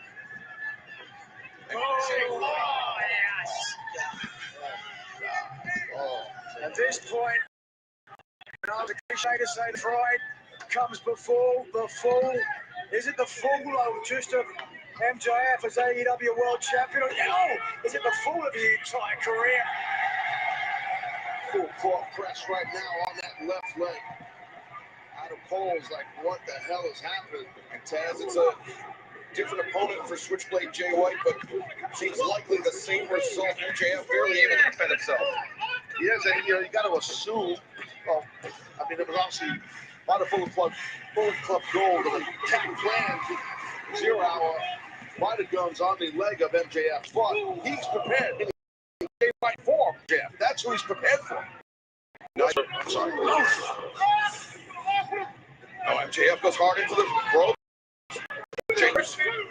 But Nigel, I said it during 0 hour when MJF came to the ring in that jacket. He still got the elbow pad, the 365 on it. Tomorrow, it would be 365 days, 1 full year as AEW World Champion. But as I mentioned, a bit presumptuous. It would have been. It's the grammar you wish to use, but right now on the outside. And look at Jay White. That's Colten and Austin Gunn. Nonchalance as Jay White covers. Look at Adam Cole on the outside there getting furious about the guns. What's he going to do? Cover. What's he going to do? Argue them to death? MJF is basically defenseless. He can't even defend himself here. Oh, they have been stunned into submission here. in Los Angeles. I mean, this is just taking the air out of the Fabulous Kid for him. And again, say hello. MJF fighting off Colten and Austin Gunn, but the numbers just too great. As again, Jay White diverting the referee's attention. And just an absolute mugging here as Jay White covers. 2, and JF able to kick out.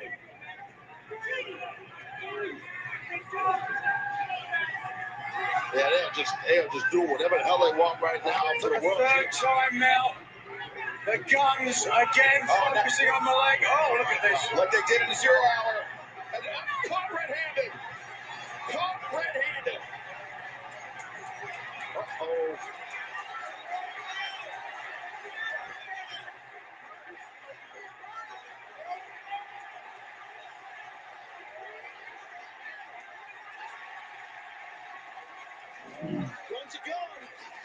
He's trying to reach the fans. Remember, due to the attack that occurred last night, Juice Robinson, he's not even here tonight. Jay White's going to have to do this alone. I still like Jay's chances. MJF's got one leg. He's been getting whooped out here.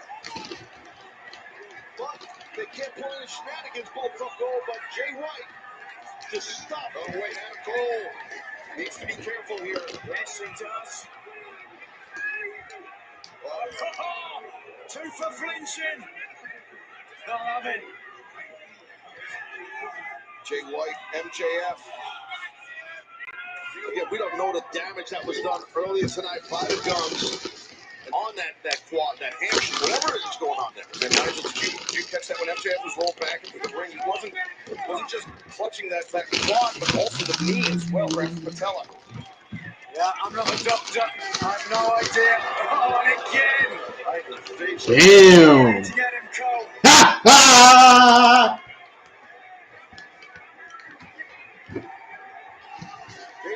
Thank you, Matthew Weeks, for the comment, man.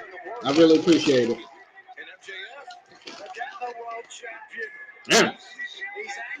Jay White's disrespecting MJF by just stomping him in the back of his head. Absorbing these shots from Switchblade Jay White. But it's motivating him.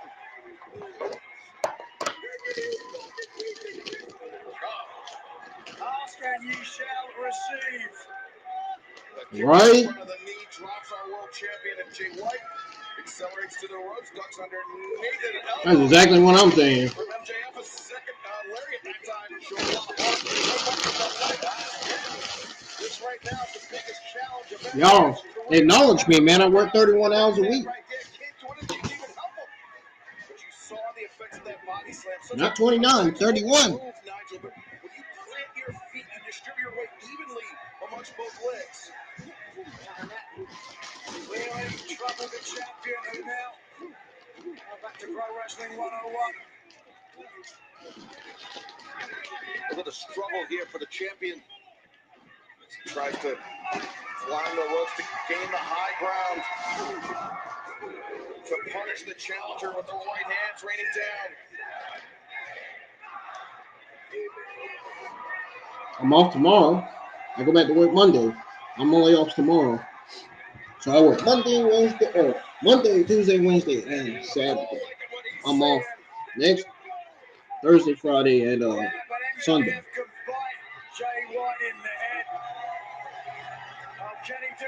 Gonna be streaming some WWE 2K23 next week before Survivor Series.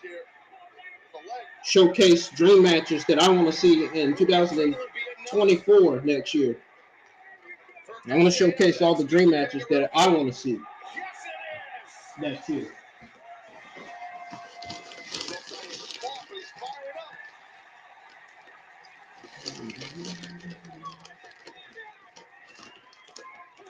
Kneeling down. Yeah, MJF barely able to support himself. Did you hear what Adam Cole just said? Do or die. Is he out of his mind? Did he say do or die? He said that? Certainly sounded like it. What the hell? Is he crazy? Oh. Yep.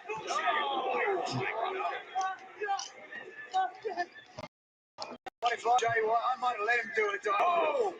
Jay White was not about to let that happen. By Jay White and Surely it's only a matter of time, though. If you're Jay White, a number of submissions he could slap on the AEW champion, and surely MJF's going to have to tap out or go out. Not anything on a leg for sure. To that point, I think Jay White content in humiliating MJF. One more Jay White looking like evil Santa Claus. That has been the name of the game plan.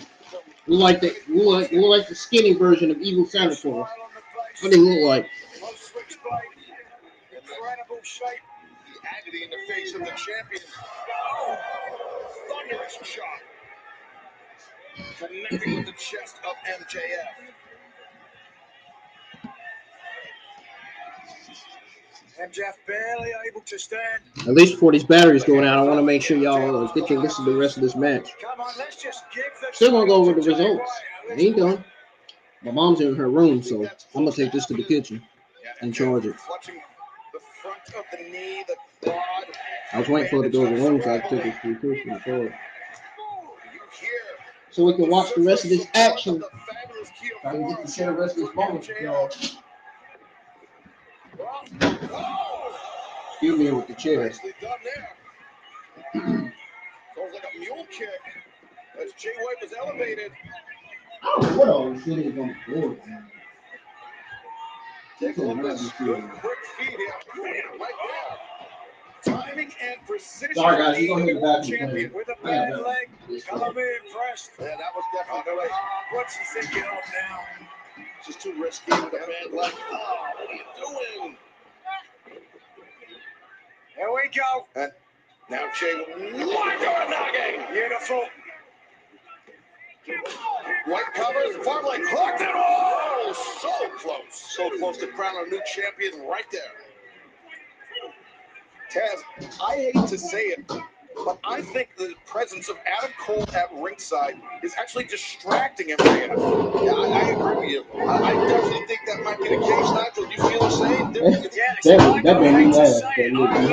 Adam Cole is out here at ringside, and he's going to watch his best friend lose his title, and there's nothing. My mom had a funny look on her face. It made me laugh, y'all. Oh my God. It was fucking hilarious. At the hands of Jay White, at the hands of Bullet Club Gold. I am salivating for the moment that MJF finally gets his comeuppance. Jay White for the sleeper suplex. But MJF, You never guess what kind of look my mom had on her face. MJF, awkward landing. Very awkward landing. As he spilled out of the ring. And Jay White. Yeah, he's in complete control right now, Jay White. Jay White in the catbird seat once again. Walking towards Adam Cole. Jay White. Jay White can taste it. The AEW World title is coming to the Bang Bang Gang. Officially. Yeah, it's going to happen. Come on, make me laugh. That look on her face. Let's be honest. White's been the defending Oh, champion. man. She be having some funny looks, man. I'm telling you. She talking about me having funny looks. She be having funny looks sometimes. She looking like, you calling that damn shit a vacuum cleaner? Ain't no damn. She thinking that be like, ain't no damn vacuum cleaner. He's fighting for his life. Biggest challenge, as I said earlier, for MJF. Maybe DDT on the Oh, MJF DDT Jay White with one leg? Excuse me? Excuse me? I'm doing the Vicky Guerrero thing. Excuse me? MJF trying to block out the pain as he coming towards him. Oh, wait a minute. Okay, that's going a bit too far now. Now he's trying to tear the table down. He's trying to clear the tables for something. You don't want to hurt your leg on that table. It's got electronics on there. Dang! As soon as he threw Jay White on the table broke down. Jay White's not even big, and the table broke down. He threw him on the... Damn! Oh, damn! I probably should be saying it more like this.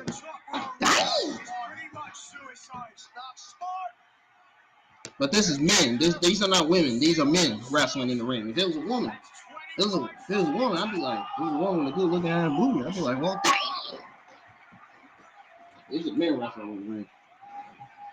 Well, seriously, oh damn! I mean, he threw Jay White through that table and then what?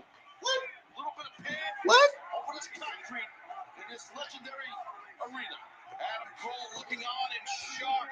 Referee Bryce Renford checking on champion and challenger alike. Yeah, they need to. They need to.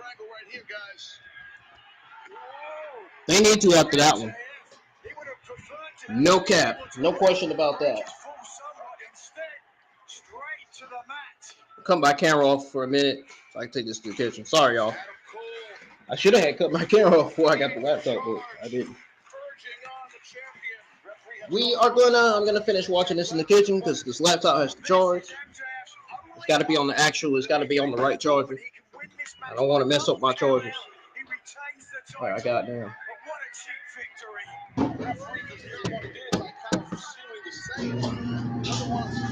Oh no, that's got MJF will retain the title in the event. I watched the film. That thing was already done anyway. Can't hear without that loud wash machine. Whatever the fuck it is. Ain't nobody trying to hear that in the background. No, I'm not. That's why I cut it. That's why I stopped it. Wow, the count's been beaten. You saw that? You ain't about to be dealing with that. From the challenger in the ring to break the 10 count. Say what you want about MJF. Say what you want about MJF, but he is one tough cookie. And he is doing it on one injured leg. How many talents have you seen in AEW or WWE do it with one leg? I mean, really. You'd love to see it. I'm in the kitchen, y'all, so I'm not going to have my... Well, you know what? I'm in the kitchen by myself, so I guess I'll turn on my camera. I just have to cover the back. He knows that dragon screw so well, and he employed it. See that? So effectively. For a second, Jay White looked up at the I gotta just put it right here. Let's see. bad injections for MJF. Yeah, let's put it right here. It's better if I put it right there. I don't mind Lauren showing in the fucking background. Nobody trying to get no information off of there. He's a sitting duck, the champion right now. MJF inverted. All right, I was gonna have my camera off since I was in the kitchen, but I'm keeping it on so you guys can see my reaction.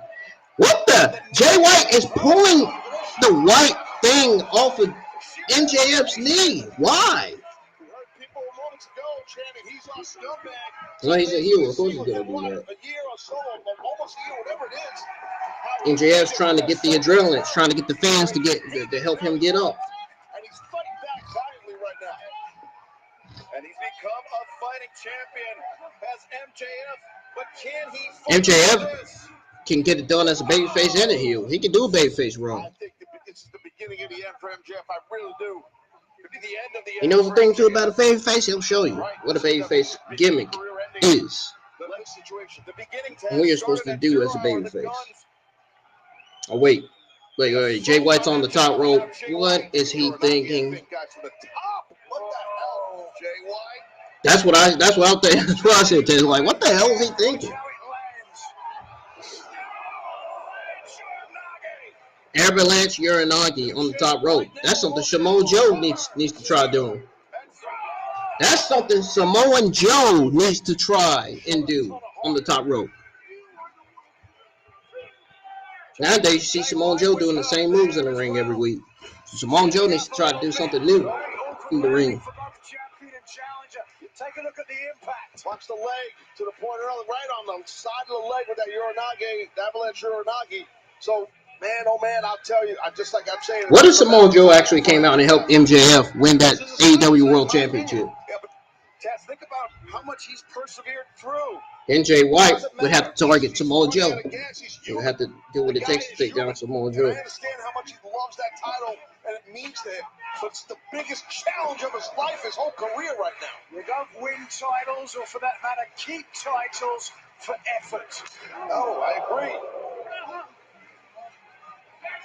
Right now, Jay White is just picking his spots with him. Jay White blistering the chest of MJF yet again with those chops.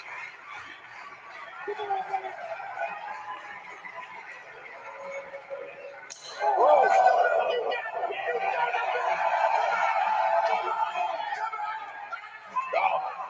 MJF learning. He said that's the best you got, you son of a. The way he says that is funny as hell.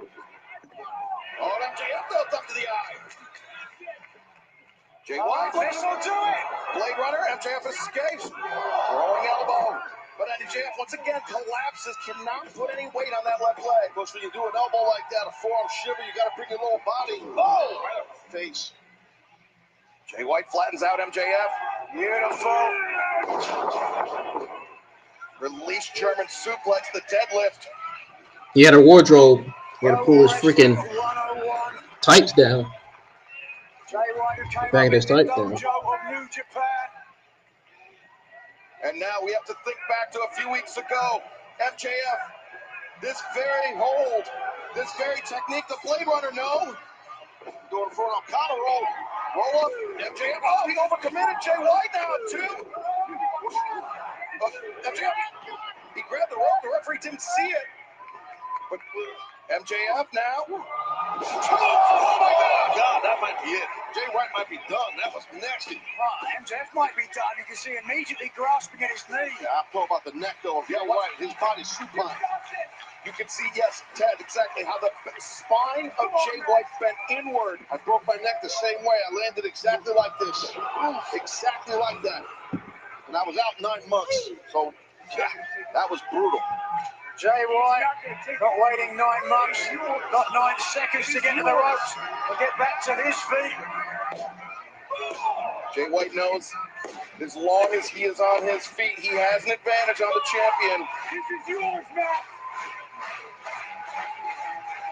Gotta say this, there's no way I thought this match was going this long. MJF couldn't endure. Jay White charges in. MJF, a back elbow, not a lot of mustard on that one, Taz. No, he's running out of energy. But MJF now operating on instinct, Taz.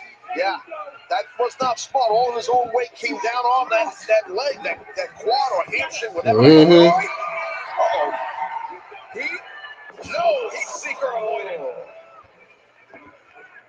How much can the human body take? The knee, the quad, the hamstring, the calf, who knows where the damage is? You can hear Adam Cole motivating. MJF's believing you got this. Right. What the? MJF leaping over the top, catching Switchblade Jay White in a cutter. That was wild. Witnessing MJF take risks like he never has before in his entire career. He has to. And what a landing. He's like a female doing this. And you don't see that much. I'm just kidding. Don't worry. Don't get mad, y'all. I'm only kidding.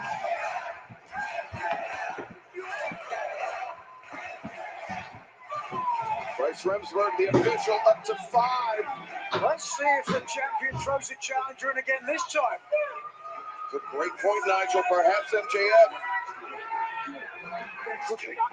No. This is yours to take. He is. He's going to do it again. I don't understand why. I don't. Well, one time it's bravery.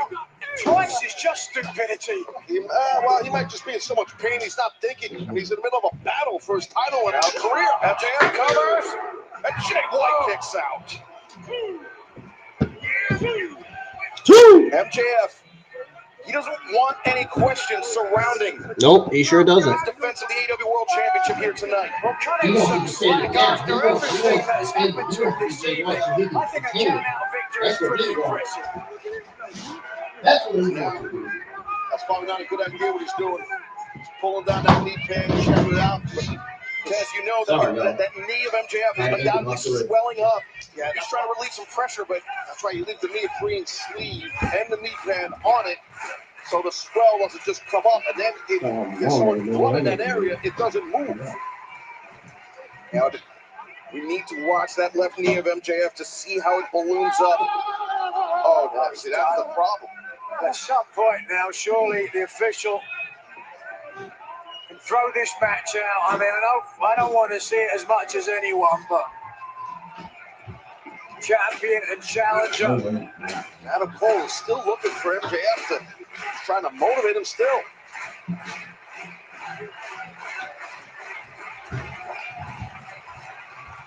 At the end of the day, it will go down as a gutsy performance by MJF, but it's over. It is over.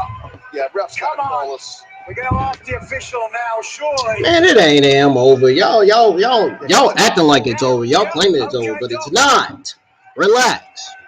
We're fucking lax. It's not over. Think about your career. Dr. Michael Sampson. Whatever, Nigel. You just want to say that so you can. You're just saying that because you want Jay White to win. That's all. That's the only reason why you're saying that. He wants to continue, but well, you live by the sword, you die by the switchblade. Oh, that's wrenching dragon screw to the grounded opponent. All torque, tearing at the limit. Oh, and again, going the other direction.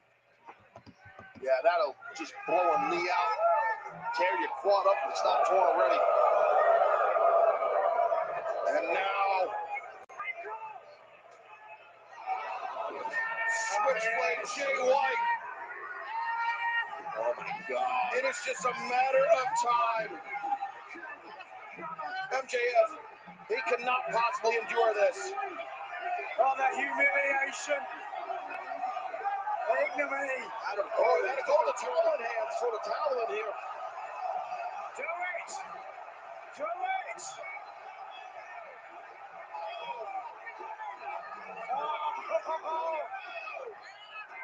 Oh, what a decision. Adam Cole forced it to decide between MJF's AEW World Championship and his best friend. Jay White's just continuing to punish MJF. Cole! Do it! Every second that goes by, he gets closer and closer. He's gonna throw that towel in, I think. Oh, Jay White's pulled him back. Look what happened at the first Full Gear. Oh, he's got it. Oh, my God, I thought he had it. Trying to fight up.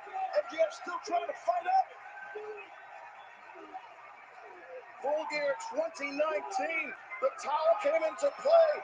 And very nearly once again. MJF trying to persevere, trying to fight through. He's taking over. And then broke the pressure. Now it's on Jay White. And Jay White desperately grasping for the ropes. But it's gonna still hurt MJF at the same time. It definitely hurts MJF's leg at the same time. Oh, are we gonna see Jay White tap out? Look how much pain he's in. He's on the verge. Screaming. Agonizing. Oh, it's a desperate dive.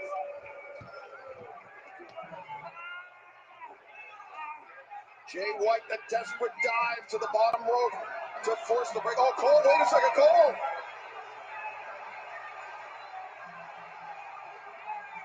Don't you? Oh, Jay White. He's disarmed. Oh, he's got him. Refs never saw it. Oh, my God. The refs never saw it. This moment will live in history. It's over.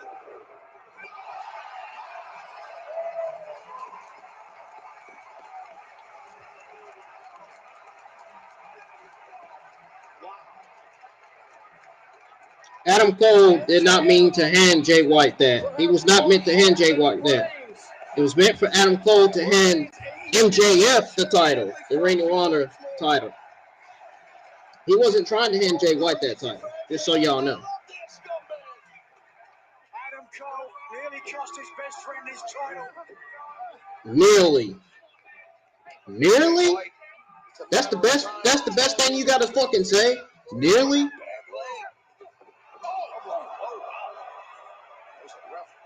I think the back of Jay White's head hit Bryce Remsburg in the face. Oh, the referee's down, y'all. Oh boy. Now what's gonna happen? MJF has won a lot of matches in situations like this. He certainly has. And the Dynamite Diamond Ring. His buddy's got it. Maybe that was Adam Cole's secret weapon. If it were to be hit. Oh, wait, Jay White. Oh, get wrenching. That leg, that knee's got to be thrown out. Now Jay White's going for that ring.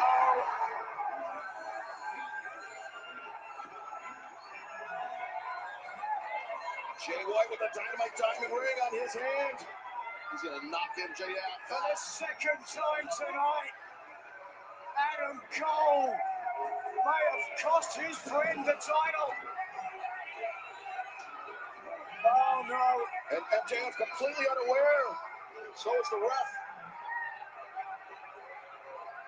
Oh, there it comes. Oh! Massive low blow. It worked. Desperation situation. That's all MJF could hope to do. Now he's regained the Dynamite Diamond Ring. Oh!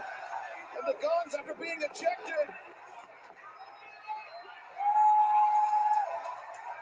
eating a pair of right hands from the champion. Blade Runner, no. Right hand! He cracked him. MJF looking to conceal the evidence. Can he do it? He covers. Can he do it? He's got a pin. He's got a pin.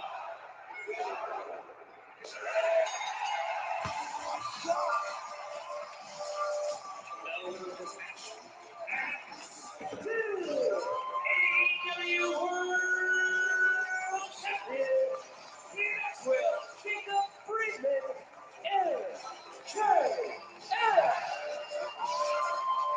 A gutsy performance by MJF, one for the ages. You say gutsy, I say lucky. On a number of occasions, Adam Cole cost his best friend the title, but by hook or by crook, and by luck, MJF scores. Look at me, y'all, when I say this. Lucky as hell. I don't know about that luck. I gotta tell you, Nitro, I think he earned it right there. He busted his ass out here. He came out here all banged up, all screwed up. Who knows what's going on with that leg, his knee. That was an extremely, gutsy is almost an understatement, ex-Cowboy. That's how crazy that was. After being separated for weeks, months, MJF reunited with his Triple B, the AEW man, what World the fuck is wrong with his Championship phone? title belt, and his best friend, Adam Cole. I think back to 0 Hour, not just for the damage done to MJF, but how he defended the Ring of Honor World Tag Team Championship. He accepted the on a contingency. Indeed, Samoa Joe would earn an AEW World title. And while he may celebrate tonight with his best friend Adam Cole, his worst enemy, Samoa Joe, is waiting in the wings.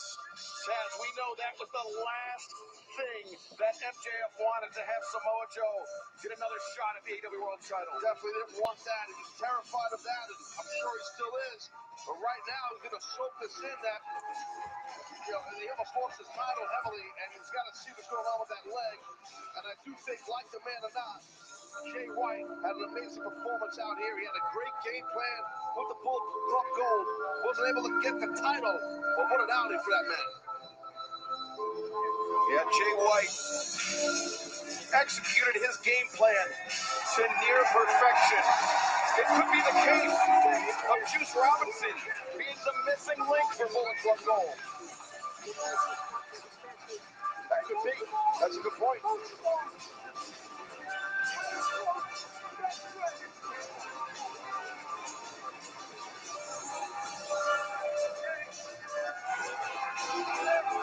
MJF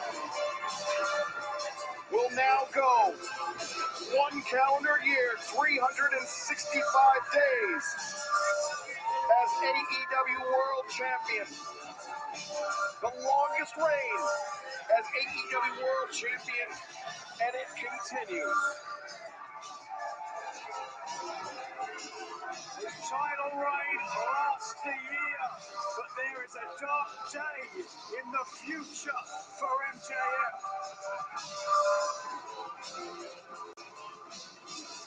We have had such an amazing night here in Los Angeles. Not only does MJF remain AEW World Champion, we saw the most brutal match in perhaps all of professional wrestling. Swerve, Strickland, and Hangman Adam Page. We saw the Golden Jets earn a shot at the AEW World Tag Team Championship. We saw Big Bill and Ricky Starks retain that championship. We saw a new AEW Women's World Champion crowned. Timeless Toni Storm. We saw a new TBS champion crowned in Julia Hart. That does not even begin to encapsulate this night that we witnessed. You cannot miss Dynamite this coming Wednesday. If not for the fallout from Full Gear, for the kickoff of the Continental Classic. For Taz, for Nigel McGuinness, I'm Excalibur. Thank you for joining us, everybody. We'll see you Wednesday on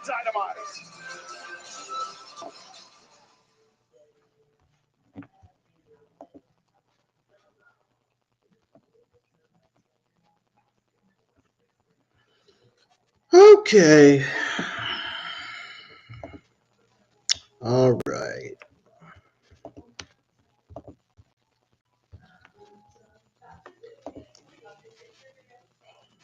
Not bad, not bad, not bad. Not bad. Put some music in the background so y'all don't hear all that fucking on the dumbass commercials that my mom has on her TV.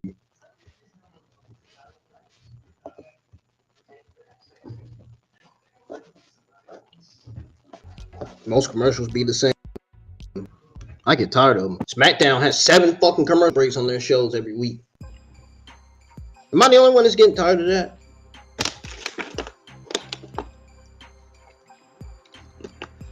I'm glad SmackDown's on FS1. I don't have to fucking watch and wait on them wait till SmackDown come back on. I ain't gotta worry about them severed ass commercial breaks.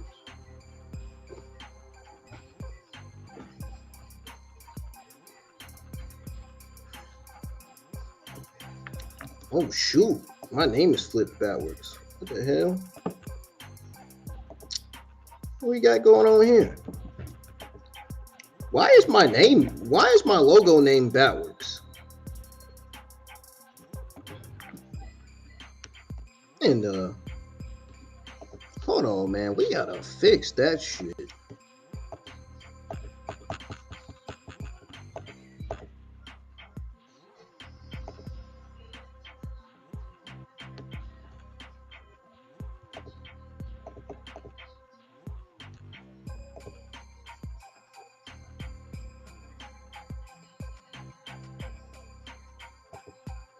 There we go. It's fixed now, finally.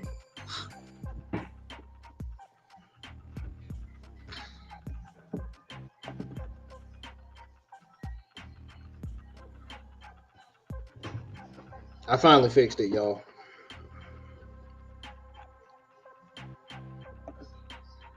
Ladies and gentlemen, I'll be back in 3 minutes. When I come back, we're going to go over your AEW Full Gear results coming out of the pay-per-view. Don't go anywhere. Got more free YouTube. We got more good free YouTube music playing in the background for you guys. So I'll be back. When I come back, I'll remind you once again, when I come back, we're going to go over your AEW Full Gear 2023 results and go over my thoughts on the matches and my overall thoughts on the entire show. I'll be right back. Don't go anywhere.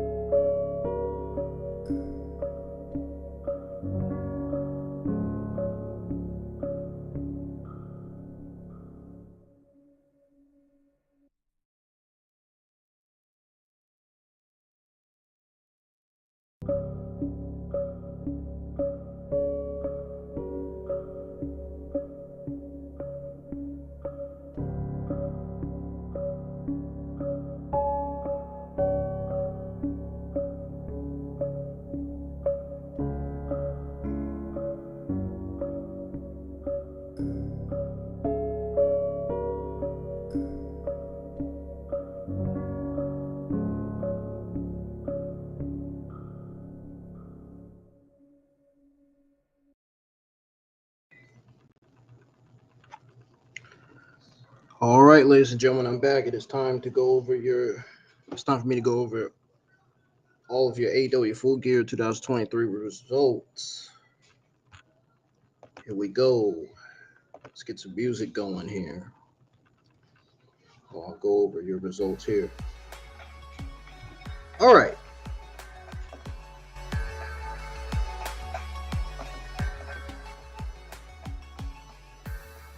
Now,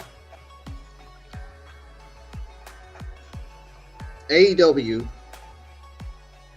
Full Gear kicked off the AEW Full Gear 0 hour pre-show, where Eddie Kingston defended the Ring of Honor World Championship against Jay Lethal to kick off the evening's 0 hour pre-show. With Stokely Hathaway watching from the commentary position, Jeff Jarrett, Saddam Singh, Karen Jarrett, and Sanjay Dutt all made their presence felt at ringside. Let me plug this web. Now,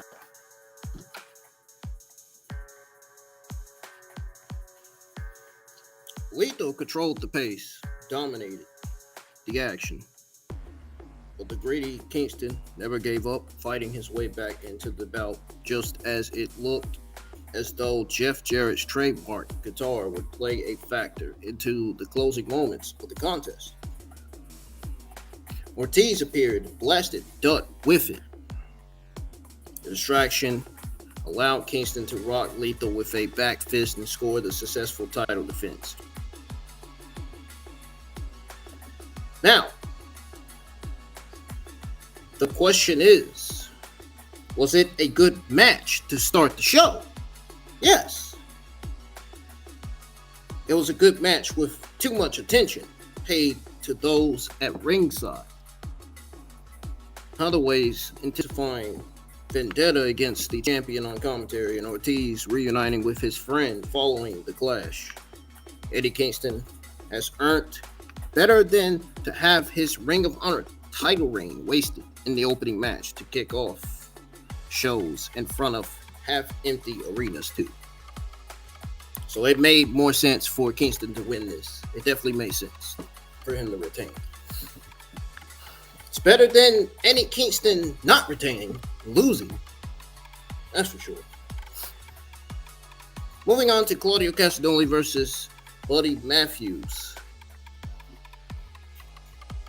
One thing's for sure, if you take two wrestlers the caliber of the House of Black's Buddy Matthews and Blackpool Combat Club's Claudio Castagnoli, put them in the ring with no frills or outside interference, you are setting your show up for some amazing, fantastic in-ring fucking action. Some in-ring action. So this match was fucking great. This match was fucking great, man.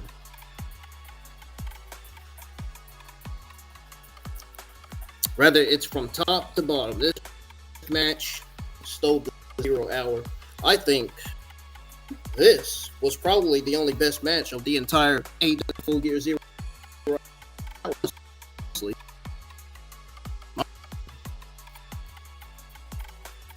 It's fucking great. It goes to show how good both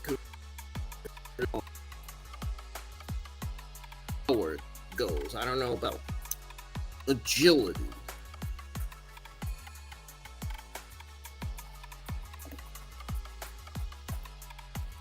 But one thing's for sure, neither man disappointed tonight to bring a good, hard-hitting match. Saw both men bruised and welded. Claudio ultimately won with the sharpshooter. That was that. The match did nothing to further any ill will between the Blackpool Combat Club and House of Black. That we already know about. But it did provide fans a preview of things to come later on the main show with great in-ring action and a quality win for Claudio. Even if Matthews can have used the victory more. Makes me question whether we're getting the Blackpool Combat Club's John Moxley, Claudio Castagnoli versus Matthews, Brody King, and Aleister Black. Well, he was Aleister Black in WWE, but now he's Malakai Black. We're gonna versus the House of Black review, I think it only makes sense that we get that. Since there is still tension between Blackpool Combat Club and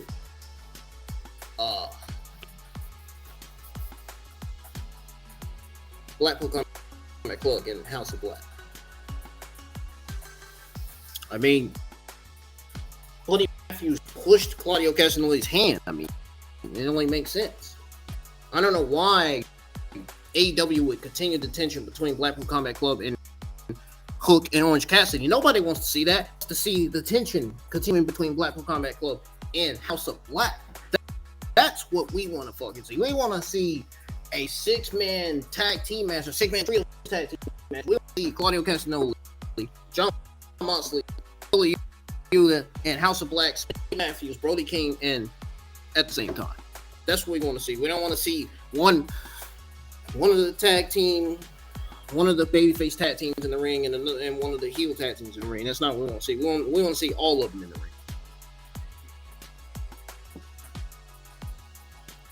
But this was definitely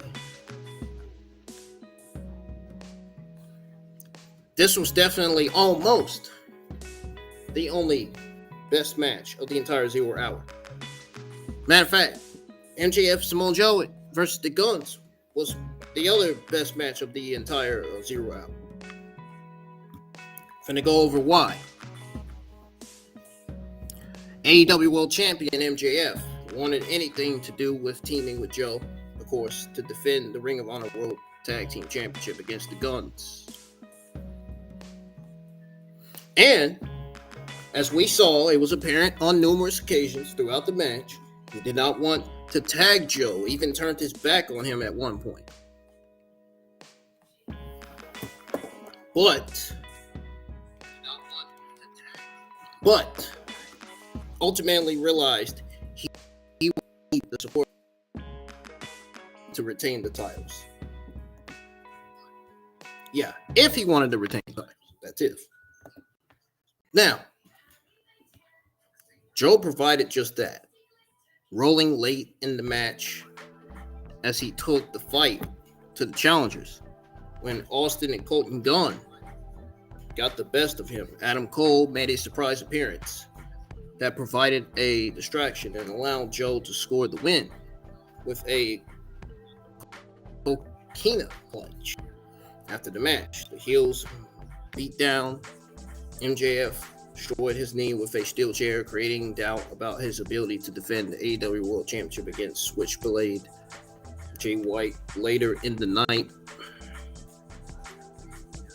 No, I'm not rapping. It's not what you think it is. I'm not rhyming words. I'm not matching words. And providing a cliffhanger. Believe me, if I was rapping, I'd be posting it on my Instagram story. If I was posting lyrics. But providing a cliffhanger at the conclusion of the 0 hour show. A solid match, strong storytelling, great angle helped make this the best part of the kickoff show. That was the best part. I don't know about best match, but it was the best part of the show. Best match was definitely Buddy Matthews versus Claudio Castagnoli, in my opinion.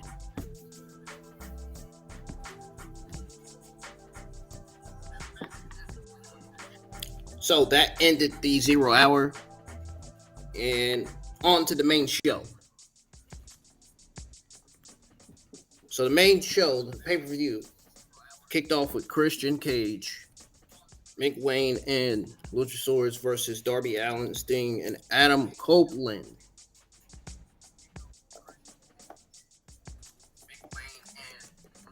Now, Sting's final match in the state of California kicked off Full Gear. Saw him partner with Darby Allin, radar superstar Adam Copeland, just as I mentioned. They defeated Christian Cage, Luchasaurus, Nick Wayne. And some very good trios action. It wasn't bad. Wasn't bad, though the match featured a jaw-dropping bomb from Allin in both character work. And spectacular. Befitting pretty much the legendary competitors at play in this match. Was it a great match? Not by any stretch of the imagination. Even less so by the time Ric Flair got involved. late, pretty much. You know what I mean? So definitely wasn't one of the best matches of the entire night on the main show, the pay-per-view, not on the 0 Hour.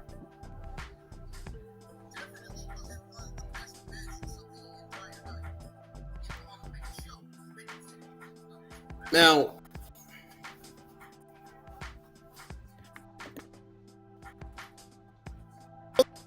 open and be it finished as the Kylie Cage left his teammate behind to fight his battle for him. You know, it did not go so well, and now the question becomes whether the feud between these two sides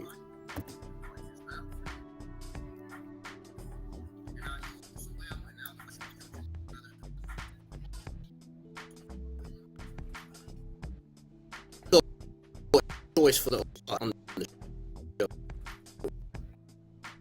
He's just skipping for Copeland to get it. No, nice touch. It was a nice touch. It really was.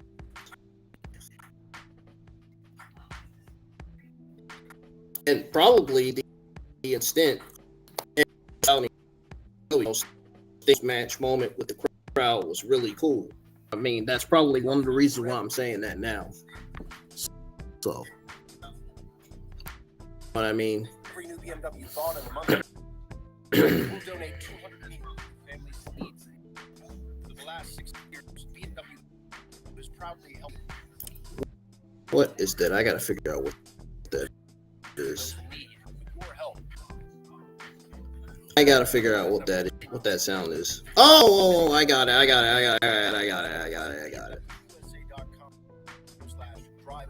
What the? That ain't it.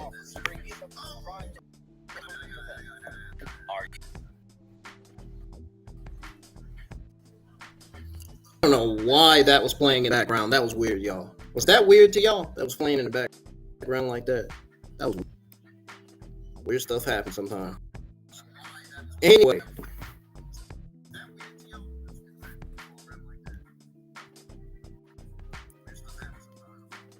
Toni Schiavone stood on the stage, spoke with referee Bryce Berg. Schiavone called for Bullet Club Gold to come by, came championship belt. And Lee claimed to be champion. Yeah, that happened. Settle the hell down, Schiavone said. Jesus, I've got work to do here. White told Schiavone to tell them. Schiavone announced that MJF was injured and would not be able to defend the title. Of course, that was a lie, obviously. He said the match was canceled and was able to declare White the new champion. But he was interrupted by Adam Cole's entrance music. You know, Adam Cole, baby. Adam Cole came out with his lip. Cole told White that there was not a shot in hell that White was leaving the forum with MJF's title. Cole said that if MJF couldn't defend the championship, then he would probably defend the belt for him. Cole said one leg or not, the new main event would be White versus Cole. Ultimately, ended up going back to MJF versus White. We're going to go over that match in the end. White laughed and said, Cole must have hit his head or something. White recalled causing Cole's head injury and said he would take him out for good while taking the AEW World Championship. So we had Orange Cassidy versus Jon Moxley for the AEW International Championship.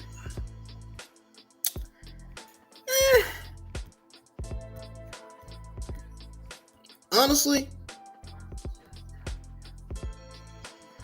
it was a very appropriate conclusion to a story, you know? A story that's been going on for months between Cassidy and Jon Moxley. But, freshly squeezed, Orange Cassidy also absorbed everything Moxley threw at him, you know? bloodied his challenger, robbed him with 6 orange punches before pinning him following beach break. And you know what? As far as Moxley goes, Moxley does not lose like this, you know? He is so rarely on the losing side of any match. Almost any match, anyway.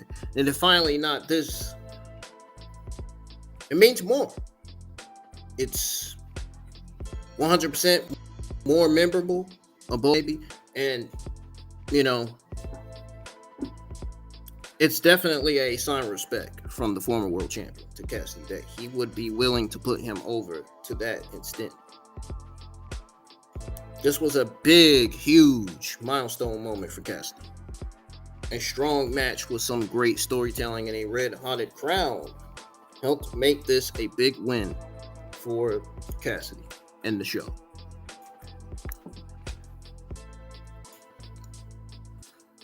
Easily the greatest match on the AEW Full Gear 2023 card.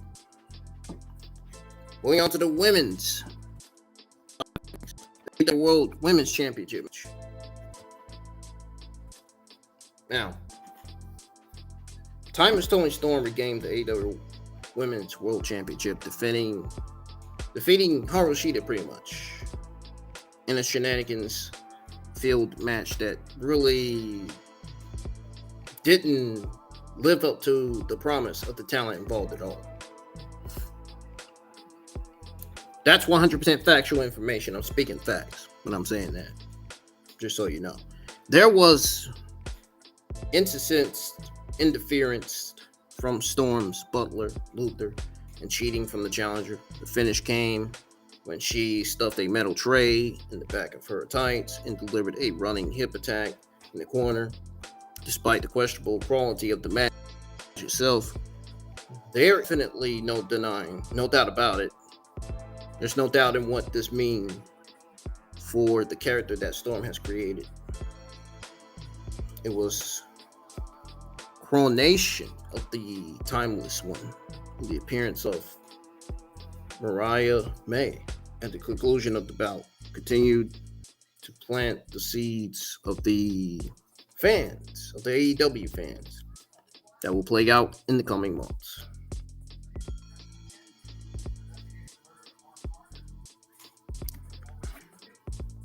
Maybe at some point Toni Storm's going to turn on Mariah May and it's going to turn Mariah May babyface. I don't know. Maybe that's what this is leading to. I don't know. Maybe that's what that's going to lead to soon. Given how many character incarnations she has been through since arriving in AEW, it is rewarding to see Storm create something totally different than anything else in the company and get it over to the point that a champion victory could not be denied. Oh, also, I'm kind of itching a little bit too while I'm saying it.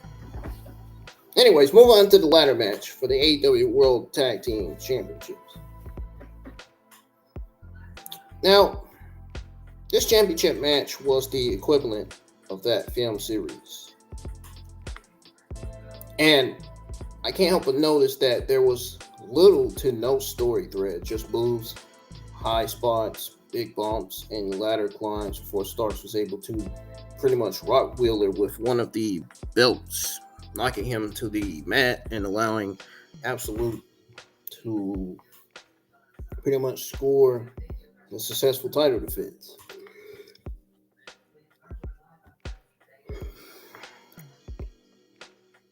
But this was definitely a fast and furious franchise. It was loud, obnoxious, and this match featured action and eye-catching car crashes. No question about it. Now, the comparison to the Fast franchise is not really, I want to say, intended to be an insult. It is extremely successful and has a huge fan base. That does not mean it is for everyone, though. The effort was definitely there, but everyone involved worked extremely hard. When there is no thread holding it together, though, it's more of the same ladder. stuff we see across different promotions.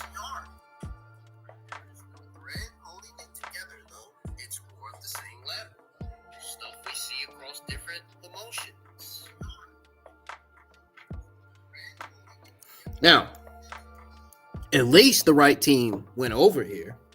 As great as FTR is, and as refreshing as LFI or the House of Black would have been as champions, Starks and Big Bill still feels like a team that pretty much has more to accomplish.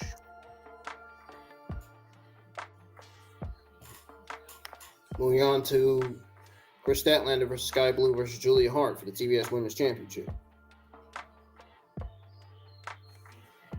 And we all know the house did not always win Saturday nights, but Julia Hart held up her end of the deal, breaking gold to the House of Black by defeating Skye Blue and Kris Statlander in a three-way match to win the TBS Championship. This championship match was better than expected thanks to some solid timing and a few really clever spots. It saw Hart and Blue putting aside their differences on more than one occasion to take down Statlander. Hart, like Storm a few matches earlier, has spent considerable time building momentum for herself. After showing considerable improvement during this recent push, she had her efforts repaid in the form of a title trump. There is an argument to be made that Blue should not have eaten the pin, given the fact that she is in the midst of a character transformation. But the finish protected Statlander, who is likely to be the first challenger for Hart in a rematch scenario. So this was a great women's match. It was better than Shida versus Toni Storm. I'll give you that. I'll give you that one.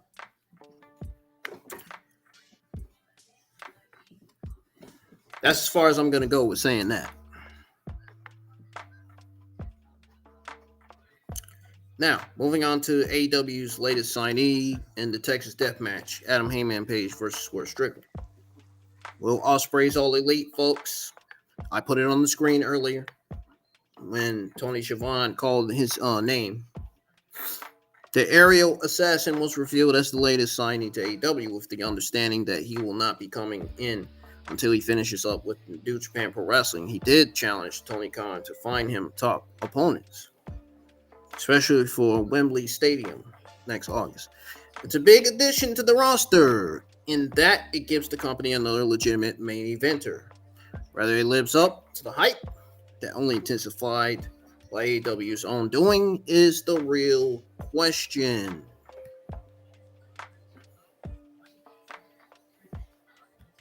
Now, moving on to Hangman Page versus Swerve Strickland. These guys settled their differences in the Texas Death Match. Their personal rivalry's been great. What ensued was one of the most violent, grisly, graphic matches in the company's history. I was running my mouth about this match a lot.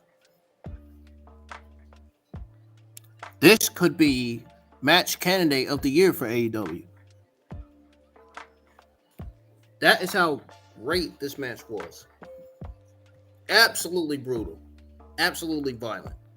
That's how fantastic this match was. It fit the story in that Page was vengeful, looking to punish Strickland for invading his home and threatening his family. And if what I'm saying, when I say it was a great match, it was a fantastic match. If you hear that coming from me, then that's a sign. That's a clear sign that they need to be doing more matches like that. That's a clear sign that should be a sign to AEW that, you know, if the fans enjoyed it, I enjoyed it. You know, it was that good. There was nothing wrong with it. You know, the geeks online are going to show all over this match. It was nothing. The match was not even bad. Match was not even bad at all. The negative geeks online are probably shitting all over this match already. I know they are. I'm not even trying to get on Twitter to see, because my Twitter account's been suspended years ago. I'm not even trying to get on Twitter to see. Not even trying.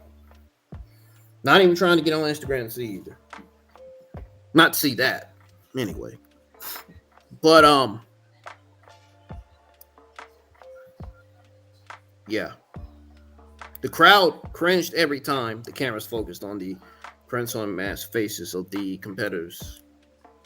Reacted with every high spot chanted, "This is awesome!" The fans chanted. Even if it was not. Which we all know that's a lie. It was, obviously. It would never... First of all, why would anybody say it never was? Why? This match lived up to his fucking expectations, man. Like, the story was there, the build was there. Everything was there for this match to take place. The crowd was there for this match. The match was produced right. Man, Adam Hangman Page and Swerve Strickland had their way in the ring tonight, man.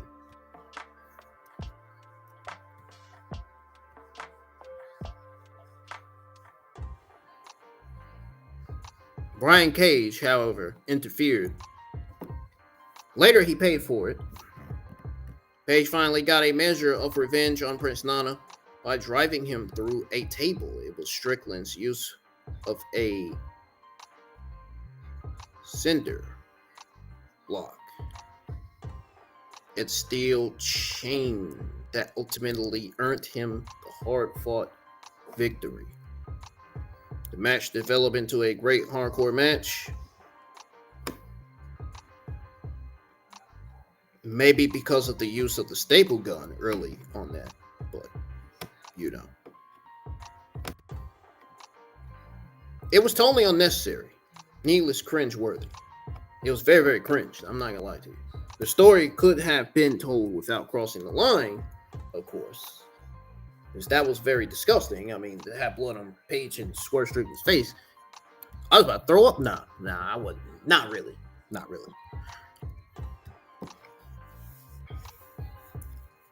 Swerve is getting over really well.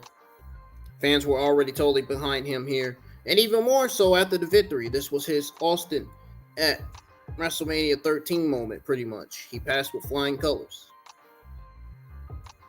No doubt about it, this man will be a future world champion, probably within years to come. Maybe next year he will. Who knows?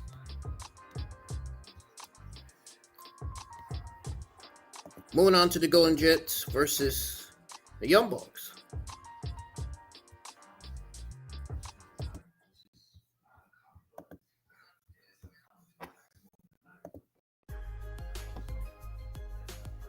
The Golden Jets, Chris Jericho, and Kenny Omega battled the Young Bucks in a match set up by the latter's mounting frustration with their friend's partnership with the Ocho.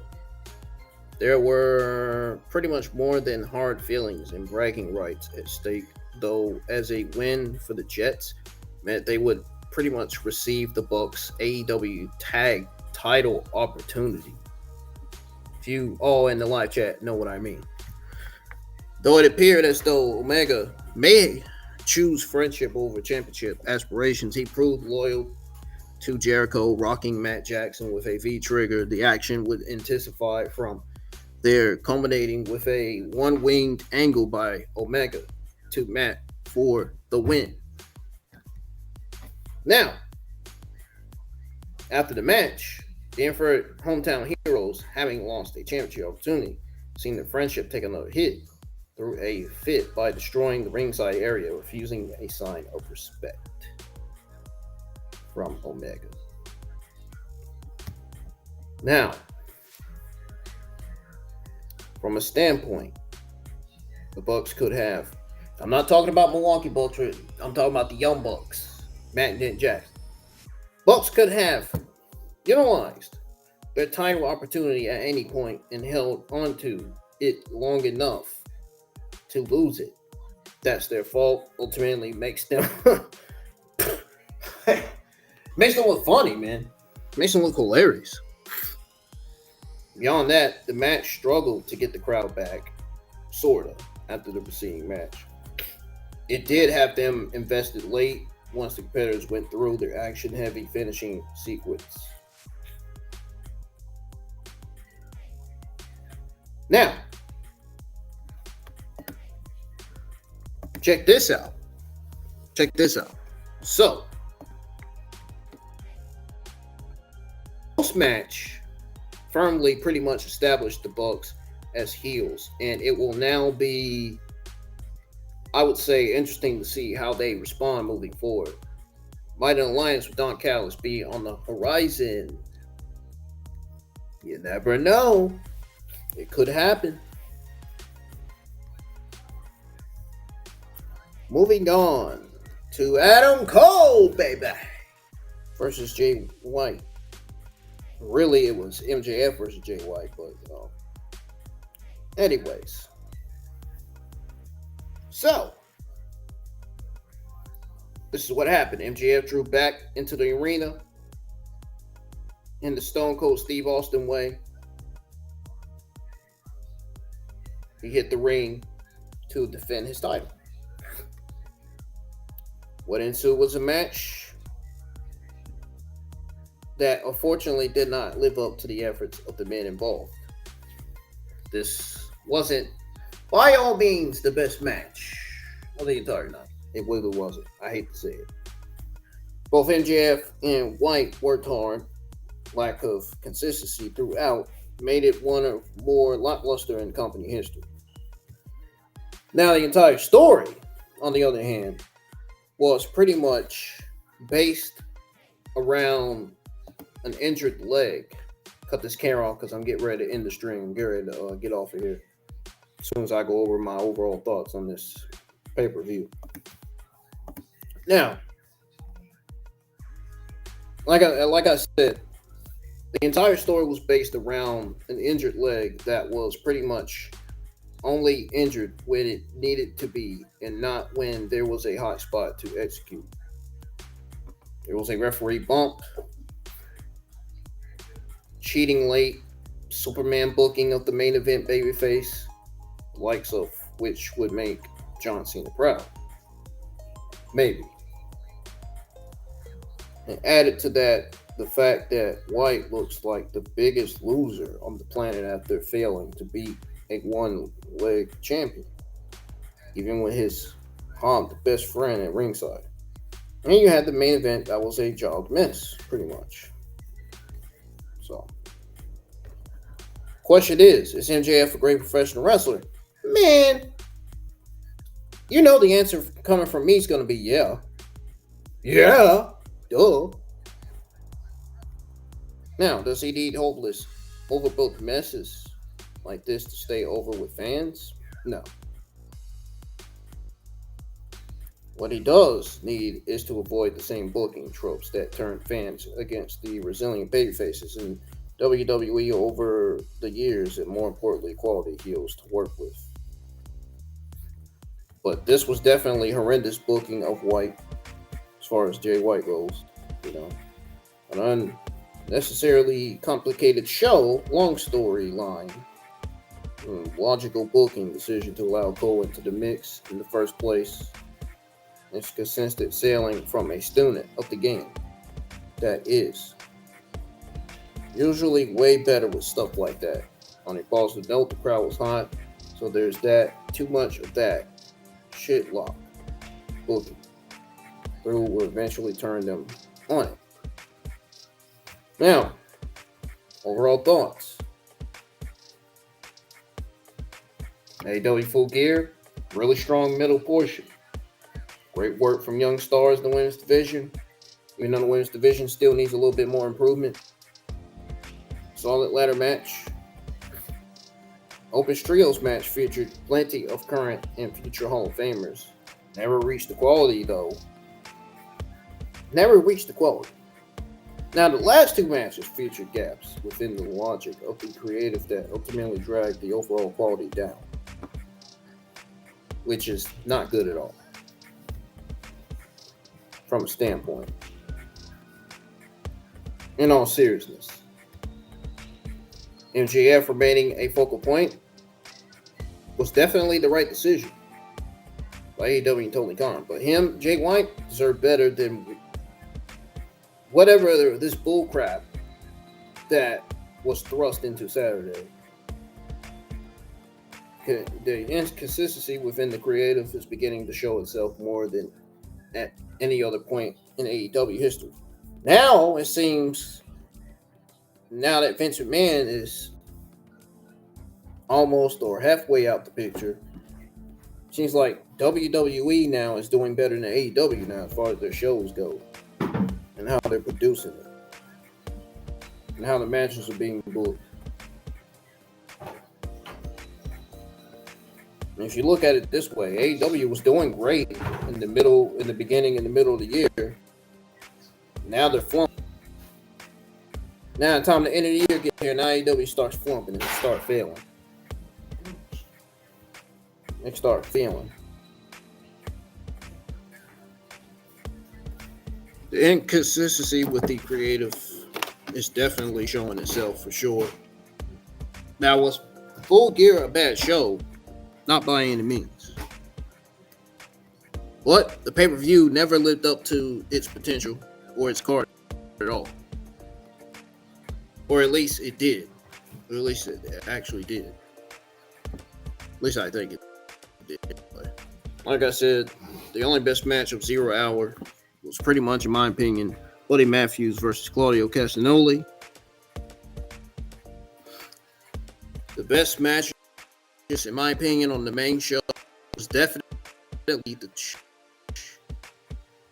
And the other best part about the pay-per-view was Will Ospreay beat. That changes the complexion of the men's division over there in AEW. The TBS Women's Championship match, really enjoyed that. Really enjoyed the stare down between Skye Blue and Julia Hart. Ladder match was good.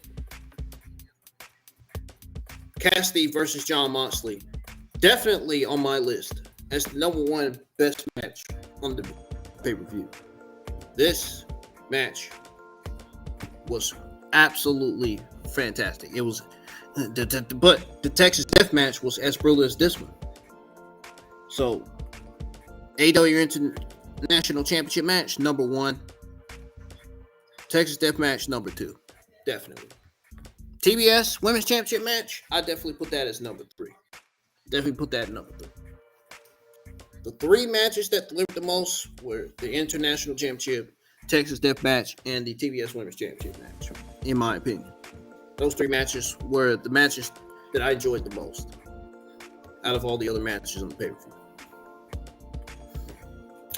That's it, folks. I'm getting out of here. Hit the thumbs up if you're new. Make sure you keep supporting the channel. I'll be streaming some NBA 2K23 tomorrow, continuing to try to win the playoffs. I'm in the finals, and I think I'm still going against the Hawks. If I'm not mistaken, I have to see if when I get on there. Then, when I stream the game tomorrow, I'll let you guys know. My schedule will be posted. My schedule for this week will be posted at 3:30 p.m. So I'm actually going to be putting the schedule on my community tab for next week as well. But it won't be posted. It'll be scheduled. It'll be put on there. It'll stay on there until it's posted. I'm glad I got to share this moment with you guys. I'm glad I bought the AEW Full Gear pay-per-view. There was a lot of you in here. Thank y'all for being here, man. I may have not got the biggest audience, but I had some people watching. I had some people listening. Y'all being in here means a lot, of course, as always.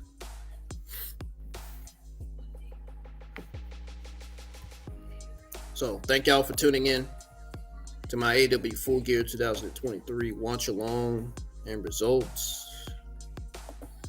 And I hope to see you guys in the live chat for some NBA 2K23 because that's when I'm streaming tomorrow night. So I'll see you guys tomorrow night for that. And I will go over my schedule for this week during that stream. So y'all have a great rest of y'all's have a good Sunday. Have a good rest of y'all Sunday, and I'll see you guys Sunday night for NBA 2K23. It's going to be a good stream. Hope I get some people in there. I want y'all to watch me win my first playoffs on an NBA game. So till then, see you guys later. I'm out.